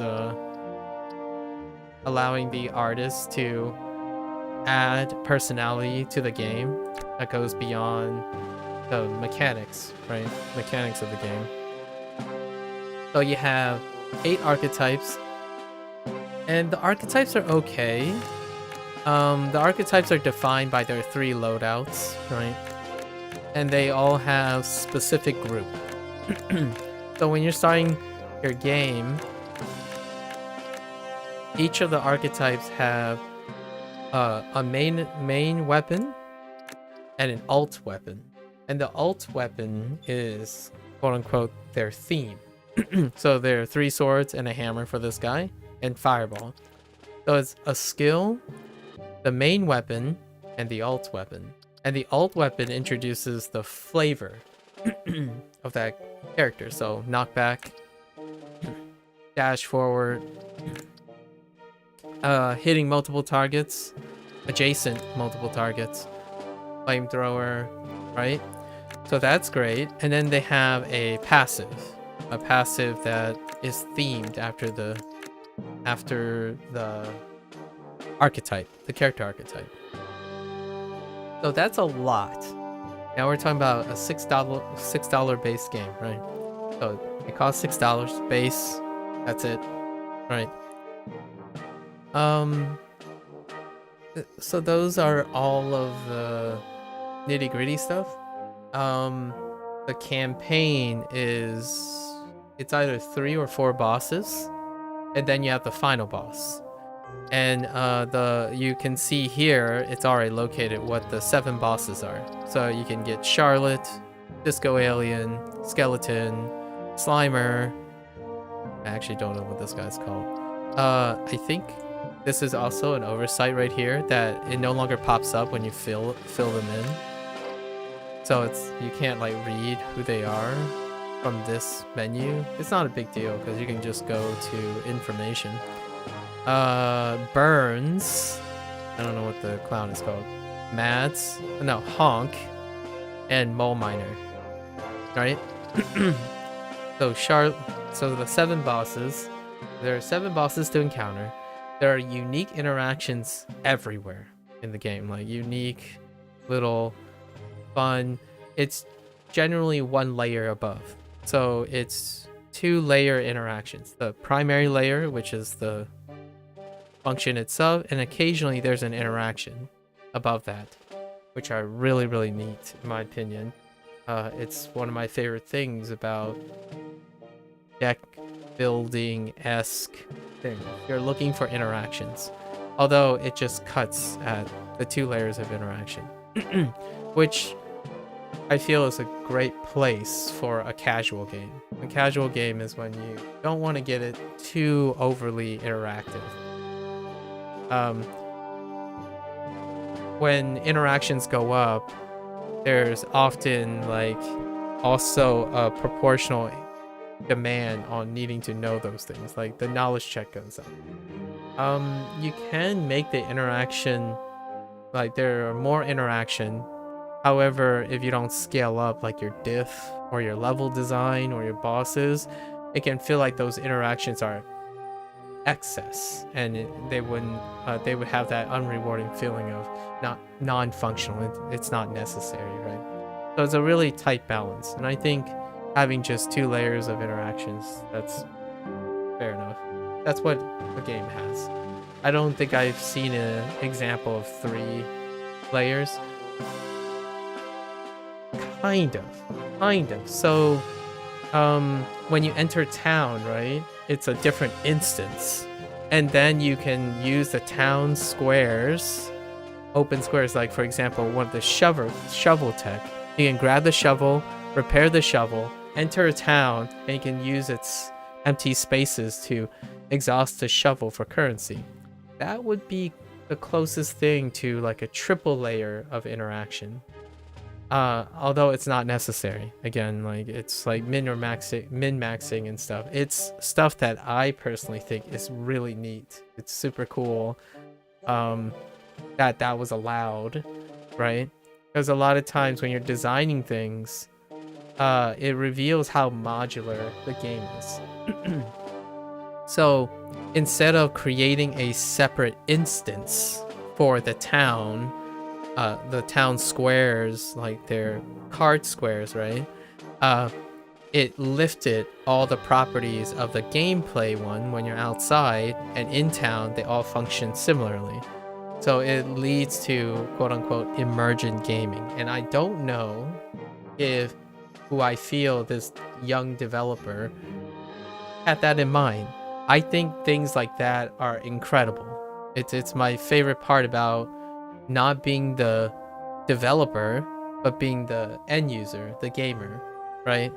When you're the gamer, when you discover things that makes you wonder, did the developer intended for this to happen? Because it's really convenient. It's also very abusive. Like, for example, the final boss stage where I just went back and just keep collecting scrap and gold. I reckon that's not intended.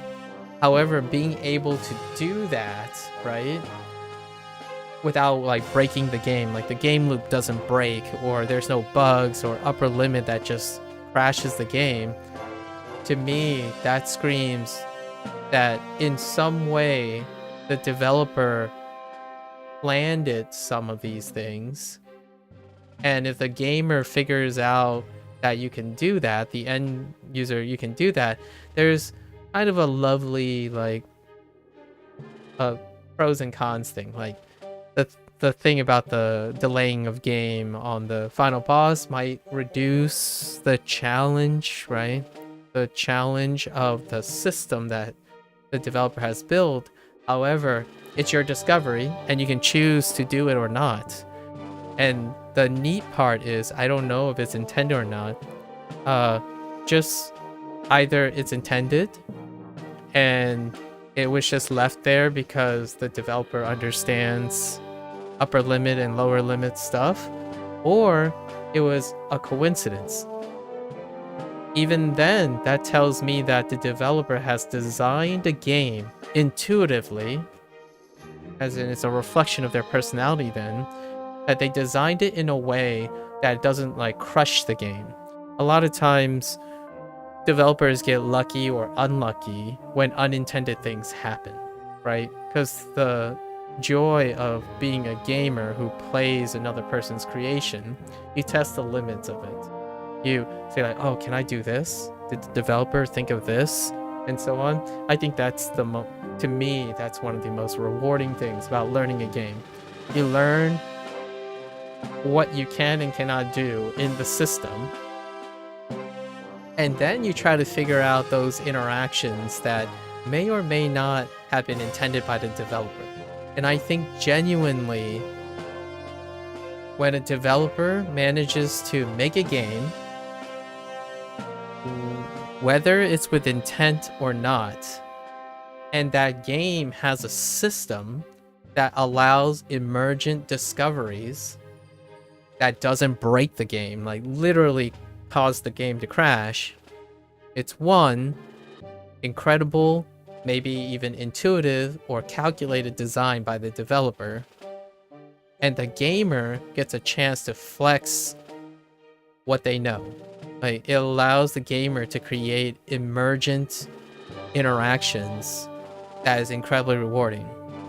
What is the gold standard of games that are well above? Like, not an indie game, mainstream games. Like, you have mainstream games that are incredibly restrictive, right? But those games typically don't last and stay around for very long. And honestly, the restrictiveness kind of goes against its mainstream appeal. So you have those. Then you have the gold standards, the winners, right? Like Rockstar with GTA, and we'll throw in FromSoft in their respective genre. Relatively speaking, they're not even in the same conversation in terms of its mainstream appeal, but it's of their genre. The idea is that the developers have made or practice a philosophy, whether intended or not. Their philosophy leads to a design that allows the user to build and discover things that may or may not have been intended. And then the developer is not one to restrict it or remove it, but to embrace it. That's when I truly believe that a developer is a shining star waiting to happen, and the gamers will love them for it.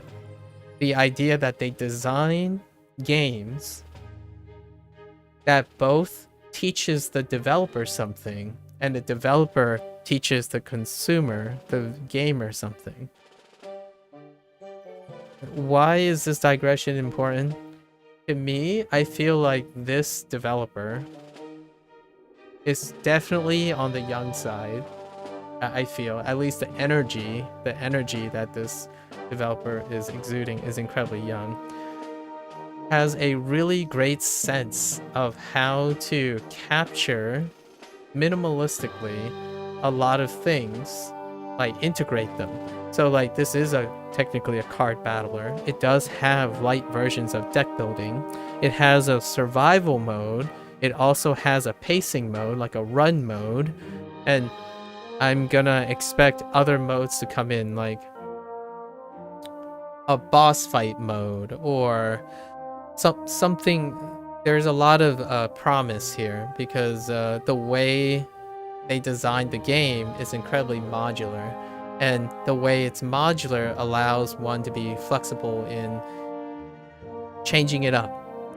Now, one thing is also true is that with that passion of integrating new ideas and then having a slight flexibility of the gamers like experience playing into this game, one of the trade-offs is this person is young. Like, what I mean is like inexperienced in a sense, because the game's mechanics are on the surface level. It's good enough, in my opinion, to pass off as a variety game, like something you play on a mobile device in short sessions. However, the average depth is on the low end. And I would say, when I mean on the low end, I'm not even comparing it to a category it doesn't belong to. I'm comparing it to the category of indie games. Like, generally, indie games are a little bit more above this, on average, in terms of the level of depth. So what happens is when you play this game, for someone who's interested or have played a lot of indie games, like the standard stuff, like the ones that are upholding specific expectations, like the gold standards, a lot of the gold standards that this game is labeled under, right? Card battler, deck building, and specifically those two, and roguelite. This game, in every single one of its elements, is below average, as in it's lacking depth, enough depth to be associated with those titles. But as a whole package for $6, you get a lot here. And with the promise, like a very passionate developer, this game is only going to get bigger. It's kind of like Stardew Valley still met above average the length and rotation of a Harvest Moon game. However, over the time, it only got bigger. Terraria felt the same way. It has a modular design that was what enabled the developer and the gamer to both cooperatively increase the game's replayability and dynamics. And look at Terraria now, right? A more isolated example would be something like No Man's Sky. However, that's like more on the developer side. But when you have indie games like Terraria, Stardew Valley upholding like a constant upkeep, Don't Starve is a great one. However, that's cooperative, right? You have these things where you see a game and the developer has incredible potential because the way they already design at an early stage promotes exploration like the game they set up works really well as a platform for gamer creativity and developer creativity. That is a winner in my book. So, as this person continues to think of new ideas, it fits into the expectation of gamers who play this game. So it's not in the sense to contrast what won't likely happen. That happens a lot of times in mainstream games or games that are more successful, is that the system they have and the things they have to fill are so restrictive that when they go to expand the game, right? Say a DLC drops. We have a good example, and the next session I'm going to play another session of this game and of this particular game, Across the Obelisk. That's an example. The way the foundations work is great. It's kind of flexible, but it's more restrictive than this game, for example. And that's a bigger production. It's a much bigger production. Actually, we're going to go over a lot of current events that happened with Across the Obelisk. However, because of the way they design it, it's very obvious where the limitations are that's going to encounter when they make DLCs and expansions, right? They made it modular enough to introduce new characters and maybe new maps and stuff. However, a lot of the way the campaign works and the talent tree works is going to create a lot of friction. It's very restrictive already. So while this game kept it simple, like the single developer, I don't know if it was intentional or not, kept it simple, one boon for the simplicity is that they are able to constantly do other things. Like depth means more restrictions. Lack of depth allows more creative liberties. So for someone who wants depth, right, now we're going to go into like what people are looking for, a subjective take and not a subjective take. This is an indie game, so naturally the main audience will be non-legacy players. So we're going to largely talk about non-legacy players. The closest legacy you can get is what I've already addressed about the buzzwords. A roguelite, deck builder, card battler. If that is the newcomer to this dev, it will largely leave you wanting more. It does not have enough depth for it. So I would say for those people, it's a kind of a tough sell for $6. I think what is here feels more like half that. If it's a legacy player, as in someone who is very experienced with roguelite standards and deck building and card battlers. With that said, I think still the vast majority of players that will come across this game are likely, I don't know if this is for iOS or Android. I feel this game being mobile is ideal. Absolutely ideal. So for those people, that's the target audience in this game, in my opinion. It's just enough, it's simplified just enough to give you a taste of what this genre could be to the newcomers. Like, it has a little bit smattering of deck building, a little bit of card battling, and how to represent like positional stuff using a turn-based system that use cards as representations.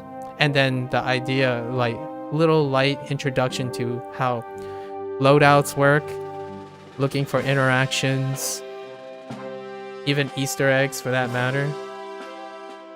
It's a great thing. Like that's the target audience.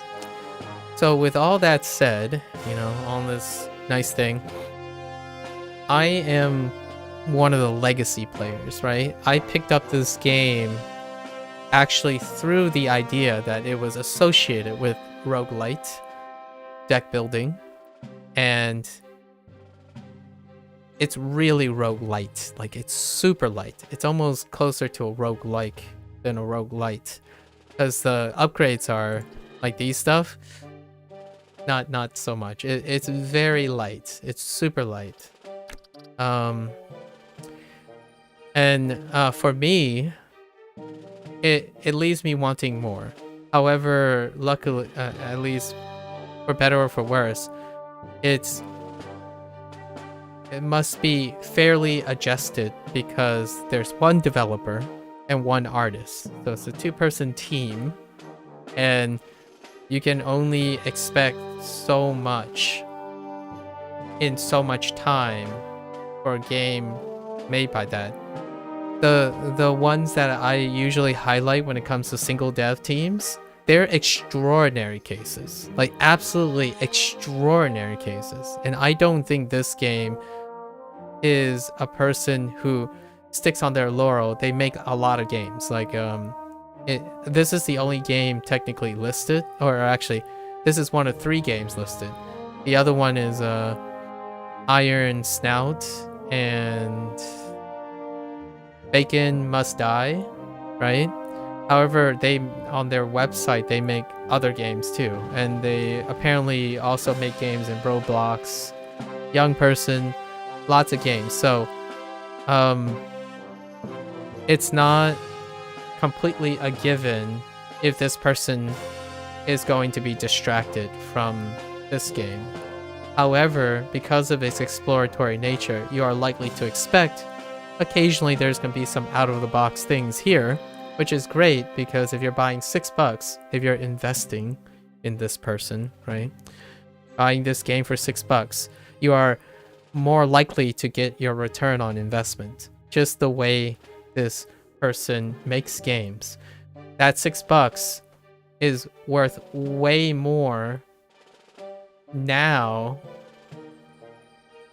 like investing forward now in this person's potential than expecting this to be a final product, like buying this as a final product. This $6 is not purchasing everything you see here. It's purchasing everything you see here, and for as long as this person loves to make video games. So it's not, you know, it's not the whole kind of stigma of cash grabbing and then like popping on and moving on kind of thing. This is not the case. And that's well worth noting because that's why Terraria enters the conversation and Stardew Valley enters the conversation. Even then though, Terraria, Stardew Valley, maybe even the standalone one and done finished products, they're extraordinary cases like Undertale, Chain Echoes recently, right? Chain Echoes. I had another one, but they come and go. Single developer games are the ones that you hear about are incredibly extraordinary. Oh, like Daniel Mullen Games, right? He just announced, that dude just announced Pony Island 2, so they're gonna go back. He's gonna go back to Pony Island 2 after Inscription, right? So, and then shout out to Zach, of like the Logic games, like the circuit games, like Exapunk, Shenzhen, and stuff. Those guys are extraordinary, and they're probably a lot more older and experienced the way they're designed, and they have more resources. I think this is a golden example of what a small game is like, and it can become something really big. So I won't say that just because I'm left wanting more, right? As a hobbyist who plays this stuff a lot, it is very, very short, as in short in depth at the moment. I don't think it will stay that way though, and it kind of puts a smile on my face because that's what indie development is about, right? I feel like some of the biggest breakout stuff is indie represents a part of gaming where there's still faith in the developer. Like when you hit mainstream, it's all about the finished product, and it's about the static, non-dynamic nature of game making. And to me, that is something I don't resonate with when it comes to creators. And the indie scene is so good with that. People buy games knowing that the developer will likely, with investment forward, continue to support the game or extend from that game. As opposed to, your cynicism about, oh yeah, I won't buy this game until I know how it does, right? And it's understandable, right? It's very appropriate. Those types of games are not cheap either. However, I don't think that's really the reality, because live service games also are at the mercy of the whole finished product and endless non-sustainable accumulation of game features. Just recently, and still right now, I'm talking about the imminent launch of OS Laser, where Peppy the developer of OS Laser, OS has to account for that too, right? The whole like continuous ballooning of expectations. So this is the early stages, and I think this is a winner. So personally for me, it's a solid 8. I say it's a solid 8, and it has most of the potential of becoming a 10 game, maybe in another year or two. That's crazy to say, but this game has been... How long was the early access period? And there was a time when the person acknowledged that they were distracted. They were having creative blocks, right? So this game it had a 3-year early access period, a little over 3 years, but I'm gonna subtract like 6 months to a year, so like 2 years of active development in early access, because I was given the impression that this developer had a lot of other things going on in their lives at some point, so they kind of like went dormant for 6 months or so, right? So over 2 years in early access, and for a first game like of this nature, 3 years is fairly reasonable. And I expect to see more of this, whatever, like a development of this game for another 2 or 3 years, while they try to take whatever they learned here and make another game in parallel. It happens quite often. For example, Stardew Valley's developer, right, Concern Ape, he already teased for quite some time that that he's working on a different title, but that doesn't stop him from constantly supporting Stardew Valley. And I feel this is the beginning of that too. Again, 1.0 has been less than three weeks old for this person, so I'm looking forward to that. But for me, solid 8. Target audience, it's probably this is a little bit different this time. I actually think the target audience is made appropriate, and those who buy this game as a target audience would probably give it a higher score than me. This is one of those rare moments where I'm one of the non-targeted audience per se because of legacy. So while I feel like it's a solid 8 until it's realized forward, I highly recommend this game to whoever finds it a little interesting at first start, because the target audience would probably give it a 9. And then on the Steam community page and the store page, it seems like it's close to, or is overwhelmingly positive. So the game is marketed appropriately. It's it's not enough to be that. So it's still relatively low, and I can see that there are some comments from the deck building crowd where it's not... I can see criticisms about lacking depth, which would be something that I empathize with. So this game does lack depth if you're coming from if you're connecting to Card Hog from other games, that kinda sorta overlaps with this game. But generally speaking, this game's doing well.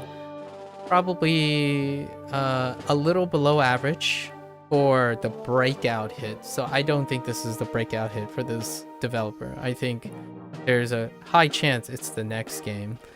However, this game can be nurtured to be a breakout, possibly. Yeah, solid 8 for me. And I think whoever, if you're a new player, if you're someone who's on the phone and want to play a small session, that's a solid 9. But generally, on Steam, I would say mid 8s, because most Steam players who would come across this game are likely individuals who are used to things like Slay the Spire, Monster Train, and then all the other stuff that it marries as well. Like for survival stuff, you got a lot of survival stuff. Anything by Clay is good enough, right? Anything published by Team 17. So, and then you throw in some Paradox stuff, then it becomes a little tough. All right. That's about all my thoughts about it. I love the artist though. Our artist is a little different, right? It's not. It is very identifiable. I think the artist is a knockout hit. I'm curious who made the music. I'm not sure if it's public domain music. That does happen, by the way. Even in specific games I played before, there's like copyright free music in there. So I'm curious if this developer composed your standard. I'm pretty sure this is a free asset, the backdrop. So that's moving forward. I don't think that's going to change for this game. That's why it's not the whole package. Like, let's highlight, before we end, let's highlight some of the things the game possibly doesn't have, or what would happen in the next game for it to be a breakout hit, right? It definitely needs more depth. At least 3 or 4 more degrees of freedom. A community aspect. So it's nice, you can see the beginnings of community aspects. So like the number of moves, like lots of statistics, right? I don't know if it's not here. However, you get a lot of statistics, and then there was like an end screen, right? To further a community aspect is to add functionality that allows you to compare to other people, whether it's single player, a leaderboard is fine, or a friends option that integrates, hey, like I did a run with this was my build, they did a run with this. However, the build is too simplistic to have that be too effective, so that's kind of missing. 2 to 3 degrees of freedom, then a community aspect to connect players. Even if it's a single player, it can be connected through leaderboards and build sharing and run sharing, which is very, very iconically accepted as the norm in deck builders and card battlers. So that's missing if they're going to continue to, if the developer continues to go this route, right? Music is a really big one. I think the art is nailed down for sure. However, music, sound mixing can really elevate things.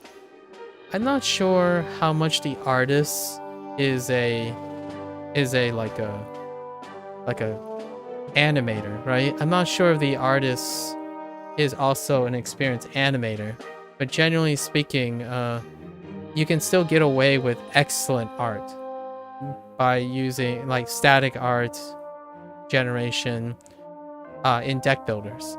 If they are going to advance beyond this, animation is a really big deal, especially coupled with ambiance, right? A thematically appropriate music that's identifiable to the theme that they have.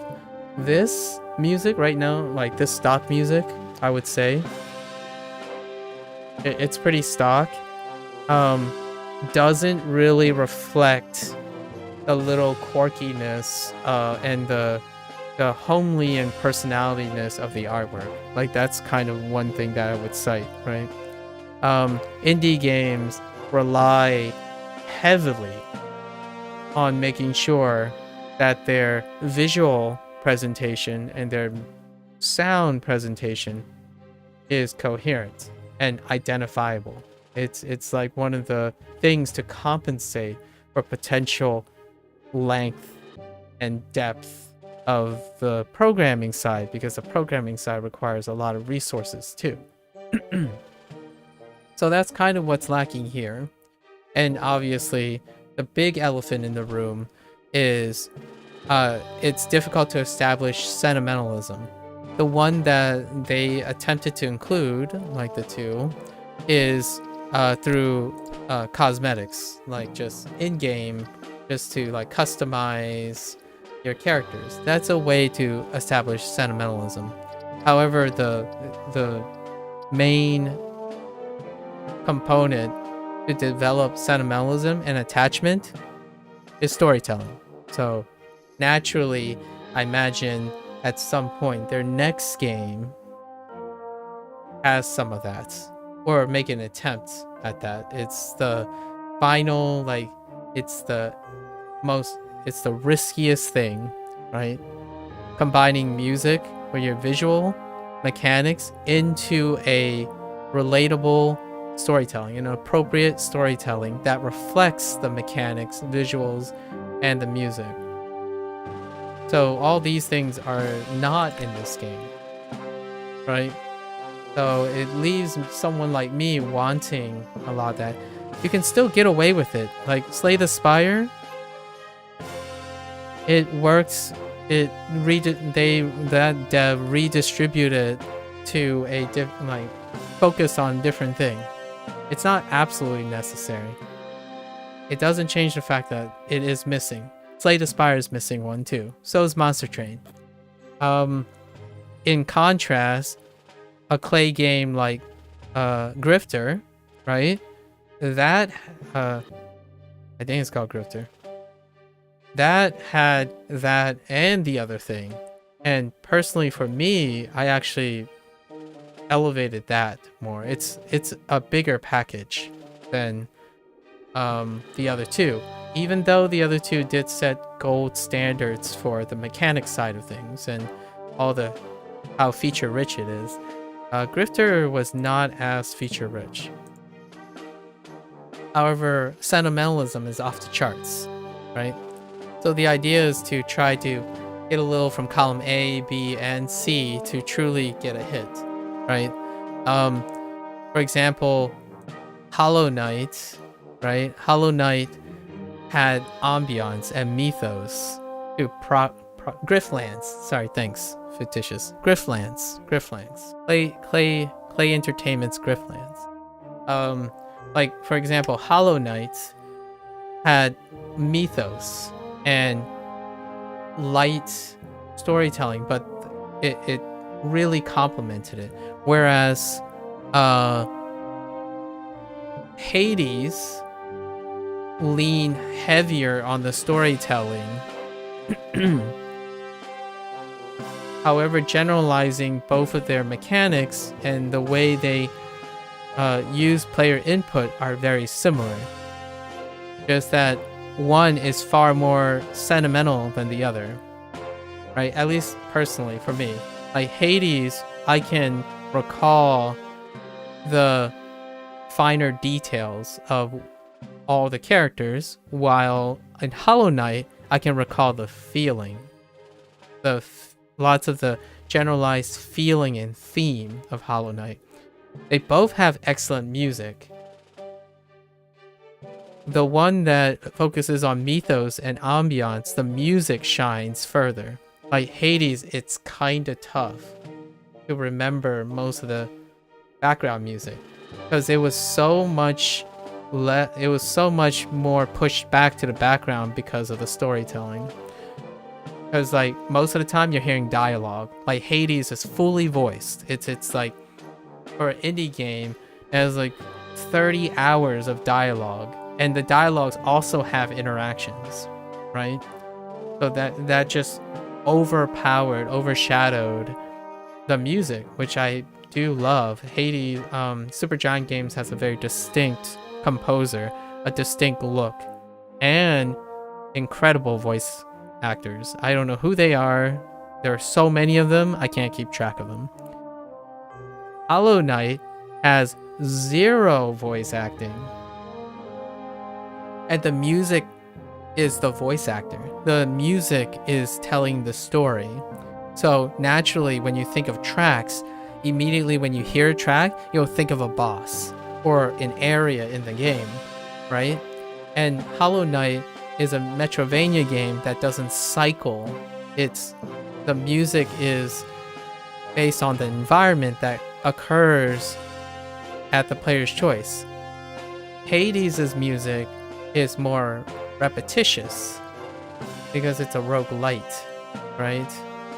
And all that stuff, it's absent in this game. It just doesn't have that at all right now. So it will leave someone like me wanting that. However understanding I am about that they don't have a musical composer, they don't have that such resources and time. It can become that though.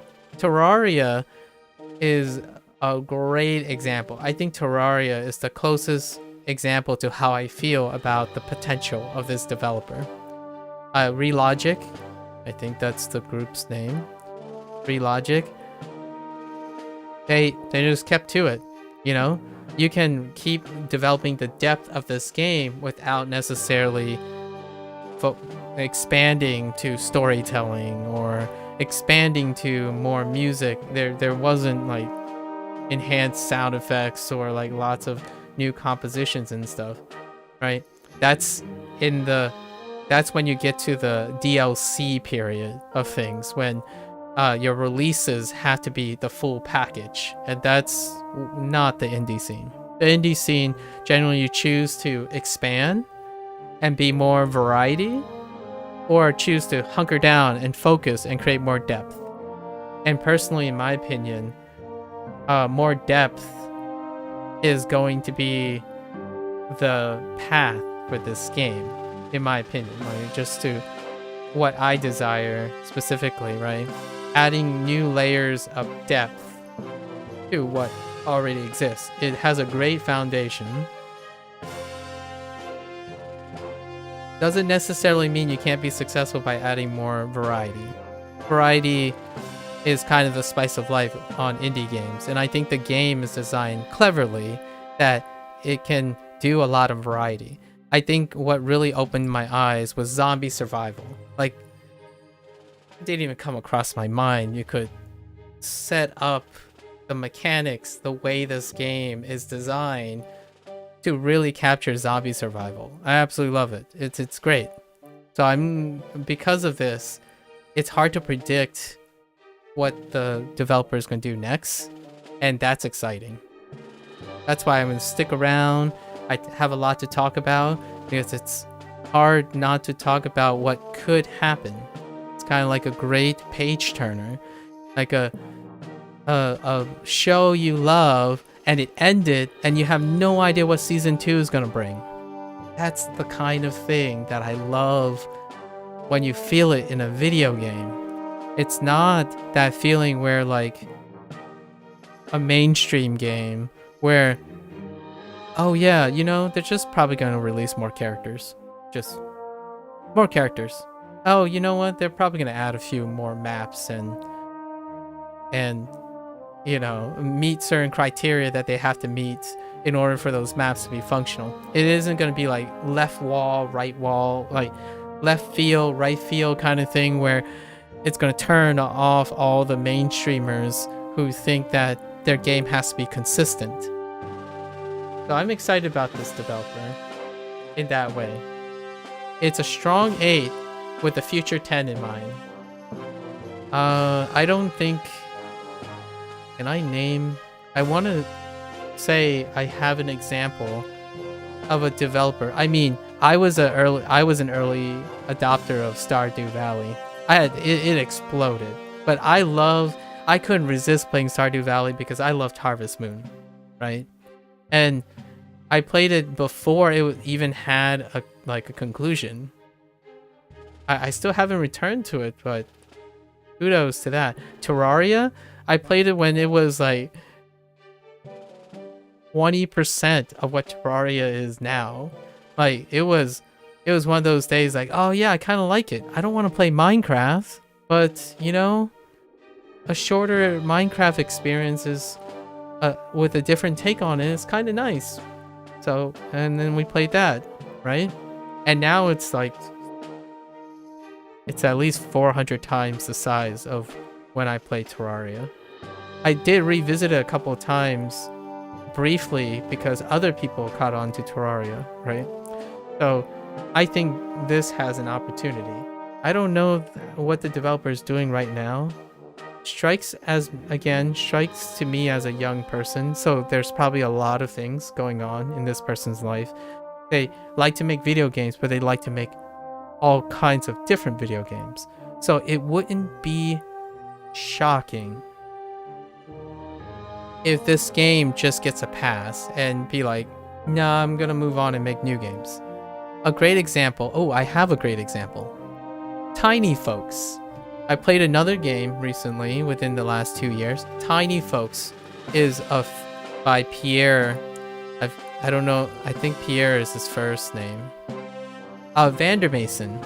Pierre Vandermason. His first game is Tiny Folks. And, you know, it's a simplified, minimalistic version of, say, Red Hook's game, Darkest Dungeon, with a slight different take here and there. And that person keeps saying like, hey, I'm going to make this game, I'm going to make this thing, now I'm moving on. But here's a last celebration. And even when that person said, I'm moving on, another 6 months, another update happens while they're making it. And what they're going to do is they're going to make that same formula, take its modularity, and create a new title. It's called Space Folks. Or he teased Space Folks. So Tiny Folks was a play on fantasy. Space Folks obviously is going to be that foundational design that was great, that everyone enjoyed, and have a new theme. And that guy is a single developer. So that's an example of an existing one, that a developer that I like at its infancy, as in this is their first taste of great reception, even being a one-off. This person has been making games well before this game, like many games, and I haven't played any of them. I've already acknowledged that on day one, after I did some digging. So I look forward to when they get their big hit, because when I think back and talk about this, it's gonna come up. If they become big, it's awesome to be there when they become big. I had some disheartening news hit me on another game that another person recommended to me or suggested, and they're getting updates too, but some really bad juju happened. And another example would be Bear and Breakfast by Gummy Cat developer, and it's a husband-wife team with like probably coworkers or friends together to make that game. And they're gonna they have a good hit, a oneer, and they're already announced that they're gonna patch the game, like a free content patch, right? That is the pattern to me of great, consistent, successful indie developers. And that is something that I don't think the mainstream and bigger publishers have the luxury of doing.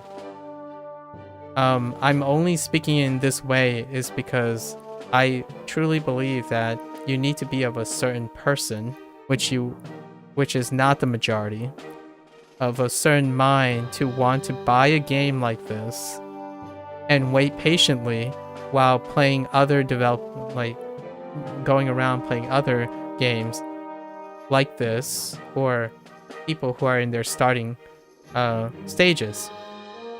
With all that said, we're gonna give this game a rest. I would expect like a month or two. Generally speaking, the most common period is 2 to 3 months. It's 2 to 3 months after the 1.0 launch that there will be an update. Battle Bands is another one that I just leave on the shelf. Tiny Folks, still leaving on the shelf for an update, right? When you like indie games, you're sort of always in that mindset that you wait for content update. Not that you expect the game would just be one and done. Often it's communicated very clearly if it's one and done, because the developer ends up using their older game to announce a newer game.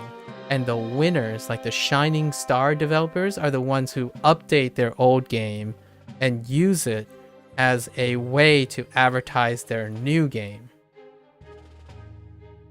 And just as an advertisement for myself, I suppose, my next couple of games are doing just that. I'm going back to the older games of some of the people that had hits recently. So like shout outs to Giant Sparrow, who did What Remains of Edith Finch, but their first game was The Unfinished Swan. And I'm going to play that next and see, how they think, like other things they do. And that's the only 2 games listed for them. This guy has 3 games listed. So it's awesome, in my opinion, to see small-time indie devs get a big break. I will be back, though, with the session with Across the Obelisk, because Across the Obelisk, the developers there, we'll talk more about it when we get back, they have officially been moved to a first party developer under Paradox Entertainment, and because of that, there's a lot of standardization for that, so you would expect a lot of quality of life and consistent content updates. And they have recently a lot of content updates, and they hold like seasonal events. So the next thing I'm gonna do is I'll be back probably tomorrow with the December holiday season challenge, whatever that is. So this could be the future for that game. To relate this back to Card Hog, this developer changed up like the artist that is collaborating with this developer, we'll call them developers, right? Did Christmas themes for the update. So like the bats wore ice skates and there were Santa hats on the bunnies. They weren't there originally. So I would expect that to continue, which is a general green flag. It's a great indicator of a persistent game. A great high value game to be, because developers expect to continuously use it as a platform to bolster their legacy, right? It's not one of those, let's put all our eggs in one basket and it's gonna be a winner or it's gonna be a dud. That's kind of for big productions. Alright, so with all that said,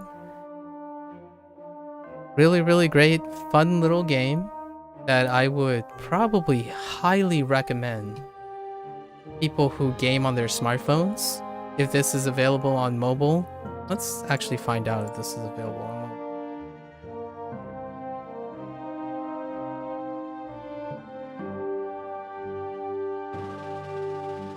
It is not. Wait. It is. It is. It's on Android, yeah. It's on Android and iOS. So, well, not Switch, obviously, because Nintendo. But, if you're a smartphone guy, this is the way. This is a great game. This would be well above average. The hundreds and thousands of sussy apps, right? This, whenever an indie dev makes a transition, or like a Steam or early access game makes a transition to mobile, it's well cut above the average the saturated mobile market. Because most of the time, the mobile market is about volume, a quick buck. However, if you're getting a person who's doing this part and trying to cater to a PC using population and then lifting it to another platform, the standards are different. And arguably, in my opinion, the standards that are required to be successful on a storefront like Steam is much, much higher than the incredibly quantity over quality kind of approach to mobile gaming. It's not to say that mobile developers don't create wonderful quality things. In fact, we're going to play some of them soon. I'm going to play Monument Valley 1 and 2 and Assemble with Care from the Us 2 games, which I managed to play their Alba, the Wildlife Adventure post those games. Alright, that's a wrap. That's all I gotta say. I mean, it's a lot that I have to say, but it's definitely worth it. Alright, folks, that's a wrap for today. As always, thanks for listening. Thanks for hanging out. You are always free to comment, share, and discuss your experiences with a bright, shiny, up-and-coming indie dev, right? Let me know if you've been there before it became trendy, you know? Been there before the indie dev became a superstar. I mean, just between you and me, good for you. Like, I love supporting small creators. You know, big creators, I mean, they have plenty of fans, right?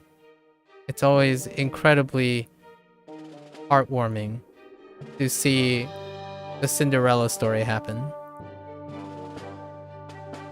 Until next time, stay safe, stay healthy, keep on learning, my friends. I'll catch you guys on the next one. Take care. Bye now.